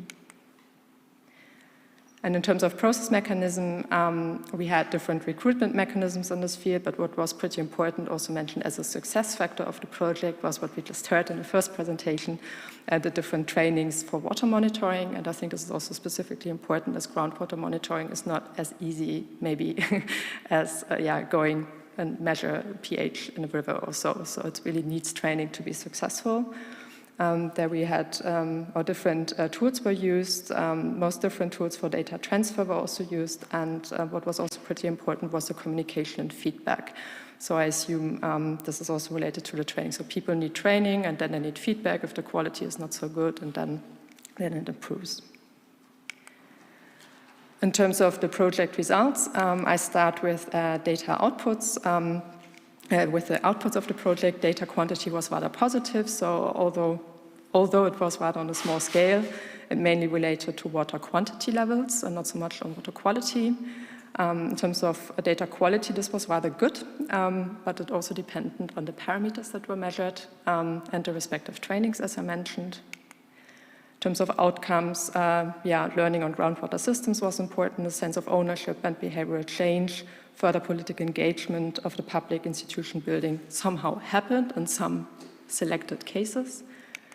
And in even more selected cases, people also reflected on further impacts, like coming from data to better decision and management of groundwater resources. But also the project reported the other way around. They said something about a lack of impacts due to a lack of trust in data collected by the citizens.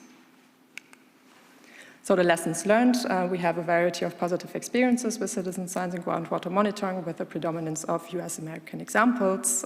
Design variables varies, but some principles seem to be important, like the training, communication, and feedback. Or it's here, communication, training should be communication and feedback. And the effects mainly relate to data output, data quantity and quality, but further effects on citizen change and policies are sometimes somehow also possible. We think that this is generally in line with the general literature in citizen science and freshwater monitoring, because we also did a broader study which also involved around 100 projects related to water, freshwater monitoring. And here we basically have the same ideas. I see the sign I have to close, but we want to highlight at least that there are specific groundwater-related barriers, and further citizen science projects, this is the main message, should report a bit more on citizen characteristics and design. So thank you for listening. You have your further project information. I like to always thank the team that also worked in this freshwater-related citizen science project, and you can always contact us for more information. Thank you. Thank you, Sabrina. I think there is probably at least one, maybe two. Thank you so much, Sabrina. That's really fascinating. I mean, that's the area that I'm working in, so I'm really interested to see what you're doing. It's a little bit sad to see there are only 21 projects. I see there were 2 in Southern Africa, and I wonder if ours was one of them or whether it wasn't. So we can discuss that later. And what, did you look at technology? What kind of technology there was used, and whether there was some sort of standardization of technology? Was the measurement mainly in kind of small wells, or was it in bigger boreholes? So that's the other question.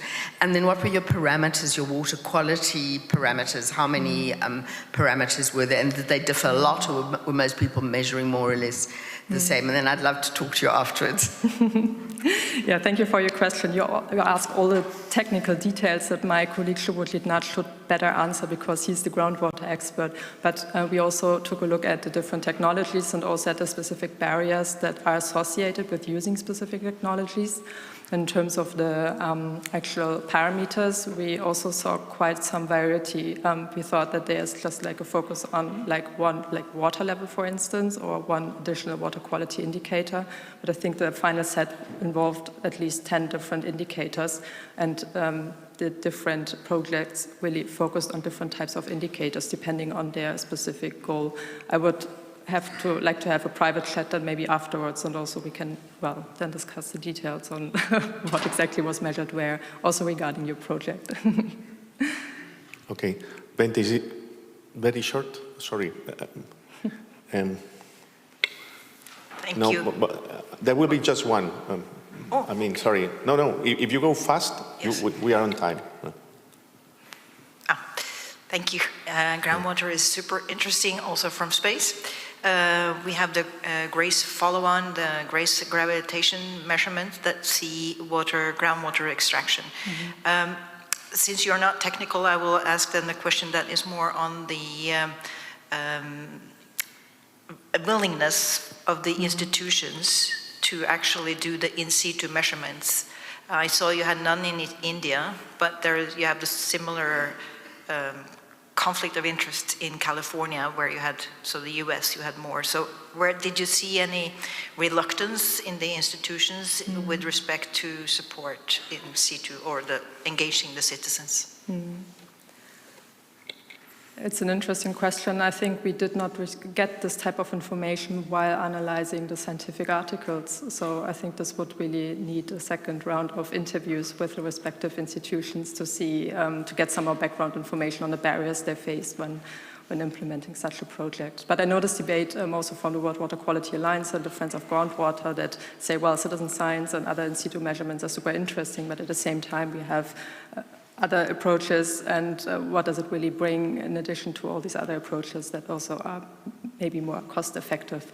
So I feel your point. Okay, thank you. And sorry, but I hope that you will be able to talk with Sabrina during the coffee time, all right? Yes, please. Okay, so let's move to the next speaker, Anailse Benavides-Leinstein. Yeah, thank you. And science learning through marine community science in the Yucatan Peninsula. John, can I have a mic? Yeah, you have your own, okay? Hello, I'm Ana Benavides-Leinstein. I'm a postdoctoral researcher at Natural History Museum. And I work on educational research in areas such as science education, environmental education, and of course citizen science. And I forgot the clicker. So, sorry about that. So the Big Seaweed Search, it's a marine citizen science program. It's mostly contributory. And it was launched by Juliette Brody, and it's been going on for over 10 years. Its presence expands beyond the UK. It's in a few other countries. We can tell you more about that. It has recently been studied for its learning potential by the Learn Seaside project. And in the few recent years, we've been developing another collaboration with the Institute of Resources at the University of Greenwich, and also with some colleagues in Mexico at the National Autonomous University. And well, at this point, we are sort of trying to work with the project to see if we can turn it or adapt it into a collaborative project. So we can talk about that in the coffee section, but for now, I'm just going to tell you about the educational aspect of the project. So essentially, the Big Seaweed Search in Mexico, it's not just about the adaptation, it's also about providing some form of response, an alternative response to the sargassum seaweed issue in the area. It's also about engaging people with seaweed because essentially they are key actors for us and to help us work out this wicked issue. We have two study areas. So the first site, it's a small semi-rural area. It's called Cisal. It's in the Yucatan Peninsula. And they don't really have a big issue with sargassum. However, they're part of the community because they're an hour and a half away. Well, no, sorry. 4 hours away from the other site that actually has the big issue with the sargassum seaweed. And for this part of the educational research, we invited young people from something that is called telesecondary, which is not quite like in-person education, although at the time we did the research, they were actually taking lessons in person, but normally they would be studying through television, through videos and things like that. So to be fair, they have a lot of different challenges in terms of how to get access to science and to science education, even in their formal education.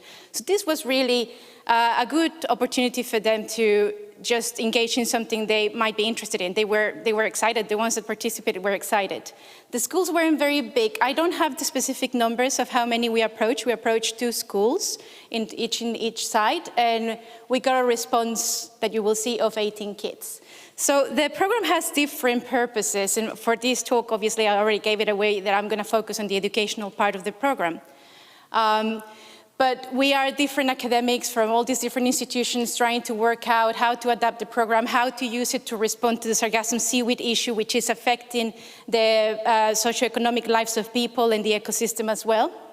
But also there's potential to support science learning and STEM careers promotion in the local areas. The focus of the research is looking into, well, what is the new disciplinary knowledge they gain from taking part in the program? And are there any scientific skills that they are actually developing from taking part? And is there any transformative potential from actually engaging and learning all of these new things about seaweed? It doesn't sound very exciting, but after you take part, believe me, it is really exciting. At least that's what the kids said. I gotta say that this program happened also thanks to the Learn Seed side, because it's heavily influenced by the focus on just looking at youth learning, science learning, and the research design was also influenced by it. We went a little bit beyond that, and we did a mixed methods research. And I'll tell you a little bit more about that. So we have 3 different parts in the design. So we are looking into their knowledge and their views before they take part in the project. And then we have this big chunk of training, which is 8 hours along a week, and their participation in field-based activities to collect data on seaweed, on the beach cast seaweed in particular. And then after they take part in 2 sessions of field-based, and after they went through the training, well, we had a conversation with them, an interview, and a post-survey. So we have 9 kids from, and that is totally a coincidence, because I know I get people asking me, did you choose like on purpose, made that even? No, I didn't. So we had 9 kids from each setting, and well, they were really, really engaged. And those that were really, really engaged were the ones that we interviewed because they participated more than 2 times. And I'm telling you, this is an after-school program, so they actually had to make time to go to take part after their school lessons. They are 2 case studies, but I will discuss the results together because I didn't find any particular difference, but one thing that I will mention in the end. Another thing to mention is that these kids actually didn't, I mean, I'm a native speaker in Spanish, you can tell probably, and their language skills and their communication, it was, I don't know how to describe it, but it just didn't have, I don't know, in my experience looking at other data, it just didn't have as much, I guess, of the potential of what you can use Spanish. I don't want to say in a mean way, but I just mean that there were several triggers and things and indicators in what they were saying that just told us that it was a big deal that they were talking about their own learning. Like you could really tell they weren't used to talking about their own learning. And this is what we did through their surveys and interviews. So the analysis, I coded the data, and then I used the coded data, obviously, to do an interpretative analysis of each case separately, going kid by kid, and then across. There's a little summary about this here, but I would really like to move on to tell you a little bit more about them. So 7 of them indicating having an indigenous background, but all of them were able to speak Spanish very well. It was their first language. But clearly there were other cultural influences. We were really interested in knowing about this in case there were any traditional knowledge influences in what they were just learning about seaweed. We didn't find anything in relation to that in particular. We did ask them. However, I do think that they were communication challenges that it has to do with the language of science as well.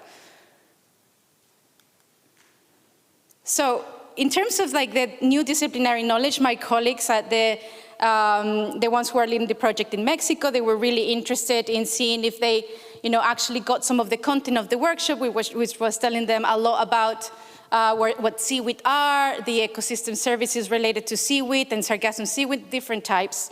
And we did find that after they took part in the program, their conceptions didn't really change a lot. They still kept thinking that seaweed as plants, and something that did expand is talking about seaweed in terms of something that could be useful for us and that we could make the best out of, and we can use it even for art, so different phases of the ecosystem services.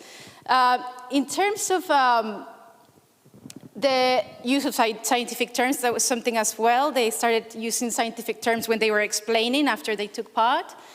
In terms of how they organized their knowledge, it was a bit tricky. So whenever they were explaining how they identified seaweed, they would combine all sorts of different concepts. So this is really interesting because it's something we could really work on if we were really focusing on the science learning of it. In terms of the scientific processes, so they were all able to remember and tell you exactly every step they did, but they weren't very good at actually understanding why one step followed the other. There was quite a lot of confusion of, well, we did all these different steps, but what's the logic behind that?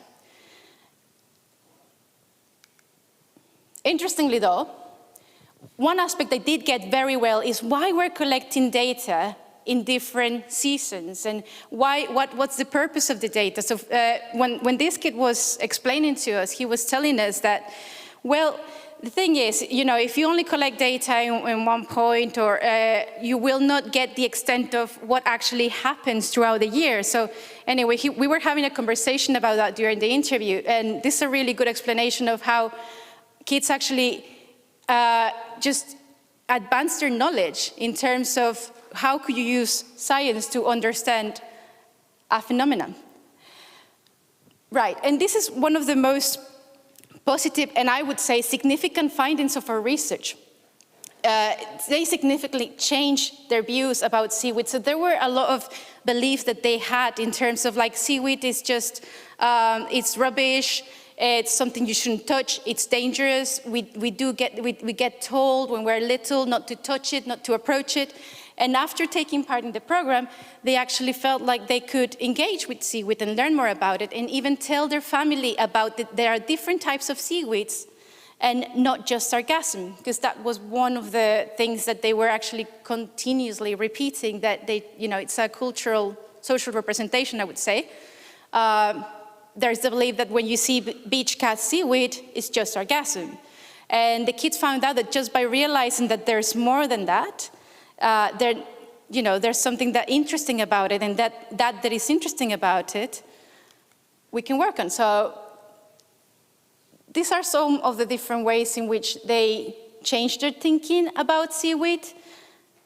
But I like this bit because it actually shows you some of the cultural background of people just feeling a little bit grossed out really about seaweed.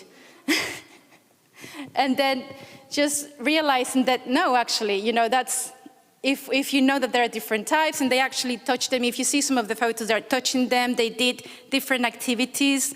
For example, they desiccated some of the seaweed and then they framed it, and they kind of passed that barrier of feeling put off by seaweed. And they kept actually, as far as I know now, many of the kids continue participating because the program is still ongoing.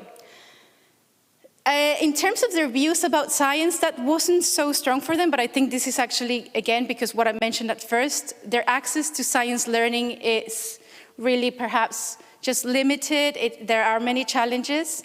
So they just found it more fun, something that they could really do, they could take part. And especially I would say that another aspect that's really important is, well, the agency that they showed about approaching their families, their parents, their friends, because we do have those accounts, and telling them that there is not just sargassum, there is more seaweed out there, and then some of them taking small actions. And I think the golden example is the one kid actually starting to work on a solution and using seaweed for, just working on their garden, I think. So anyway, we are still working on the discussion points, and I think some of the important aspects that I would like you just to think about and take with you is that maybe if your participants take part in a program and maybe they don't learn all the disciplinary knowledge that you probably put into that workshop or into all those guides, however, knowing that there is more out there to learn could actually help them just advance in and perhaps question their beliefs and change their attitudes towards whatever it is that you're studying, in this case, seaweed. And a few takeaways.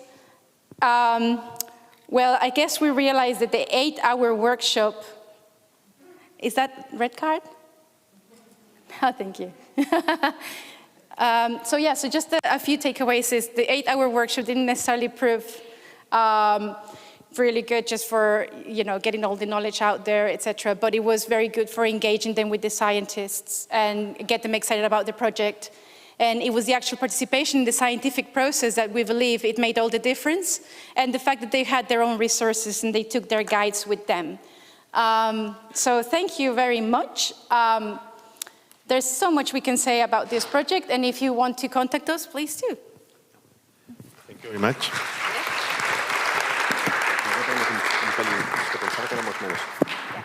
Time for 1 or 2 questions? No questions? I would like to ask you, because you were mentioned the idea, to transfer some of the knowledge of the information from the kids to the family.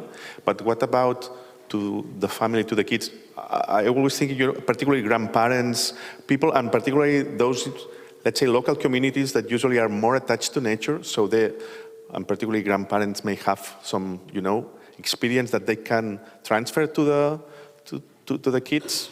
Do you have any idea on that? Yeah, that's a really good question. So I guess in this case, we were interested in actually seeing kids using their agency and using their knowledge and seeing themselves as experts from whatever they gain from this participation, right? So that's what we were really focusing on. However, yes, we do have some accounts from some of the kids discussing how their parents, for example, they do this one thing at the beach, and it somehow informs whatever they are understanding on seaweed. But we don't have any clear example. We didn't interview the parents. We were just working directly with the young people. Okay. No, sometimes we commend the idea, that maybe not force, but invite the kids to interview their parents or their grandparents, and maybe through this communication they can get, better answers and some ideas of the local knowledge. I agree, and I have another project where we did that, and I know it works. It's really wonderful. Okay, thank you very much. Thank you. Okay. Thank you very much. Okay, next speaker is Alina Luna. She will talk about citizen science as a key tool in integrated ocean and coastal observing systems. So, Lina, the floor is yours. ¿Tienes aquí ¿Quieres trabajar con este o con este? Vale, okay. Thank you, Jaume. Okay, well, thank you, everybody, to come.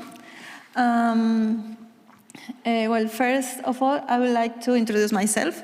My name is Alina Luna, and I belong to a research group that is called ENVIMOS, and it belongs to the Institute of Marine Science in Barcelona. And now I'm here to talk about, as Jaume says, the citizen science as a key tool in integrated ocean and coastal observing systems. So I will talk a little bit about this project that I'm working on, that it's called MINCE, that it means Metrology for Integrated Marine Management and Knowledge Transfer Network. I know that maybe you think that citizen science cannot fit in this title, but it will, in 2 or 3 slides. So this project that it's called MINCE receives funding from the European Commission and is part of a Horizon 2020 program by the topic of Infraya in the phase of integrated activities for starting communities that has 22 organizations from 10 different countries. So, to the point, MINCE proposes an innovative framework of quality of oceanographic data by merging 2 communities that use different marine research infrastructures. One community are the marine meteorology centers, and the second community are the citizen observatories. So here you have 2 pictures where we can see a kind of the same scenario, where one is obtaining marine data with the Marine Meteorology Center or tool, and this, the second one, is the same, obtaining marine data with citizen science. So by this, we are, in this project, we are integrating 2 dimensions of the quality of oceanographic data that are the accuracy and completeness. So I'm going to talk I'm going to talk a little bit about the first dimension, that is the accuracy.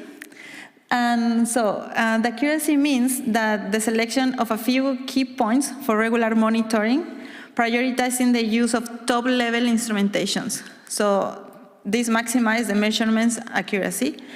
And for example, if you see this map, we can imagine that maybe we can measure an ocean variable like salinity. So we circle some specific points in Europe to measure this with advanced instrumentations, only with advanced instrumentation. So for sure, these measurements will be exactly and with a lot of accuracy.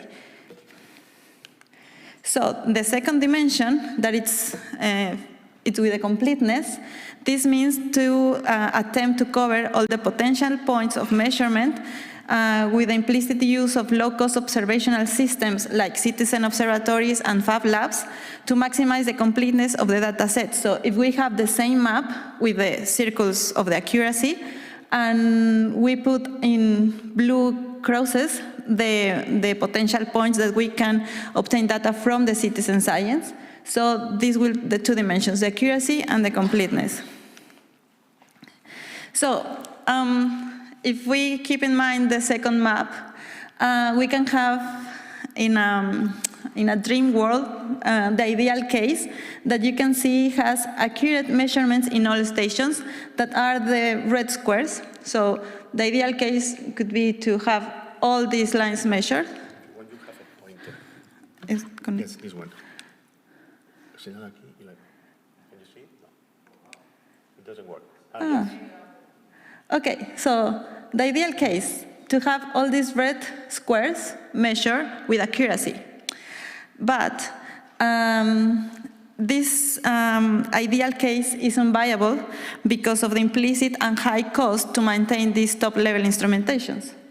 So we have to come back from the dream world and be in the real options, that one option or one dimension could be to accurate measurements in few selected points. So instead of have all the red squares, we will only have 3 of them, okay? It's not too bad. And the second dimension could be the measurement in all stations with low-cost systems, I mean the citizen science, and maybe we are not getting the red squares, we are getting all of them, but in blue. It's not the same, but it's better than nothing. And even though with the associated errors to each dimension, we can obtain an optimal product that could be the data as a result of data fusion. That could be this, to have all stations measured, not in red, not in blue, but in green. So, in particular, Minke will evaluate the benefits of using more conventional systems of advanced instrumentations, that means the accuracy, again, I'm going to say accuracy too many times, and with the complementary information provided by volunteer researchers and civil organizations, the citizen science, that provides the completeness of the data. So maybe you're wondering, how do we integrate both dimensions? So in Minke, we do that through the services that we offer. So with these services, we have divided in 2 groups. The first group is the metrological network that it's with 10 calibration laboratories, 3 ferry box systems operating in different European seas, and 3 marine observatories. But we also have the second group of the services in Minke that are the citizen science projects and platforms. So we have 3 that we are working with. The first one is Científicos de la Basura. It's a citizen science project, in English, litter scientist, that investigate the problem of litter in the coastal zone of Chile. So this Científicos de la Basura is made up for teachers and students and professionals who apply the scientific method to analyze the problem of garbage in nature and proposes actions to address the environmental problems of today and for the future. So if you want to know more about them, you can Google them, and they do really interesting things. So another platform that we have in Minke are the smart citizens. These provide virtual access to participatory monitoring networks based on low-cost technologies and do-it-yourself technologies. So this Smart Citizen is developed by Fab Lab in Barcelona also, and develops tools for citizen actions in environmental monitoring and methodologies for community engagement and co-creation. And the third one, it's a platform called Minka. This is a virtual access to cloud-based services to develop new participatory biodiversity. So Minka is a citizen science observatory that offers free access to this platform that allows creating specific projects of citizen science to monitor marine target species or coastal areas of interest. So I would like to talk especially about Minka, because this is a platform that we are developing in the Institute of Marine Science, in the group that I mentioned before, ENVIMOS. And we have obtained a lot of contributions with this platform. So one could be that this platform has contributed to to overcome some SDGs, the number 14 and the 15. Life before water and life on land. Minka has also helped us with the data that we have get in this platform to recognize the distribution pattern in marine species due to the global warming effects. Also, we had a really important contribution this year that was about that the Barcelona City Council developed a marine atlas that obtained or got all the data set from the platform to develop this marine atlas. The City Council only had the Earth Atlas, the birds, the trees, but now with the help of this platform was able to add the marine atlas of Barcelona.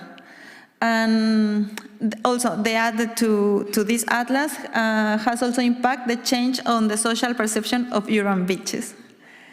And the last one, that it's another contribution that Minka allows, is to develop projects and events. And for example, in this summer, we had the Biomarathon that was was developed in Italy and Spain. So I think I was quick. So well, many things. If you have some questions, if you want to visit the platform, you can scan this QR code. You can visit the website. You can all the social media, or you can write to us, to the Jaume, by the way, that is the coordinator, and me, the project manager, and that's all. Thank you. Thank you, Alina. You were fast, so yeah. Probably there are possibility questions. Do you have any question to address? No questions? Oh, sorry, there. How does Minka work in terms of data collection, data validation? In terms of what? Data collection. You mean Minka? The word? Minka, yeah. Minka, it's the biological records. Yeah, the word Minka comes from a Quechua word. And it's a traditional action, to help people, each others within the community. Yes, but how does the project work in terms of data collection and validation? In terms of validation, you mean?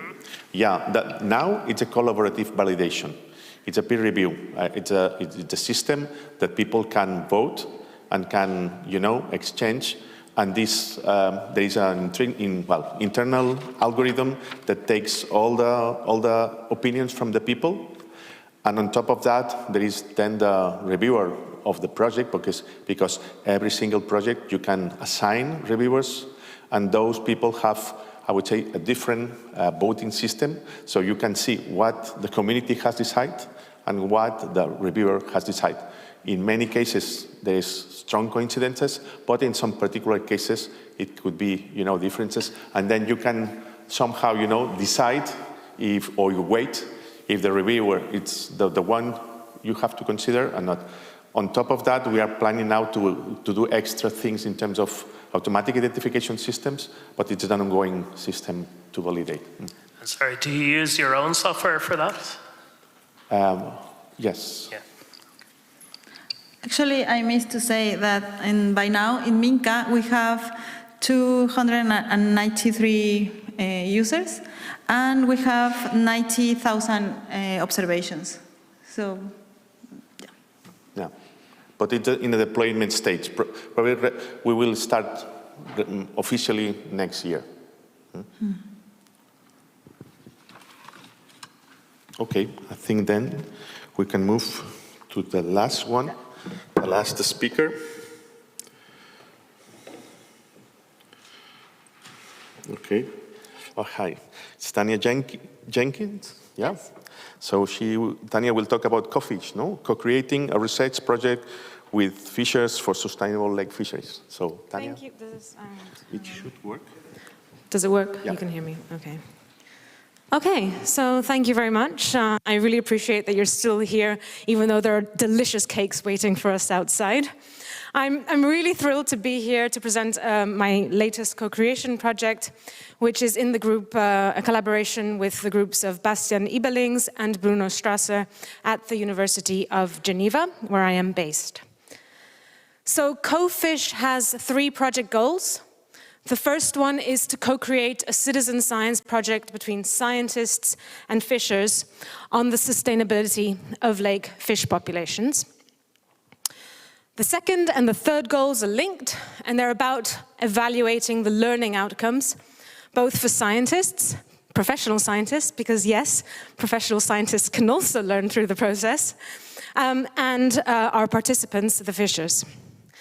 And what I'm particularly interested in is looking at how learning outcomes for those involved in the co-creation versus those that are involved in data collection vary. Today, I'm going to talk to you about the first phase of the project, so the co-creation and the design of that, because it has been a substantial part of the project and the rest of the work is actually ongoing. So our context is this beautiful lake nestled between Switzerland and France. It's one of the largest lakes in Western Europe. It's got a lot of fish in it. A lot of people think that it doesn't have people fishing in the lake, and in fact we have 130 professional fishers and 8,000 anglers that fish in the lake. So that's roughly equivalent to meeting a fisherman every 2 kilometers. It's a very rich ecological system. It's a very unique alpine lake system. It's also a very important source of drinking water. And there are a lot of people around the lake that use it for recreational uses, so for sailing, for swimming, even for diving. And we're privileged because we have a lot of research institutes around the lake with a lot of expertise on fish and on fishing and on the relations between fishers and their local environment. There are also some serious issues in the lake, so issues such as pollution, eutrophication, invasive species, diseases, overexploitation, and of course now climate change. A classic example for the local area is the Ferrat du Léman, which is an endemic species of whitefish that was fished to extinction. And so if you want, you can go to the Museum of Zoology in Lausanne and see this specimen. It's the last remaining one. So it forms really an ideal terrain for a co-creation project because we have, as I said, a lot of fishers, both professionals and anglers. And also it's very interesting because we have the Swiss fishers and the French fishers, which have slightly different practices as well. And as I said earlier, we have a lot of scientists, a lot of expertise in the area. So I wanted to basically bring everyone together, so anglers, professional fishers, managers and scientists for an opening workshop. And I wanted everyone to listen to the fishers and to hear their opinions about what mattered to them in terms of the sustainability of lake fish populations. So really we started with quite a broad open question. A lot of topics came up, and we roughly grouped them into topics such as pollution, restocking practices, the evaluation of fish stocks, urbanization, the impact of predatory birds on fish populations. And then through a series of iterative votes, both at the workshop and after, the fishers decided that they were really interested in estimating fish populations, so in the evaluation question, actually statistics. And with them, we reformulated the question, and we again went through an iterative process of workshops and interviews where we asked them how they themselves have experienced the decline in fish populations. And again, a lot of topics came up. Just the methods that we used a mixture of design thinking and storytelling methods. But one of the main topics that came up was the issue of food and food in the lake. And actually what the fishers say is that the lake now these days is too clean and that there isn't enough food for the fish. And so some of the quotes are, the less phosphorus there is in the lake, the less food there is.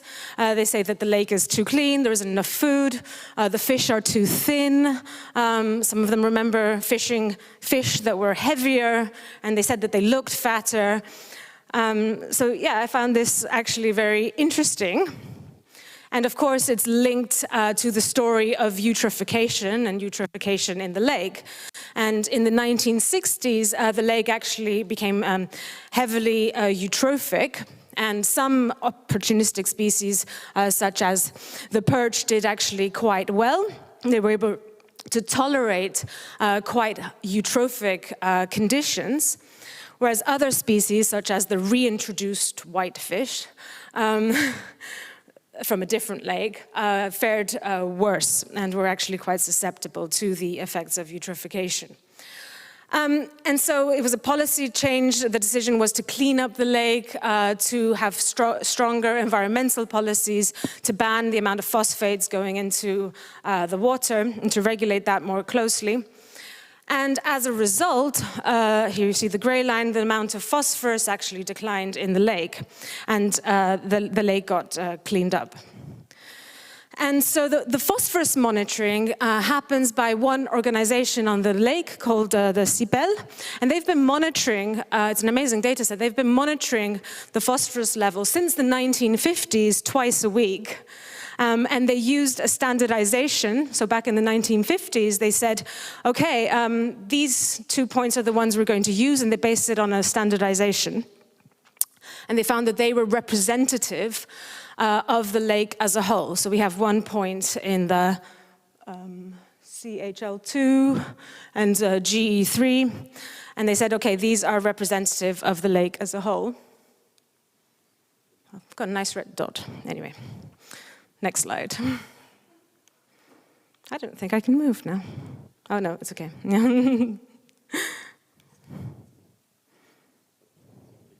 Okay.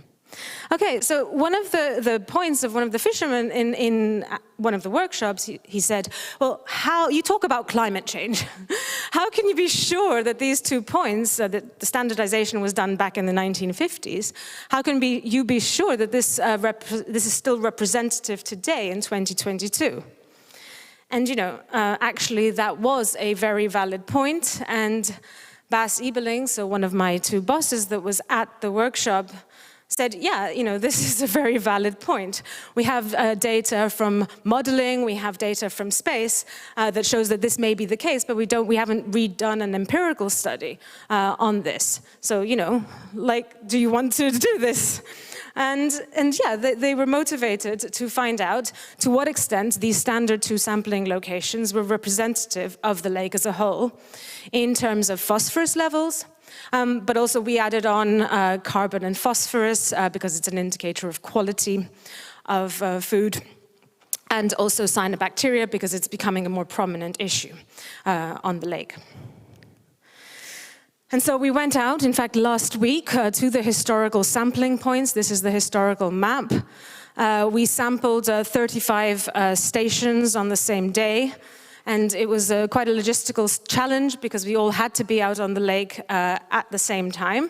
So 15 fishers volunteered to go out in their fishing boats, either as part of their normal fishing activities or as an extra outing, to go to these historical stations. And what they did is they took an integrated water sample, which is a very sophisticated device, which we call the Anaconda, which we put in the water with a heavy weight, and we tested exactly which weight was required, and 5 kilos seemed to do the job. And we sank it overboard, and the fishers collected the water samples and then hauled it up. And it's very convenient because the end of the hose pipe, the Porto wine bottles fit the end of the hose pipe to create the suction. So we're talking about really sophisticated equipment here that then the fishers just emptied in a bucket, stirred, and put in a bottle. They also took Secchi measurements for lake turbidity. On some of the boats, there was a member of our team because it's the first time we're doing it.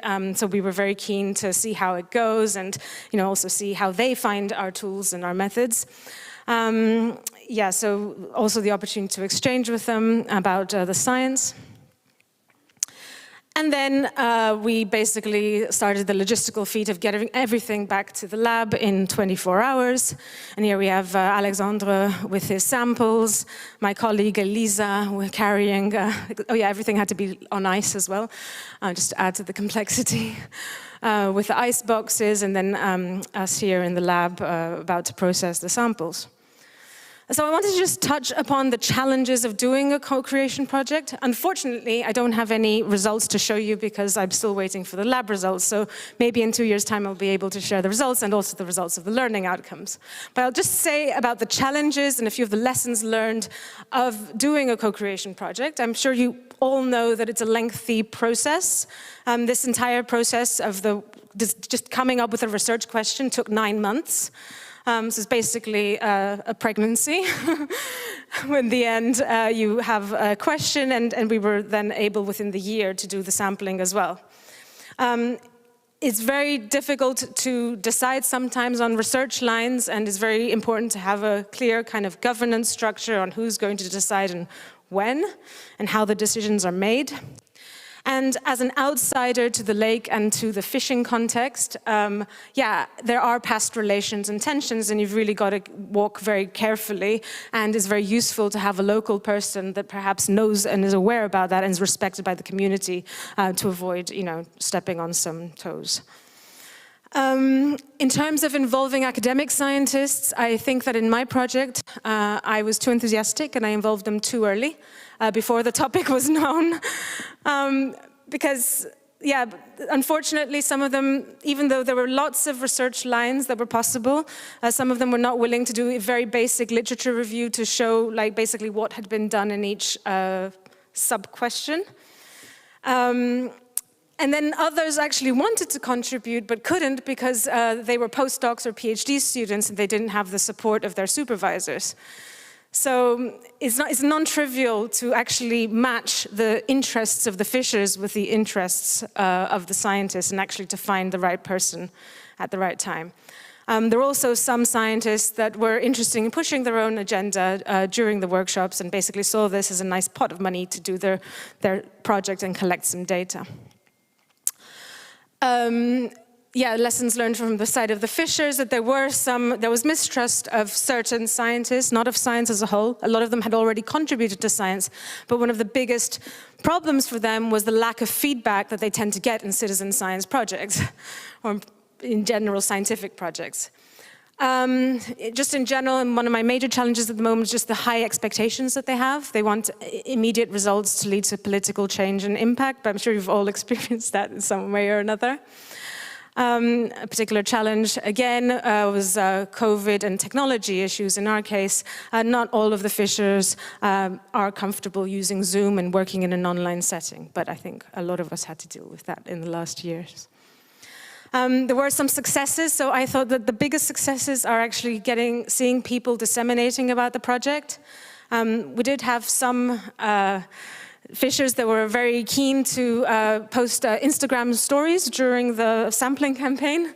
So we had one female fisher, a young one, who was out with her dad, who was also a fisher, and she posted a whole story, and I was amazed because, I could barely stand on the boat. And she was posting on social media.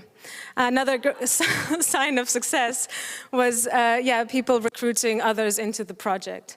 And so I'm also really looking forward now to analyzing the interviews that I've conducted with all of these actually amazing people. Next steps for this part of the project, lab analyses, workshops on dissemination and pathways to impact. I feel we didn't really cover enough in the first part. And I've learned a lot by being here, so thank you, ECSA. And a second sampling campaign in January, and then further evaluation.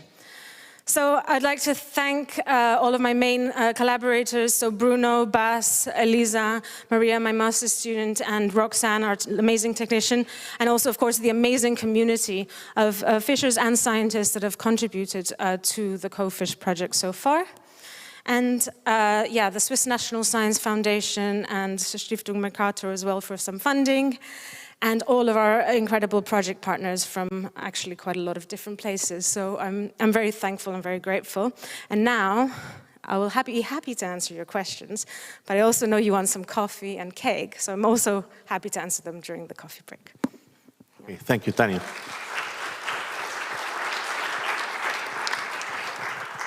Any question? Bente, please. Can't help myself. Very interesting story. You said that it took 9 months to get started, and you said something that you brought in the scientist a little bit too early. So would your recommendation be you could regard the citizens here as the users, maybe also the politicians, but the users of the result? Any ideas on how you could have included the scientist earlier, or would you do the same again, that you would, talk to the users, the citizens first thoroughly? Well, yeah, so I did, there was a 6 months before the 9 months. So it was a 6 months phase before the 9 months where I was just preparing everything. And then, of course, there was the 9 months. So I think what I would do now was definitely have conversations with the scientists and find out exactly what the levels of expertise and, make a list at least of topics. But maybe I wouldn't bring everyone in at the first kickoff meeting from the start. I felt that the scientists also felt frustrated because they weren't, I think it was good in a way that they were not talking and they were listening, and that was really encouraged, but I think for them that was really frustrating. And I think it's more likely to get more engagement after we've passed maybe a few iterations of what the fishers could possibly want. Yeah, so thank you. Okay, please. Thank you, that was an excellent documentation of a co-created project. I just wondered what you did with the fact that what they talked about at the beginning, where the fish were small, it was better when the lake wasn't so clear, and then you started to study phosphorus, but I was wondering where that, because about clarity, but I didn't hear it come back around to how did you deal with them saying, we liked it better the other way, and now you're studying the thing about they don't like it that way?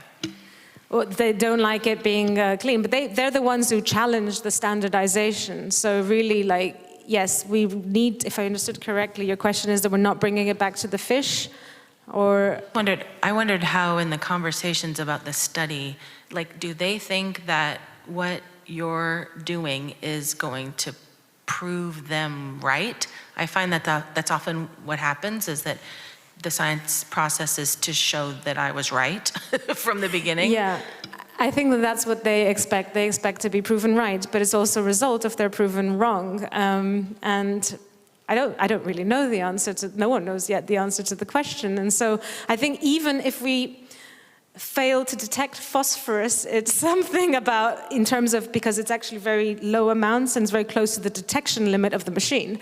That is also a result that, is worth communicating and is worth exploring with them, So I feel that from my perspective, it's still a win if they can better understand how science works and the fact that you sometimes don't get the answer that you want.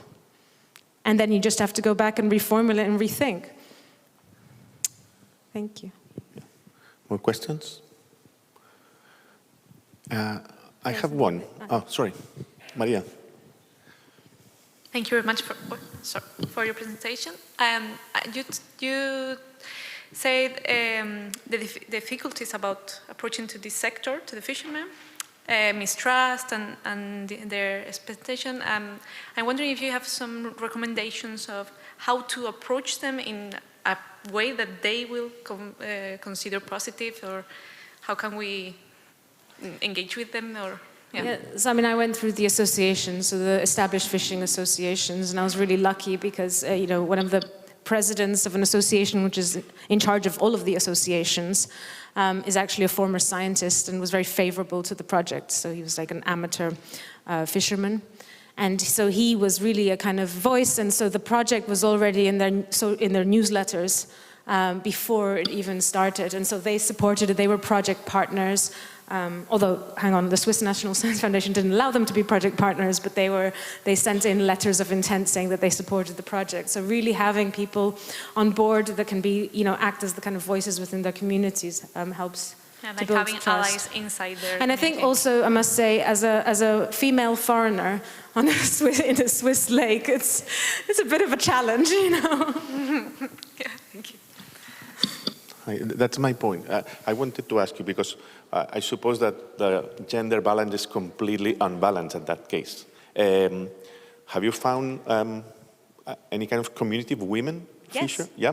And are they more sensitive or not? Or the approach is more or less the same? Well, we have two women in the project. So one of them was posting on the social media, and another lady in Geneva. It's actually a reviewer comment was that I should diversify the sample. So the first time we submitted the grant was that I should diversify the sample. And so I then included a sentence on diversification measures. Mm-hmm. And then the reviewer came back the second time around and saying that it wasn't my responsibility to diversify the profession. Okay. So I think that's, yes, I mean, there are a few women, and actually they are the two that I've heard of are actually involved in the project. I don't know if that's the general conclusion that makes them more sensitive to or more amenable to citizen science. I don't know, I can't draw that conclusion. Okay, thank you. Since there are a little bit more time, and Heidi, do you want to share your question before with the previous, or anyone? I think no, it's fine. So maybe you have time to do it on the coffee time. All right, so thank you very much for all of you, and I would like to thank again to all the speakers for their contribution.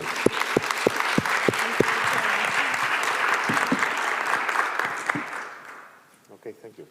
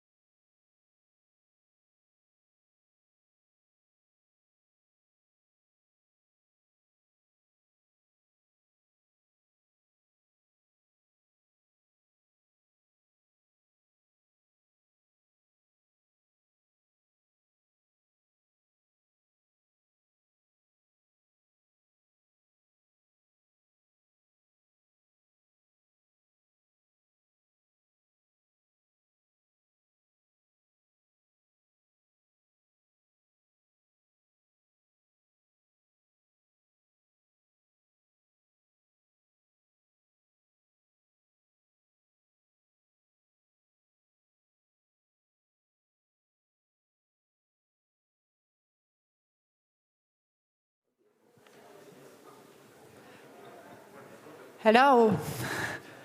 A warm welcome to the very last session of this ECSA conference. The very last session is dealing with issues like empowerment and social justice, and I think climate change is one of the key topics where it becomes very clear the relationship between injustice and climate change. And this is also a very international session, people coming from a lot of continents, and the first study is dealing with Nepal, and Naomi, please, the floor is yours.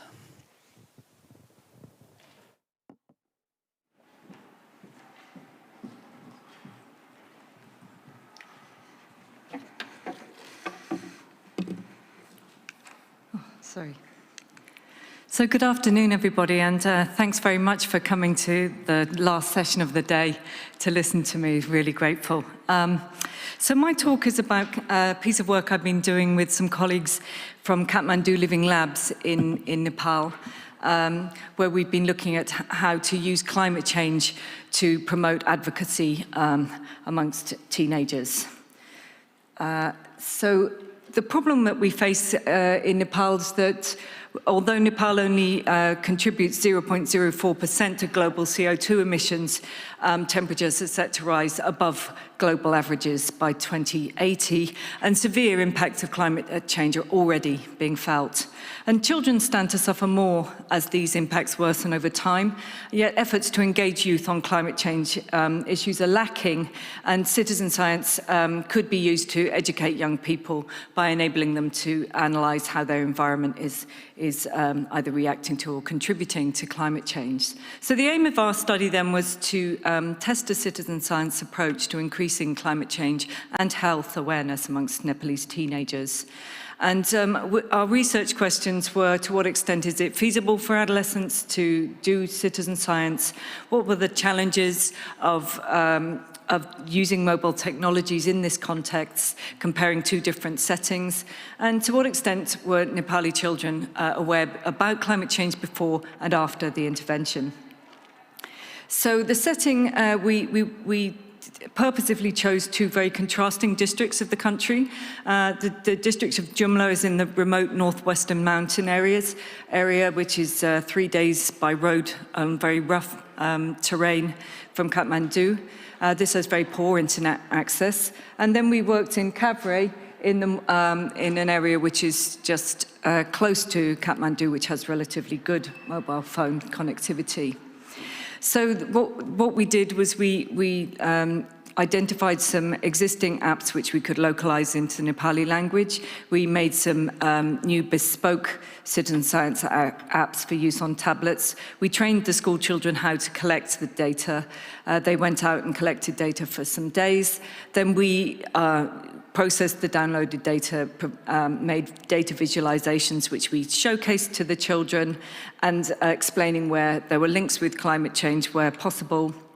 And then we gathered children's experiences on what they learned from the project. So how did things go?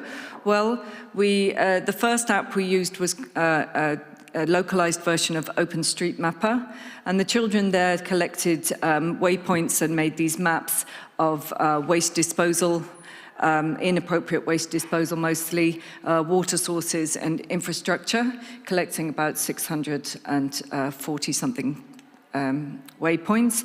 We also translated iNaturalist into Nepali. I think that this app needs no introduction here. Many people will be very familiar with it.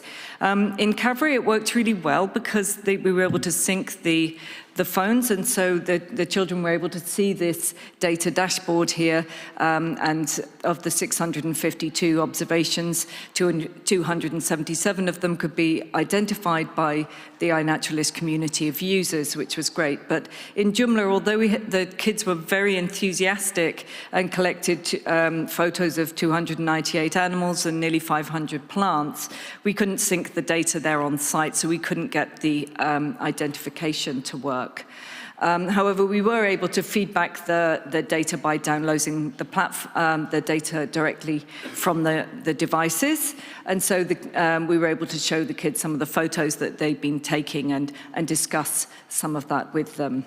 And you can see that they captured some really beautiful biodiversity here.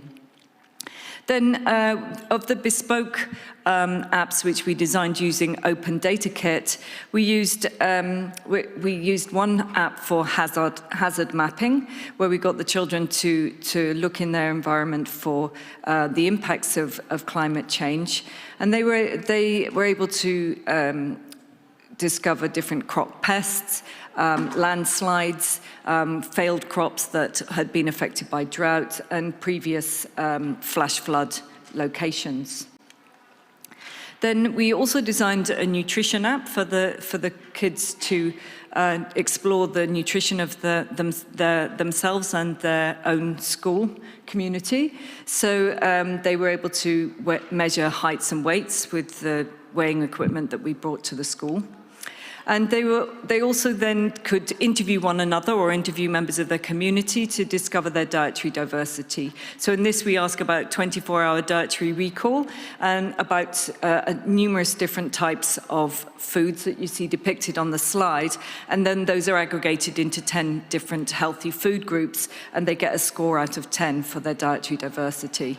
The other thing we recorded was unhealthy eating with Sentinel unhealthy foods, so the kids could find out their unhealthy eating scores at the end of using the app.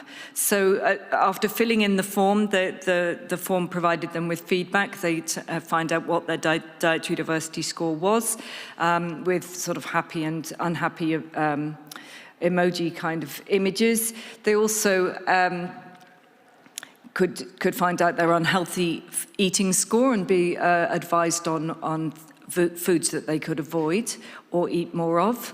For adults, we reported back their BMI, and for children, we reported back the BMI for age Z score.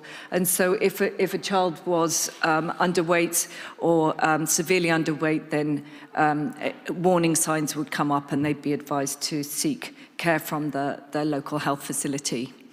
Similarly, if they were overweight, they would be advised to eat less high-calorie food. The kids collected 183 measures in anthropometric measures in Jumla and 67 in Kavre. So we were able to then compare the two districts, and we saw higher levels of overweight and obesity amongst the children in Kavre than in Jumla, but the children tended to be more stunted in Kavre. And then we fed back these kind of plots to the children with photographs of the different foods indicated on the plots. So for example, you can see here that the kids in Jumla, for example, were eating green leafy vegetables and lots of pulses. So we were saying that's really good, but it would be good if you could eat more of the fruits and vegetables, for example. Similarly, the children in Kavre were eating high levels of junk food, so we fed back that to them and encouraged them to eat more of their of fruits and vegetables. The last app that we designed was a plant atlas, which is a photographic manual, paper manual, which was designed by a colleague of mine, Tom Timberlake from University of Bristol, for use in a different project. And we shared this with the children, and when they found a plant that matched to the photograph in the manual, they were then able to scan a barcode to record the prevalence of that species. We also gave them these photographic guides to different pollinator groups and pest groups, so they could record the pollinators and the pests on the plants that they were observing. So the children made 223 observations. They recorded a range of different insect visitors and insect pests, as well as 36 records of plants affected by disease.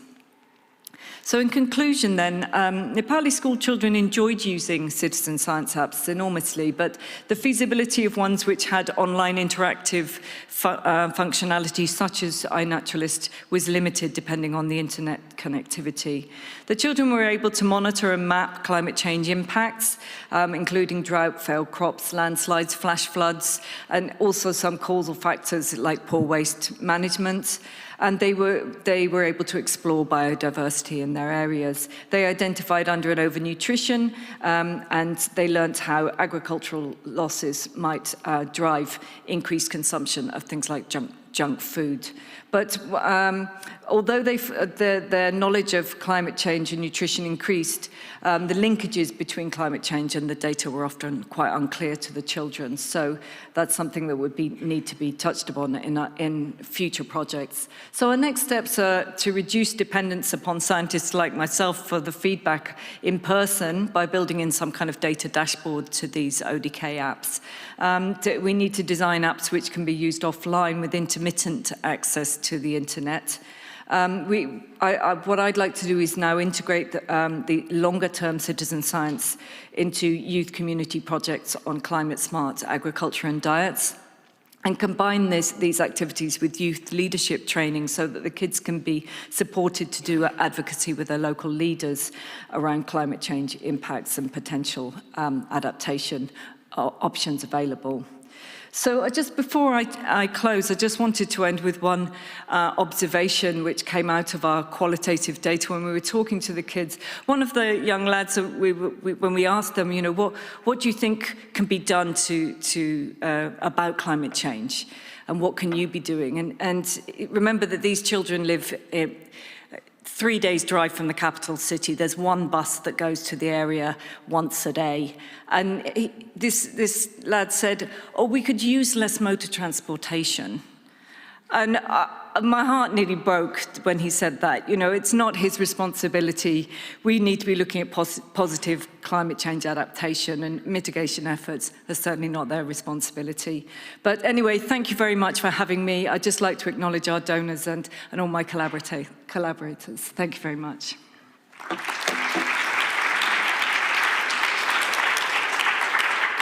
Thank you very much. A short question, what about the language? No? When do they learn English? Because e-naturist is in English, or do they have their local language? No, we translated it into Nepali. I see. Questions? Please. There should be a micro.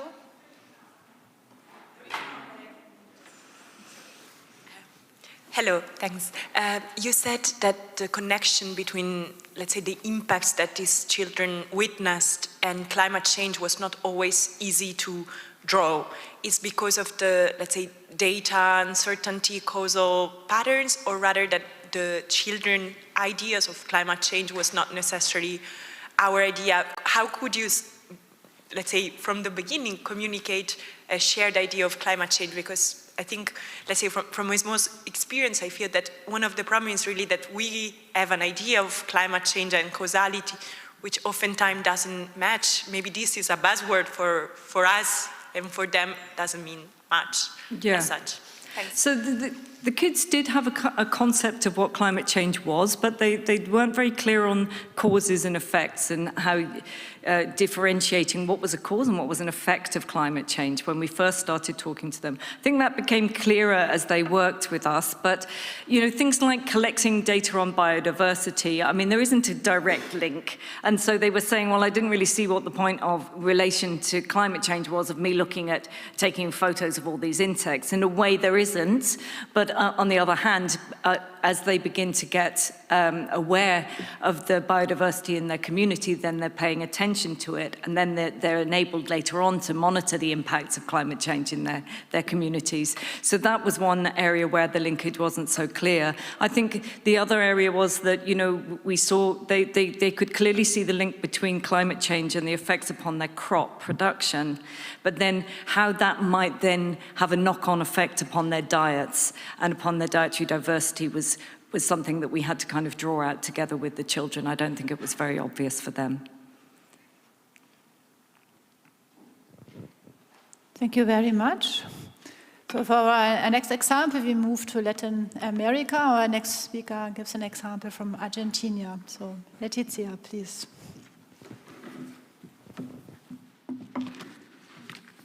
Sorry.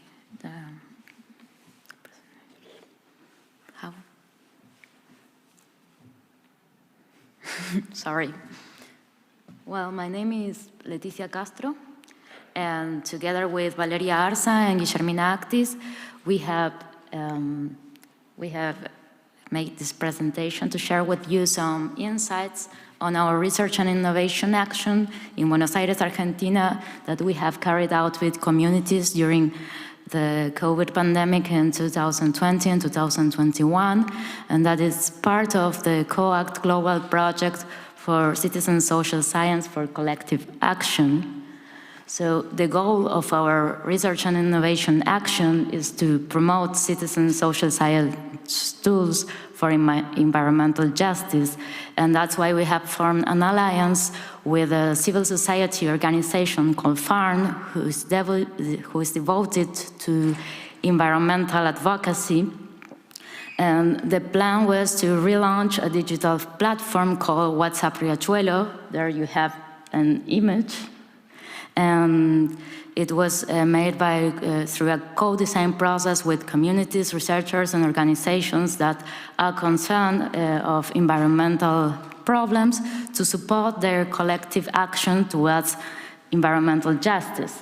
So this is our case study. It's the Matanza-Riachuelo River Basin. It's the most polluted basin in Argentina, and it's a clear example of environmental injustice.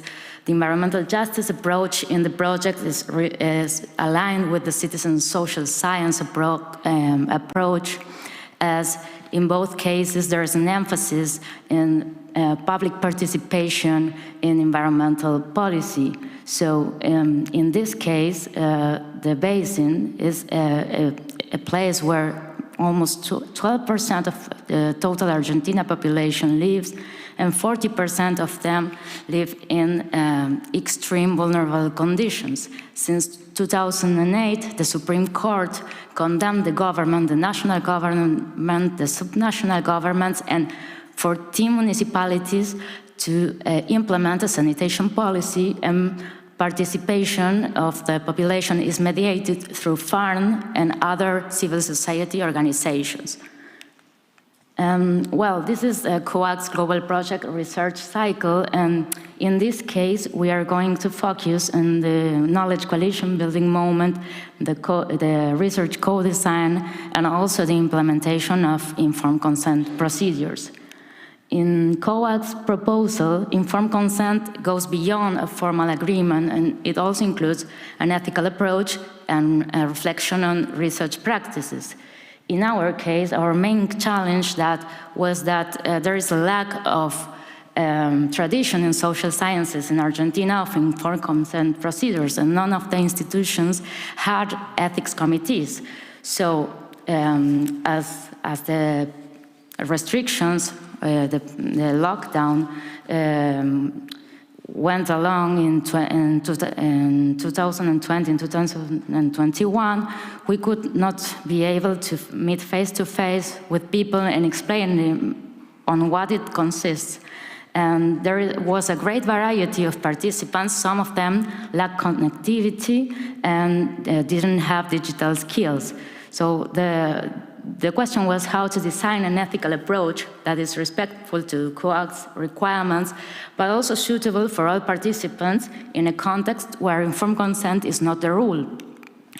And we had a strategy that was, on the one side, rigorous to accomplish the requirements of the global project, but also flexible enough to adapt to the different participants and the different types of activities.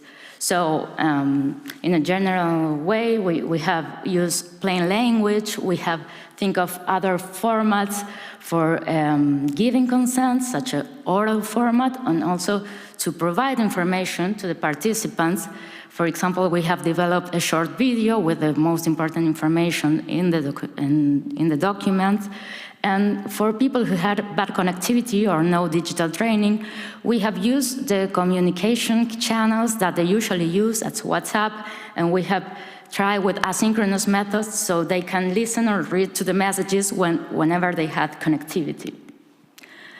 And another central aspect of our research and innovation action was the creation of collaborative spaces in order to engage co-researchers to co-design the digital platform. This is the public participation in science is a trending topic in literature of citizen of the studies of science, but in our case we have reviewed some typologies that identify different forms of participation, and for our case study we started with institutions such as civil society organizations that have what could be called an institutionalized participation in the trial, in the judiciary process, and then thought of getting those who participate at the margin, or the amateurs, their vocational amateurs, researchers that express feelings of love for their subjects and for their neighborhoods. But we find out that for getting to those amateurs, we needed some other actors or stakeholders that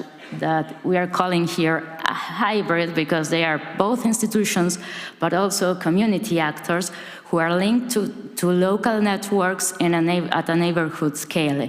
And they act as our ambassadors to reach to amateurs and neighbors.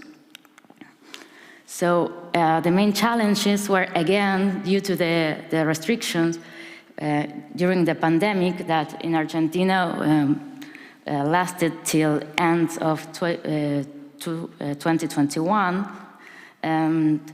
It was very difficult to explain the engagement that we expected from them, because there is no tradition of citizen science in Argentina, and also because there is a general feeling of disappointment and distrust regarding the possibility of the river to be sanitated.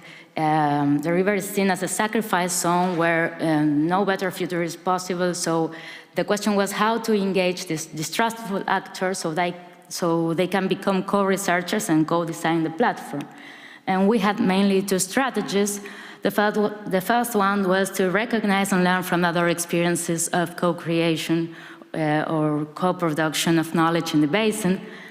At first, during the knowledge coalition building, we contacted institutions, mainly civil society organizations that are mediators within the, between the Supreme Court and a population that want to participate in the public policy definition. But we also contacted professional researchers who were involved in citizen science projects in the basin to identify the benefits and the constraints of the approach and the potential uses of citizen science tools. During the co-design process, we get to these hybrid actors that I mentioned before to get to the amateurs and the neighbors. These community organizations, mainly community libraries or neighborhood associations, were our ambassadors in the territory. And with our local connections, we have managed to get more and more people. And through this process, we realized that there was a big interest in environmental education, so that's why in the last phase, the implementation and dissemination phase, we have also reached institutions that are interested in developing this environmental education.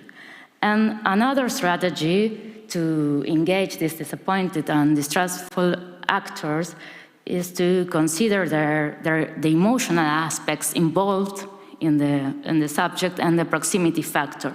So we have appealed to their emotions. We have considered the proximity to the river and try to imagine with them some possible futures. We appeal to their memories, their image of the city, and they remember moments when the river wasn't as polluted, and with this image they could be able to think of a future where next generations could enjoy the riverside.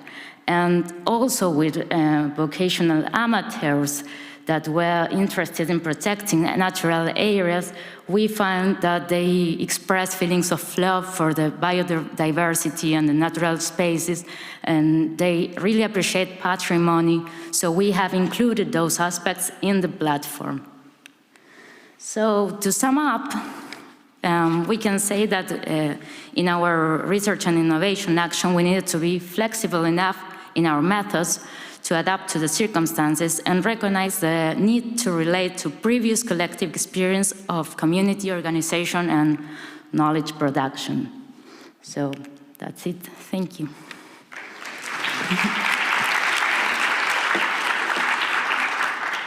Thank you very much.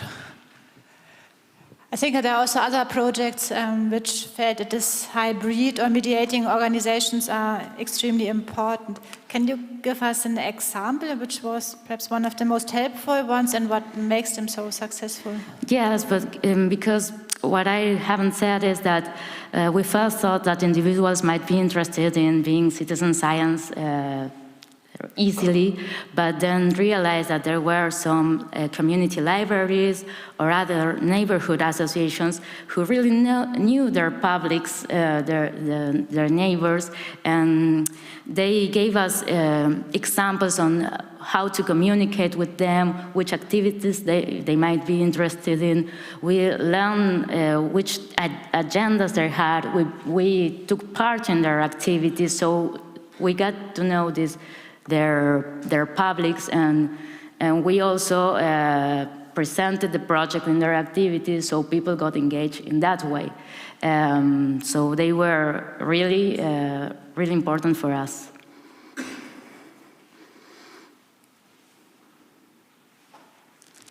No more questions. Thank you again. Thank you. Then we move back. Back to Europe. It's a presentation by two persons, Pia and Kim. Perhaps you will be presented, and it's dealing with heat again. Hello, everyone.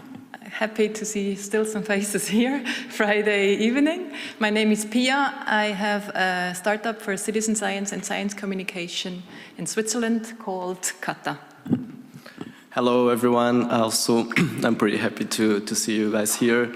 I'm Kim, and I'm working to HEDU, which is also an organization that supports in developing softwares and hardwares to citizen science and projects.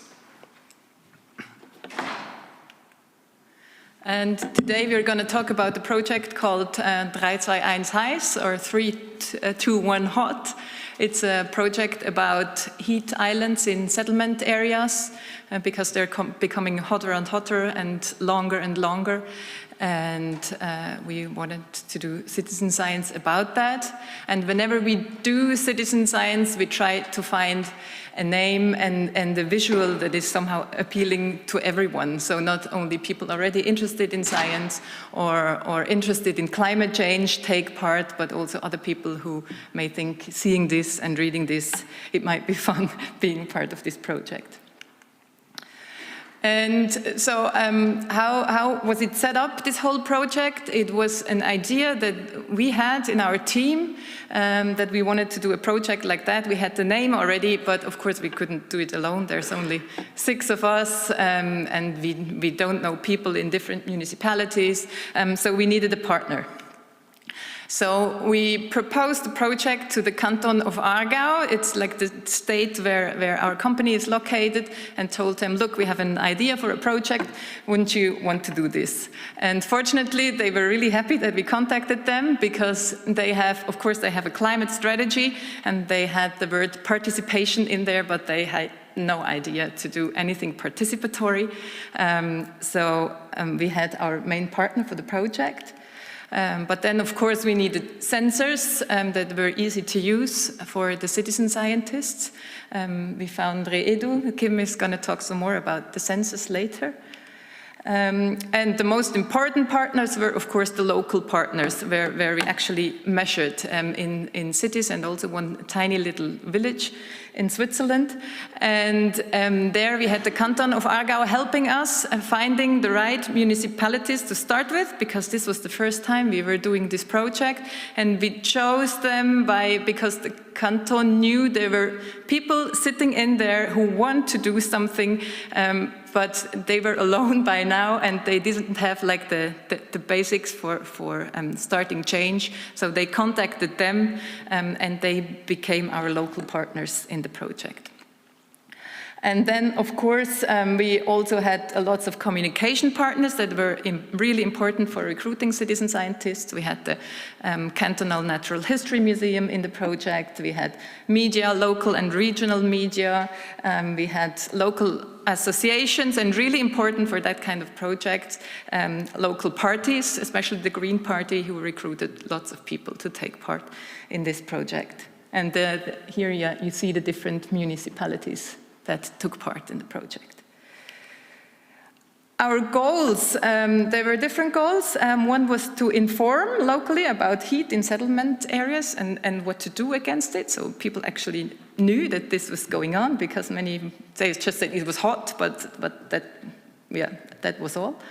Then we wanted to define the most important heat hotspot in certain municipalities, and important means important for the people living there, so they could choose where am I and where do I want something to change.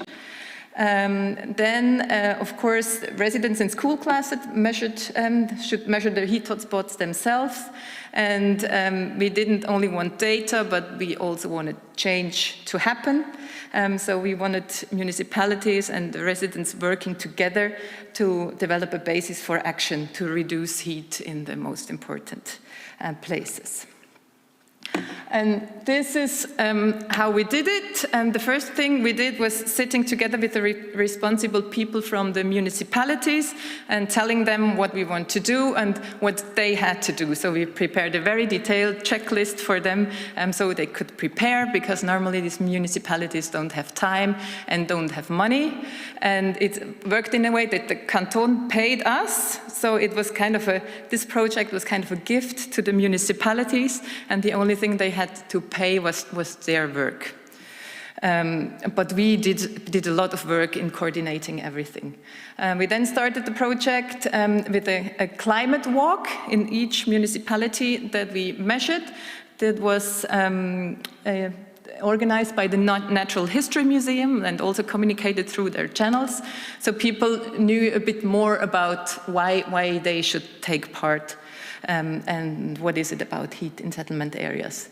We also visited school classes and gave one school lecture about climate change and heat to prepare teachers and school classes for measuring. And then we had a kickoff workshop. Where is it? Oh, here. With all the participating citizens, we went to each municipalities and sat together with the citizens, and at everywhere there was always a responsible person from the canton, and one, or even in some municipality, even 3 people who were from administration, from the local administration. We decided where to measure and how to measure. People measured their way to work or their way to school or back, so they didn't have to make too much extra effort. And then there was a measurement period of 3 weeks, and we always told them some day before when to measure at the hottest days. And there were 2 measurement windows, one in the morning during 2 hours and one in the evening during 2 hours, where in all the 5 municipalities the people went out at the same time. And then in the end there was another workshop where people came together again, and we then decided which spots in each municipality do we analyze in more detail. So they had to decide which are the hottest spots and also which are the coolest spots, and they want to have exact data on these spots. And there was ice cream in the end. That's the picture here. With the kids, just to say a little bit of thank you for participating in this project. There are no results yet, because these final workshops were in the beginning of September, and we are analyzing the data right now. But one interesting thing that we see is that sometimes the cool spots that people defined as cool spots are warmer than some of the hot spots. And we are now going to find out a bit more of why they have the feeling that some spots are cooler than others. And now, please. Yeah, as a partner, we developed the hardware and the software as well. So this sense box we developed to be portable and can be carried for everyone. So I think the first challenge was designing a portable device that could be easily managed by everyone, so a wide, broad audience. So, and here regarding the data accuracy, we did some airflow simulation to taking out the air from inside the case to not leave the device taking the data from inside the case, but outside from the environmental. And also we did some comparison data with this meteorological station with our partner in the University of Münster. So the sense box, the device is over there in the orange circle. And for the comparison, we can see the graph, and in average is 1 degree of difference, but is following the graph of the meteorological station.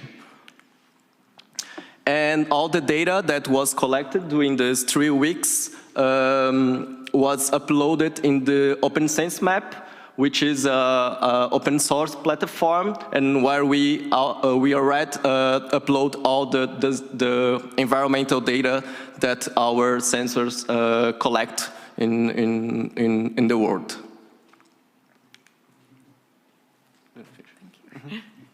And just some learnings for us, because there are already 4 municipalities that came up to us and said, we want to do this next year as well.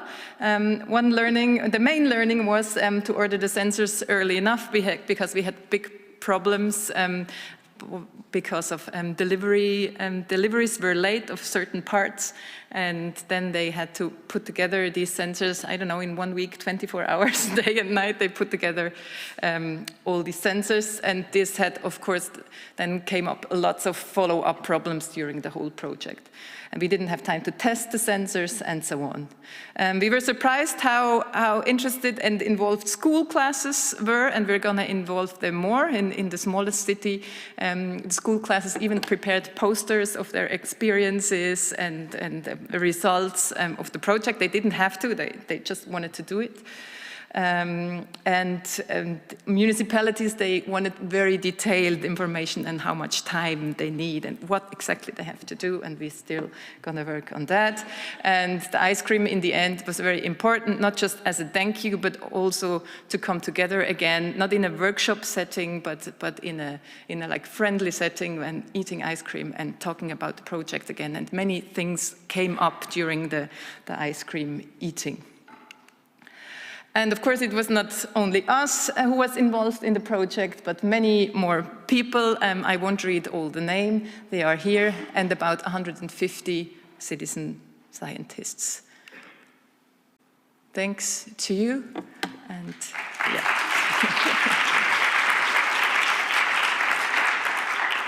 Great to see how the sense boxes make their way to the world. So are there questions? Please. Can you explain a little bit more about this kind of walks that you organize? So, because how they move around the citizens, and there was some kind of protocol behind that, or was their choice? Or? When they measure? Yes. The protocol was that they had to measure within this time windows, all at the same days. And with the sense box, it's very easy to use. You turn it on when you start walking, and then we defined they always did walk the same way. So we defined in the first workshop where everyone is walking. So we had as much of the municipality covered. So they said, okay, I walk here, and oh no, but you live here, so maybe I turn around here and then I go there. And they always did that same turn, so you can compare the data from the different days, and they always walked the same way. And that was it. That was the whole protocol. Okay. Maybe 2 questions. One is if the municipalities is going to improve these hotspots. Okay, how is is going on? And then the second one, are those data even useful to calibrate satellites that are already picking up high definition pictures of heat in urban area, or you can contrast this to informations? Or are you planning something in this direction too? Yes, there is also, the canton has climate maps where they also have models of how hot does it get where, but this is data only. And what we did in the project is data. This one thing is additional data to what there is already to check and compare the data, but also feelings. Where do people feel like it's hot or it's nice to be there, and what can we do to make other places, make a feeling there that it is a cool place. And what they're going to change, it's not in our hand, it's the municipalities, but by taking part in this project, they had to promise that they take part in all the workshops, they measure themselves, and they're going to bring in the results from the project to all the discussion where this data could be relevant. But very often they were not the people who could, because if there's a construction site and there's a people for environment who was part of our project, the environment person cannot do anything for construction, but he can only tell the other guy, the other person, look, we measured here, and people said it's really important that we plant some more trees here. And it was interesting in the discussion in the final workshops where there were people, administrative people and citizen scientists, and then we were discussing about certain points, and then the people from administration said, yeah, we are, sometimes they were already planning something, and then we decided, okay, then maybe we're not going to measure at this point, but we're going to measure somewhere else where there's not yet planned that they build trees or open up a little stream or stuff like that. So we decided to do something else. So for future construction site, they can take this data and say, you have to do something here. But it's going to take some years for things to happen, really. Last question, please. Yeah, very interesting in the nature of what young people themselves feel as cool or hot. I mean, how are you going to develop that idea that, you know, that their subjective feelings about hot and cold and warm and so on? Young people have a very different sensitivity and impression of heat, I reckon. So how are you going to develop the project to actually look at the subjective responses to what the data shows? Well, the idea, we still have to think about that in detail, because it came up now that it really differs, the feeling from what we have measured. And I'm not sure how to develop the project, but for sure we're going to look more at these places where people felt like it was cool, although it was warmer, and what is there. I think it would be really interesting to see, is it similar in all the different municipalities where we have that phenomenon? Is it places where there are trees, or where there are not many cars, where there's a lot of wind? And I think we have to look at it in more detail. But there's no detailed plans yet. Yeah, thank you very much. Not only heat is a problem, also drought. And our next speaker is coming from Spain. Amaranta, please. Oh, yeah. Yes. Yep.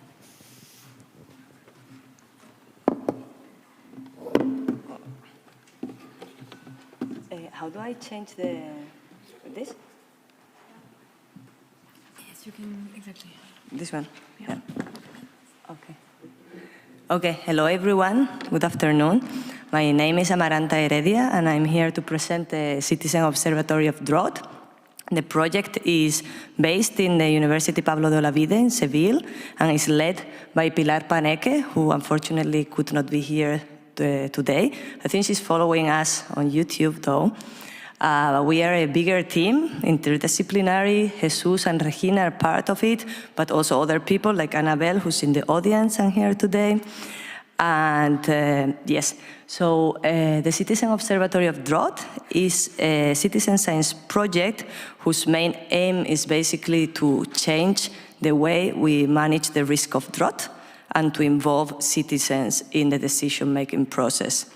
So ultimately, we want to affect policy making, but on the way, we really want to first inform the society, because drought is a very complex issue, especially in the context of climate change, and we believe there's not enough information in order to affect policy. The project has been funded by the FECIT, which is the Federation of Science and Technology in Spain, and it's 3 years old. We had the first year of funding in 2020, and now since July, we will run until next September at least. But our goal is that it's a long-term project in the upcoming years. So first of all, I would like to talk about the rationale of this project. So as I have said, drought is a very complex risk, and we feel the need to transmit the message that we have, drought and scarcity. So drought has been measured very well, basically how much it rains and the different periods. And for example, Southern Europe, and especially the Mediterranean and Spain, are the spaces with the territories with the highest risk of drought. Spain is basically the driest country of Europe. But then we have, and these droughts will increase in frequency and intensity. This we know for sure. But there's another element that is very, very important, that is basically scarcity, which is not the physical component, but the socio-institutional component. So what do we do? What do we do with water? What do we use it for? How do we make those decisions, and who makes those decisions? This is what mostly affects the vulnerability of the territory and of the community. So yes. These are the 6 Sustainable Development Goals, basically, that our project addresses. And as I have said, I think what we want is to include citizens in this process of policy making. Traditionally, basically, there have been a lot of different initiatives of discussions with stakeholders, so basically governments and water management offices and farmers. But it has not been, citizens or society at large has not been included. And we believe this is very important, not only, because it is the fair thing to do. Water is a public good, but it's also a financial resource. And this makes it for a very, high conflict issue that we believe will benefit from involving more parties. And also this would create more institutional trust. And so I will first explain the first round of the funding, what we did, and then I will explain what we're doing now. So basically, the first year, the thing that we focused on was on developing a drought vulnerability index. So in 2017, before this project started, Paneke and Jesus Vargas developed this index to measure vulnerability to drought. There are other indexes in science, it's not the first one, but what they tried to innovate was to include the socio-institutional factors. I will go in a minute with it. So this index basically has 16 indicators, 3 of exposure, 3 of sensitivity, and 10 indicators of adaptive capacity. And of the 10 indicators of adaptive capacity, there are 3 indicators that for which we need the contribution of citizens in order to calculate, which are the perception of climate change, perception of the risk of drought, and institutional trust. These factors, socio-institutional factors, had been for a long time in the literature identified as very key, but no one had started to measure them because it's actually much more complex. You cannot just go to databases or maps and calculate them, but you actually need the input from people.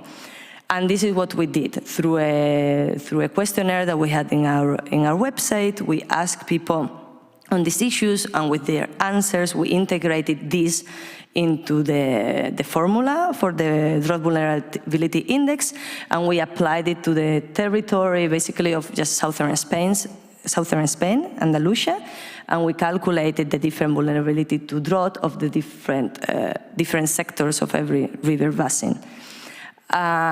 This gave some preliminary results, and it also allowed us to test the methodology.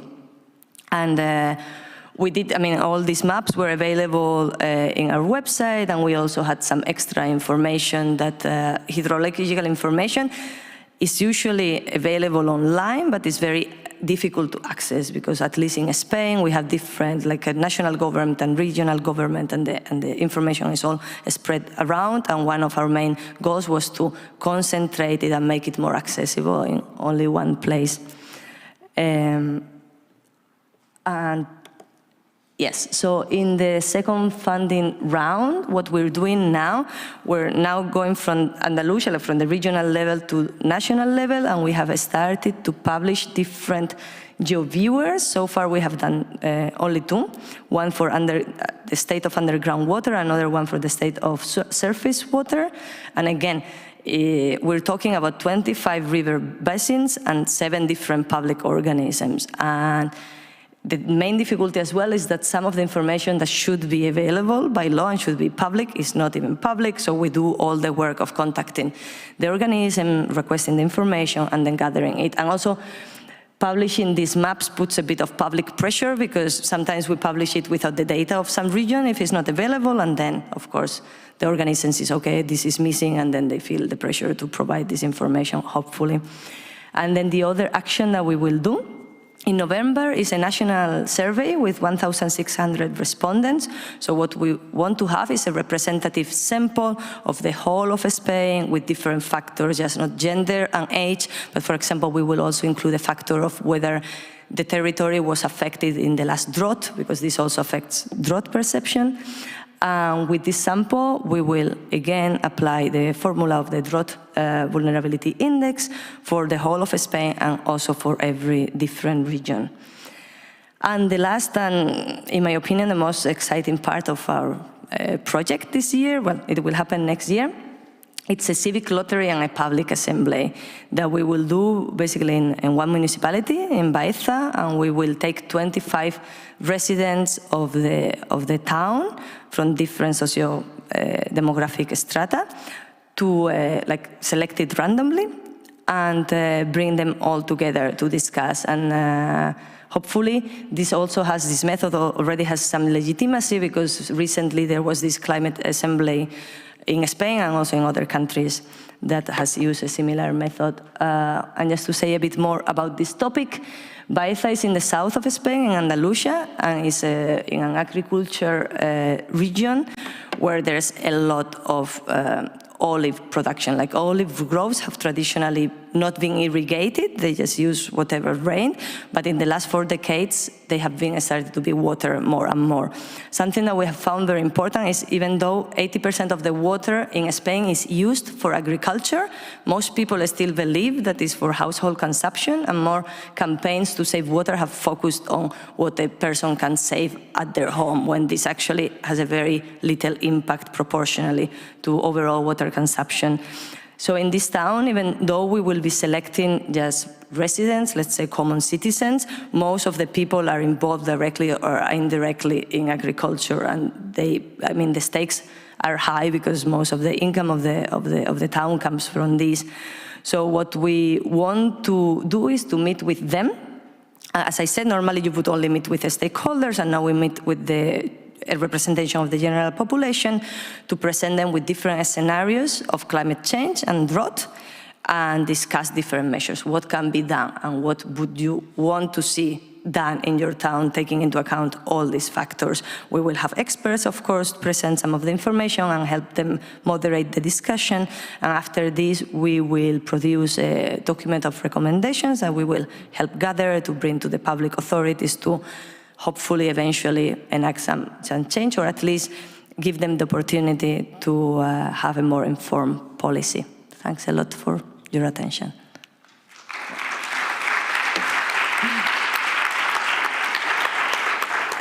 Thank you. On the map which you showed us, the adaptive capacity on the municipalities at the coastline had been lower than the others. Why that? What? Yes. Yeah. So basically, well, the purple is adaptive capacity. So the darker it is, the higher it is. And then the vulnerability is down. So as you see, the higher the adaptive capacity is, the less vulnerable a place is. So it's basically the coast in Malaga that has the highest risk of drought because they have the least adaptive capacity. And basically what came from the analysis of the data is that the adaptive capacity is key in determining how, so you can calculate the exposure. Why is it so low at the coast or lower in the rest of the? Well, because there's less institutional trust and there's less perception of the risk, and basically there's just more distrust because of the management that has happened. There's like the coast of Malaga is basically, there's a lot of urbanization, there's a lot of agriculture as well, and there has been a lot of conflict with that. Okay, thanks. Any more questions? Please, again. Yeah, sorry to ask a second one, Catherine, but I love the idea of you developing this citizens' jury or the citizens' assembly as an extension of the citizen science research project. And I just wanted to commend you for taking that on. I think it's a great model that many other citizen science projects could adopt or, explore.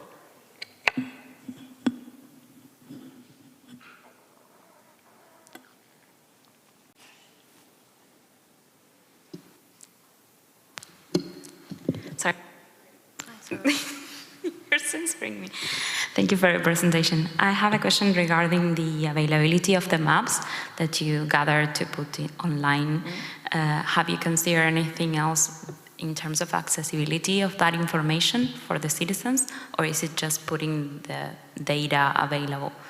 Because for some people it's not very accessible, the data by itself, and they may need some help interpreting them, or have you considered activities in terms of that to engage more the citizens? Yeah, it is true that, I mean, one good change we have done, we have made the maps of this new cycle easier to use, because the previous one, I mean, it's a GeoViewer, so of course you need some information, but not in terms of maps, but we also have a lot of media presence, like there's, because the observatory, Citizen Observatory of Drought is gaining a bigger name, so we give a lot of interviews about the state of things. So that's, I would say, is the information from the maps and from the research made a bit more accessible for like TV or interviews or things. But I don't know if you have some suggestions of a more accessible type of maps. It would be very interesting to hear if you know some. Just wondering, because we have tried the same in terms of we are also working with data that is available from public sources, and it is not so findable, but also it's not very easy to interpret it by citizens, by themselves. So we're considering how to do that online without requiring like a group of scientists directly interpreting it for the citizens. So if you have any experience on that. I mean, I think more and more, there's in media also more like infographies and some newspapers using more and more maps that are more visual and different, so, but still, is what's the level of accessibility, but yeah, that's something to think about. Thanks. Please. Thank you. I maybe building on the colleague comments on civic assemblies. Civic assemblies generally are very structured according to indeed pre-legitimized principles. In which phase of the civic assembly do you think, let's say, citizen-gathered data from the observatory could be useful, be used in the kind of, in, let's say, preliminary phase, in the deliberation, in checking the results? Because we are particularly interested because we are trying to merge civic monitoring with civic assemblies, with the observatory of civic assemblies based in Milan, but we still, let's say, are hesitant on in which phase it could really contribute. So if you have good experiences, or at least a plan for where to merge them, that would be helpful. Thanks. I mean, we have not even started really. What I feel, I mean, of course, everyone will be provided with access to the observatory, but what the plan is now is that we will prepare a specific information because it's going to be based on the municipality. So here we have maps for Andalusia or for the whole of Spain, and what we want to do is gather more specific relevant data and prepare different like documents and things. So I don't think there's a specific plan. And also, it's a very small project. It's going to be a 2-day deliberation. So it's also not going to be like, yeah. Yeah, thank you. Thank you very much. Thanks a lot.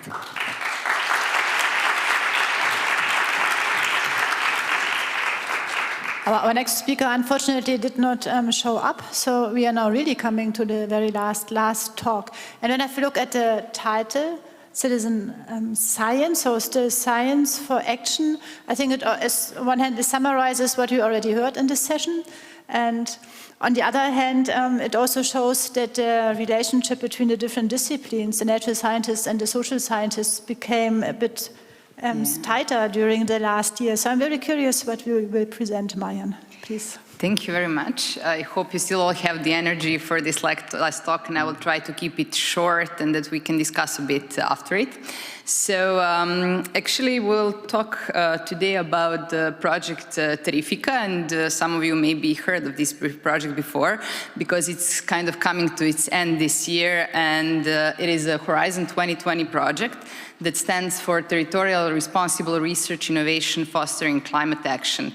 And this project actually set out on the kind of foundings that were actually built in the city of Bonn here in Germany, like several years ago, when there were huge floods occurring, and the local initiative actually tried to ask citizens to help them and to build kind of a map of the places where floods severely hit the city. So not only city and the government benefited from them because they actually knew where to help and what to do with certain parts of the city, but citizens became aware of their neighborhoods and tried to connect the events that are happening there with actually climate change and started thinking about it.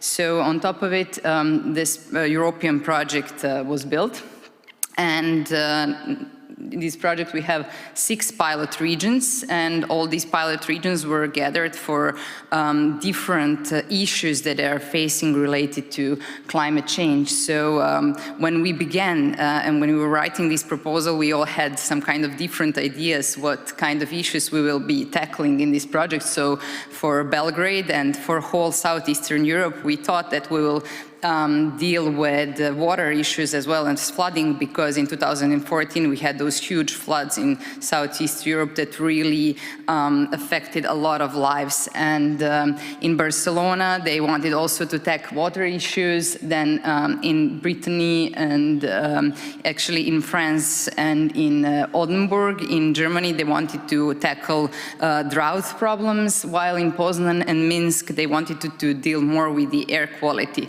So we came together, and what we did for the beginning was that we made a crowd mapping tool where actually all the citizens of these pilot regions could pin on the map their, as you said, subjective feelings that they feel with different topics related to climate change. And these topics were either temperature, water, wind, air quality, and soil. And they could pin both positive examples and negative examples on the map. So it was completely subjective. They could say, here I feel well, here on this particular spot I feel well because there is a lot of green trees, or there is a park I like here because I see a fountain, I can drink water here during warm summer months, or I feel here there is their quality is really bad, and so on. But not only that, but they could directly on this pin, they could propose themselves different kind of innovative solutions. So we asked them to pin it there, and I will tell you in a minute what we did with all this. But before that, I wanted to say how did we ask them to put the pins on the map. So we made a huge campaign in newspapers, in digital media. But when we started with it, we realized that in Serbia at that moment there were only 4 citizen science projects, so nobody even knew what citizen science was. So first we had to translate the term citizen science and to try to explain what it is and what it would bring to the people to even join this kind of project. And when we talked with our partners in France and in Barcelona, we had quite the opposite problems at that moment, because we said that our people are willing to participate, but sometimes they don't know how, or they lack ICT skills to do so, while in Paris and Barcelona they were saying that they have quite a problem to recruit people because there are so many initiatives that are asking similar things of them, like to pin something on the map, or to help them, I don't know, just to do whatever kind of citizen science. So we had much more pins actually, and much more citizen scientists involved in the project that they did, which I found really strange. And what we realized that we had to do was that we had to go really on the terrain, as I said, to explain to people what citizen science is. And we constructed some, as you see on this picture, like physical objects that are representing our mapping, and we were explaining the problems that are related to climate change, how they can participate, what they see in their surrounding, what they can think about every day while they are going to the work, or even if they're tourists in Belgrade. So we had this kind of category. You don't have to be like a resident. You can be a tourist, or you can be there just passing by or visiting somebody. So what we did is also that we provided them like on-site tablets, so they didn't even have to have their own phones, because we specifically went to regions where there are people who are underrepresented, who are actually kind of marginalized, because they're, as you know, mostly even severely hit related to climate change than the people who are like in the city center and who are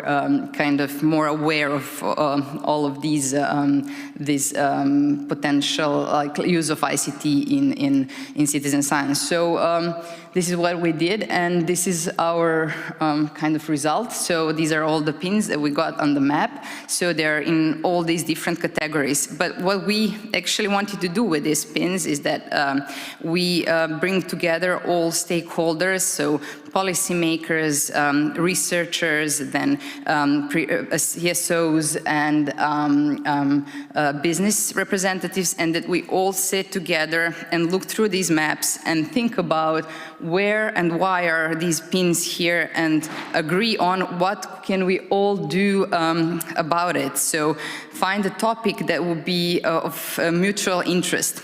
And that's what I said, that when we began this project, we had one idea, but it turned out almost in all pilot regions that we are kind of not able to work on these issues, because not all the stakeholders want to agree that they want to work on problems related to air quality, because it's kind of a really sensitive issue in our country. And they didn't want to even agree that they want to work on the water issues, also in Serbia and in Spain, because in Spain they said that it's also kind of really sensitive issue. So we had to really spend a few workshops all together and to go through some even fights that we had to kind of mediate between stakeholders, because it was really hard to find a subject and exact locations that we all want to work on. And in Belgrade we managed to realize that actually heat islands are the ones that we want to tackle, so that we all agree that there are certain bus stops that lack kind of shading during the summer, that we all lack on some places like fountains, that we can get easy access to water during summer. So in the end we found some issues that we all want to work on, and afterwards our idea was not to exactly solve these specific issues, but to try to make action plans all together and to see what would be the way and how to empower citizens themselves in future so they're able to solve the issues in their neighborhoods. Who to contact, how to contact, what are the exact steps if they want to plant a tree or get a fountain in their neighborhood. So basically this is it. I didn't translate it, but these are some comments that we got. And for example, as I said, for this bus stop, they even proposed, for example, this what we all agreed on, this bus stop, they proposed that they want some kind of innovative artistic solution that can be the fade, or they said that there are a lot of places that look like really like poisonous air, or the ways that there is like really hot parts of the land, so I can't even translate it. So that's basically it, and thank you, and I hope that I summarized how important this is for citizens to participate and to get to understand in this way how our climate change affecting their neighborhoods and what they can do to better adapt to it. Thank you.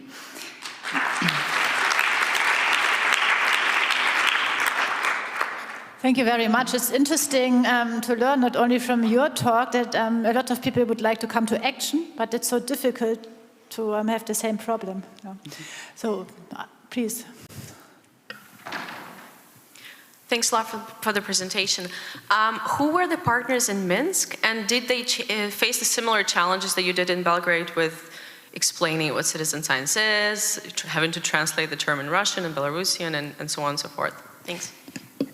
Yes, actually Minsk had many problems. In the end, they had to be even excluded in the way from the project because of their local governmental issues, and there was a kind of an NGO that was related mostly to high schools and comprised from actually secondary school teachers, and they had a lot of different type of problems, but I would say that we in Barcelona and Minsk, we were like facing the same issues, but just even to try to bring together all these stakeholders and to try to mediate these talks was really complicated and tiring. Yeah. You worked with many different stakeholders like residents and companies and stakeholders, and I was wondering who was most open to actually change something and do something. Can you tell something about which group is maybe more or less open? Yeah, actually I would say that first I was very surprised to see that the governmental representatives were quite open, and as you said in your talk, they always say we can do something, but we don't have the money for that. So they were willing to understand, to try to find the ways to help, but without the money. I would say the most reluctant were the people from the industry sectors who see the direct benefit from certain issues that are unresolved.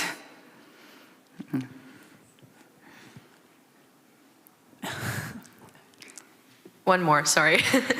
So coming back to the challenges you mentioned about the workshops and having to mediate different stakeholders and their attitudes and coming together with problems, would you recommend an approach that worked best in bringing them together, and also an approach to mediate those issues so that everybody finally came up with an idea that could work on together? Yeah, we tried several approaches, but I found this idea of the workshop where we kind of have this scenario workshop where they're thinking like about resolving some issue without any kind of boundaries. So no financial boundaries, no law boundaries, or any other boundaries. Then they come down all, and then they try to find some solution. But whenever you come to reality back, then to find exact solutions for exact problems, that's where again things start to be a little bit tricky. But I think that it's the point that we worked with the same people over time, and then I think that this mutual trust that starts building during the time is the one that opens most of the gates. Thank you very much.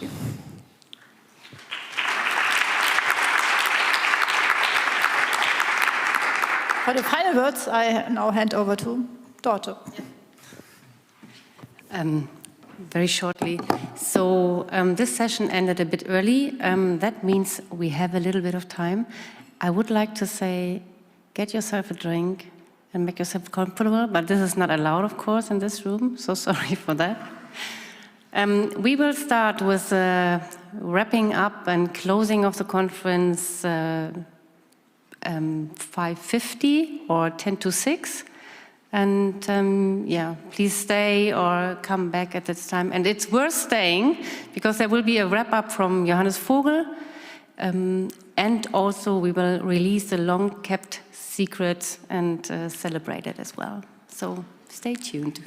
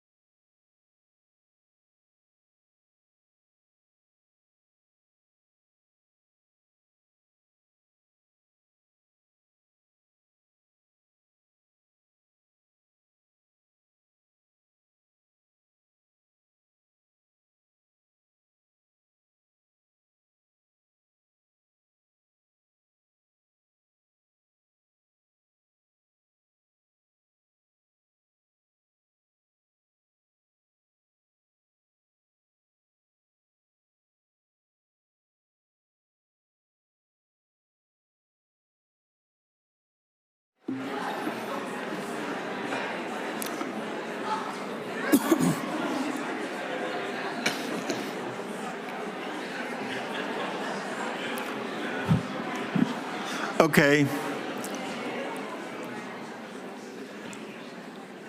So welcome again. This is a bit of a different setting. Probably only just one dinosaur in this hall, and that's me. So welcome to this fantastic conference. It's absolutely amazing, and it's absolutely timely that you have tried and succeeded to link science, bottom-up civic democratic engagement, and really big global challenges in such a very, very forward-looking and exciting way. I think there are a number of issues for all of us that we need to address, ideally together. I would argue that you are more in tune with the times and with the challenges than many of our peers and colleagues in scientific institutes. However, they are still the people that command the heights of funding and political power. And I think we really, really need to step up our lobbying in our regional, national, and at European level with policy to see how you all intuitively and with lots and lots of energy and ambition link society to policy and help policy to come up with decisions that really make a difference. I think COVID has shown us all how in some countries you shouldn't do it. Can citizen science do it better? I have no idea, but it would be worthwhile attempting to bring more of a bottom-up approach into the whole realm of public health, and perhaps even consider and ask politicians to consider diverting funding. As you know, in the entire medical field, lots of money is spent on dealing with the consequences of bad health instead of doing prevention and engaging people in their own health management. So there's huge things that can be done, and I think you are leading here the way to do it. And I would really encourage all of us to think a little bit harder how we can bring this to bear in the political realm. So how to do that is, of course, through the wonderful, wonderful services of ECSA. And as you all know, there are nearly twice as many people here in this room and in this conference than there are members of ECSA. So you may want to consider, if you really enjoyed all of this, whether or not the 50-odd euros wouldn't be spent well to swell the coffers of ECSA so that we can put on more of these wonderful conferences.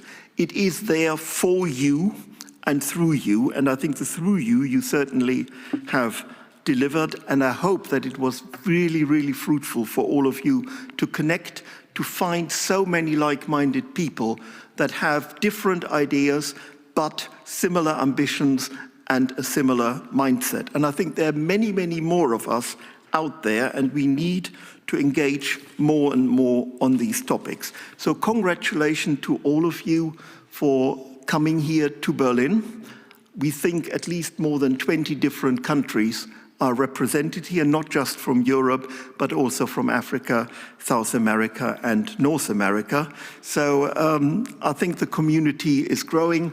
Martin Brocklehurst today is, together with colleagues in Austria, now leads a global initiative on bringing together the various associations on the 5 continents. So there's a lot to strive for, a lot to go for, and it all depends on your engagement. So, first of all, before you consider what to do next scientifically, consider to join ECSA. Dorte is here happily receiving the membership certificates. Sorry, you won't get out of here before you haven't signed. Anyway, we need you, so be warned. Very, very much looking forward meeting you again at various conferences. And this has really demonstrated how vibrant, how energetic this whole community is. It has grown enormously, lots more to do, and I'm really looking forward all of us achieving more together. So thank you very much, and I hand over to Dorte.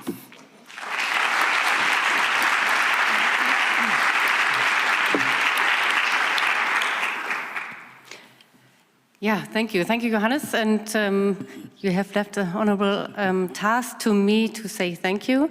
And first of all, I would like to thank the Museum für Naturkunde Berlin and also Johannes Vogel and Susanne Hecker for having the bravery of offering to host the conference 2 years ago without knowing how the pandemic would play out and if this conference could even happen at all. So thank you for that. You're allowed to.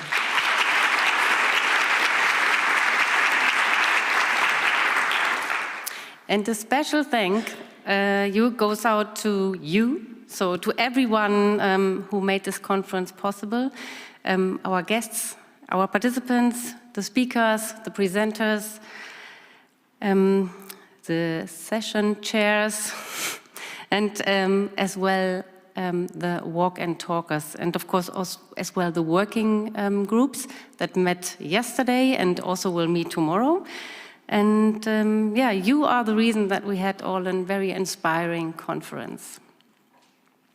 And last but not least, I want to thank, in the name of ECSA and also the ECSA headquarters, first of all, Silke Voigt-Heuke as head of the organizing team of the Museum für Naturkunde. And we have a little something for you.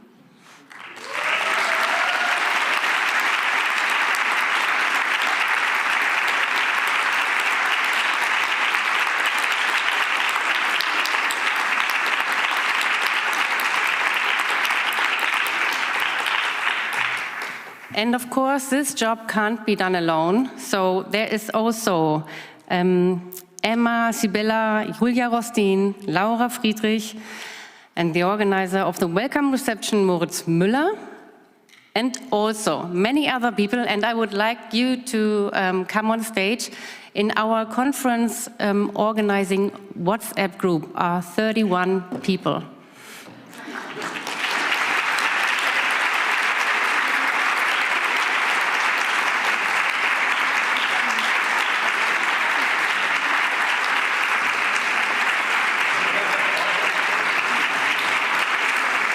Please also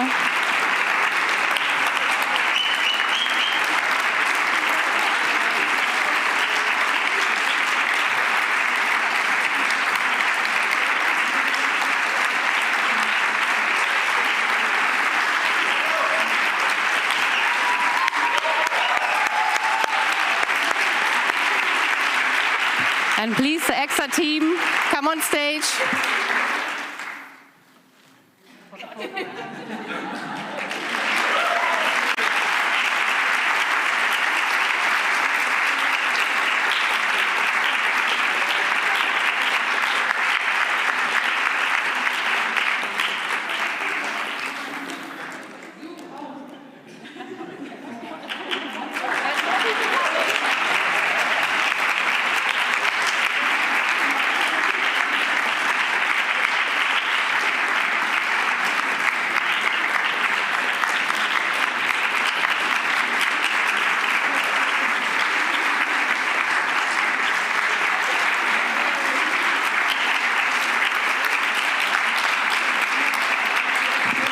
So as a present, we try to find something for you that you all can enjoy. This is a sustainable present, so it's made of sustainable regional food.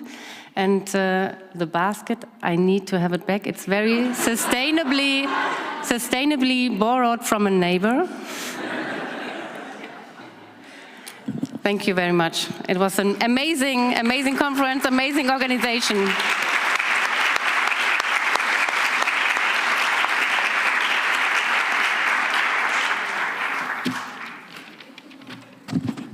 And now, the end of one conference is the beginning of the planning of the next conference. And I'm very thrilled to hand over now to longtime advocates of citizen science. And they will talk about the next conference. Katrin Voland and the Natural History Museum Vienna, Daniel Dörler und Florian Heigl. Florian will not be here today, but Daniel is, with the University of Natural Resources and Life Sciences. And they will tell us more about what will happen in 2 years' time when ECSA will have its 10th anniversary.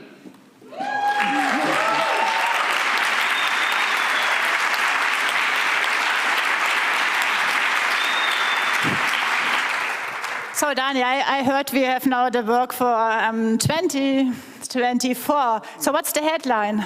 Yeah, thank you, Katrin, for this really surprising question. I wish I could have prepared something. The motto of next year's conference will be change. I mean, we talked this whole 2 days now about planetary health, which is also something to react to change. Planetary health is an approach to mitigate this change that we as humanity brought upon us ourselves. And there's also positive change if we empower vulnerable groups of people, if people can learn how to use science and research to mitigate problems, to change legislative or to adapt to adverse circumstances. Citizen science can be in the heart of this change, and it itself is a method to change existing structures and frameworks. And this is what we want to talk about, these changes that are facilitated or started by citizen science in all realms and in all practices. Yeah. Wow.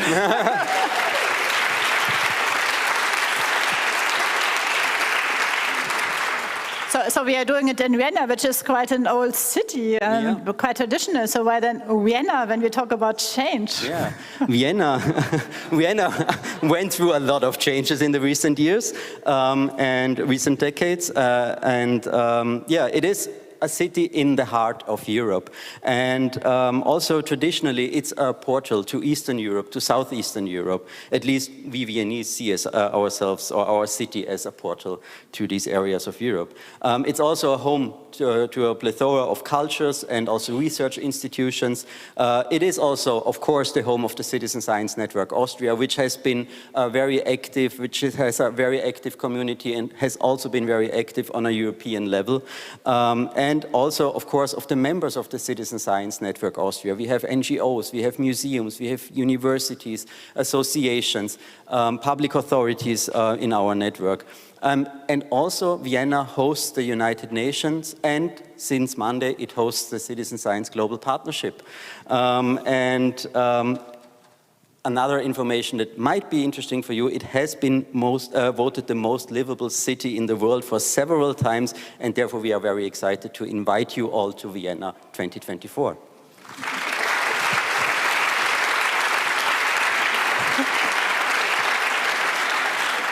But now, Katrin, you've been living in Vienna now for several years. Two, yeah. Where in Vienna will this conference take place exactly? Shit, that's a good question. I think we should take your university. So we will make the scientific part in your great rooms. I think you have big rooms like this for the plenaries. You have some seminar rooms. So we have the scientific part of the conference in your place. We will also have some kind of party place because we discovered we have to make a big party. It's 10 years of ECSA, then 2024. And we will have also a public event, and that will take place at the museum and around the Museum of Natural History, and perhaps you also can plan some excursions. Definitely. Sounds interesting, Katrin. But what?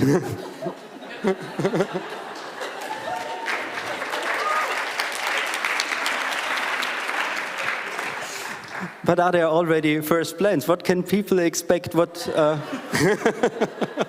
Just a quick question, the surprising question for you, maybe. You already answered everything. So Vienna is great, and with change, with everything what Daniel explored, I think we will have a lot of ideas. And something else we can announce it that the Austrian government, or specifically the Ministry of Science and Education, already gave us a bit of resources that we can hire a person to support us now setting up the call and all these nice things. And if you know anybody, they can check our webpage. So the call is already online, and it was a bit secretly, so it's to organize the conference.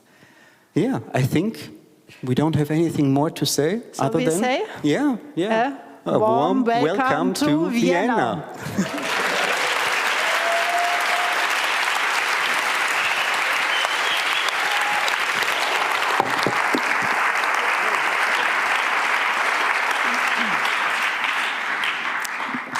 Yeah, now I'm very excited to visit the venue beforehand as part of my job. Yeah, this is the end. I wish all of you a good evening. I hope to see many of you at the party venue, Jung und Schön, later on this evening, or tomorrow at some working groups meetings, or at the ECSA CS Track satellite event at the MFN. Yeah, for everyone else, I hope you have a good evening and safe travels home. Thank you.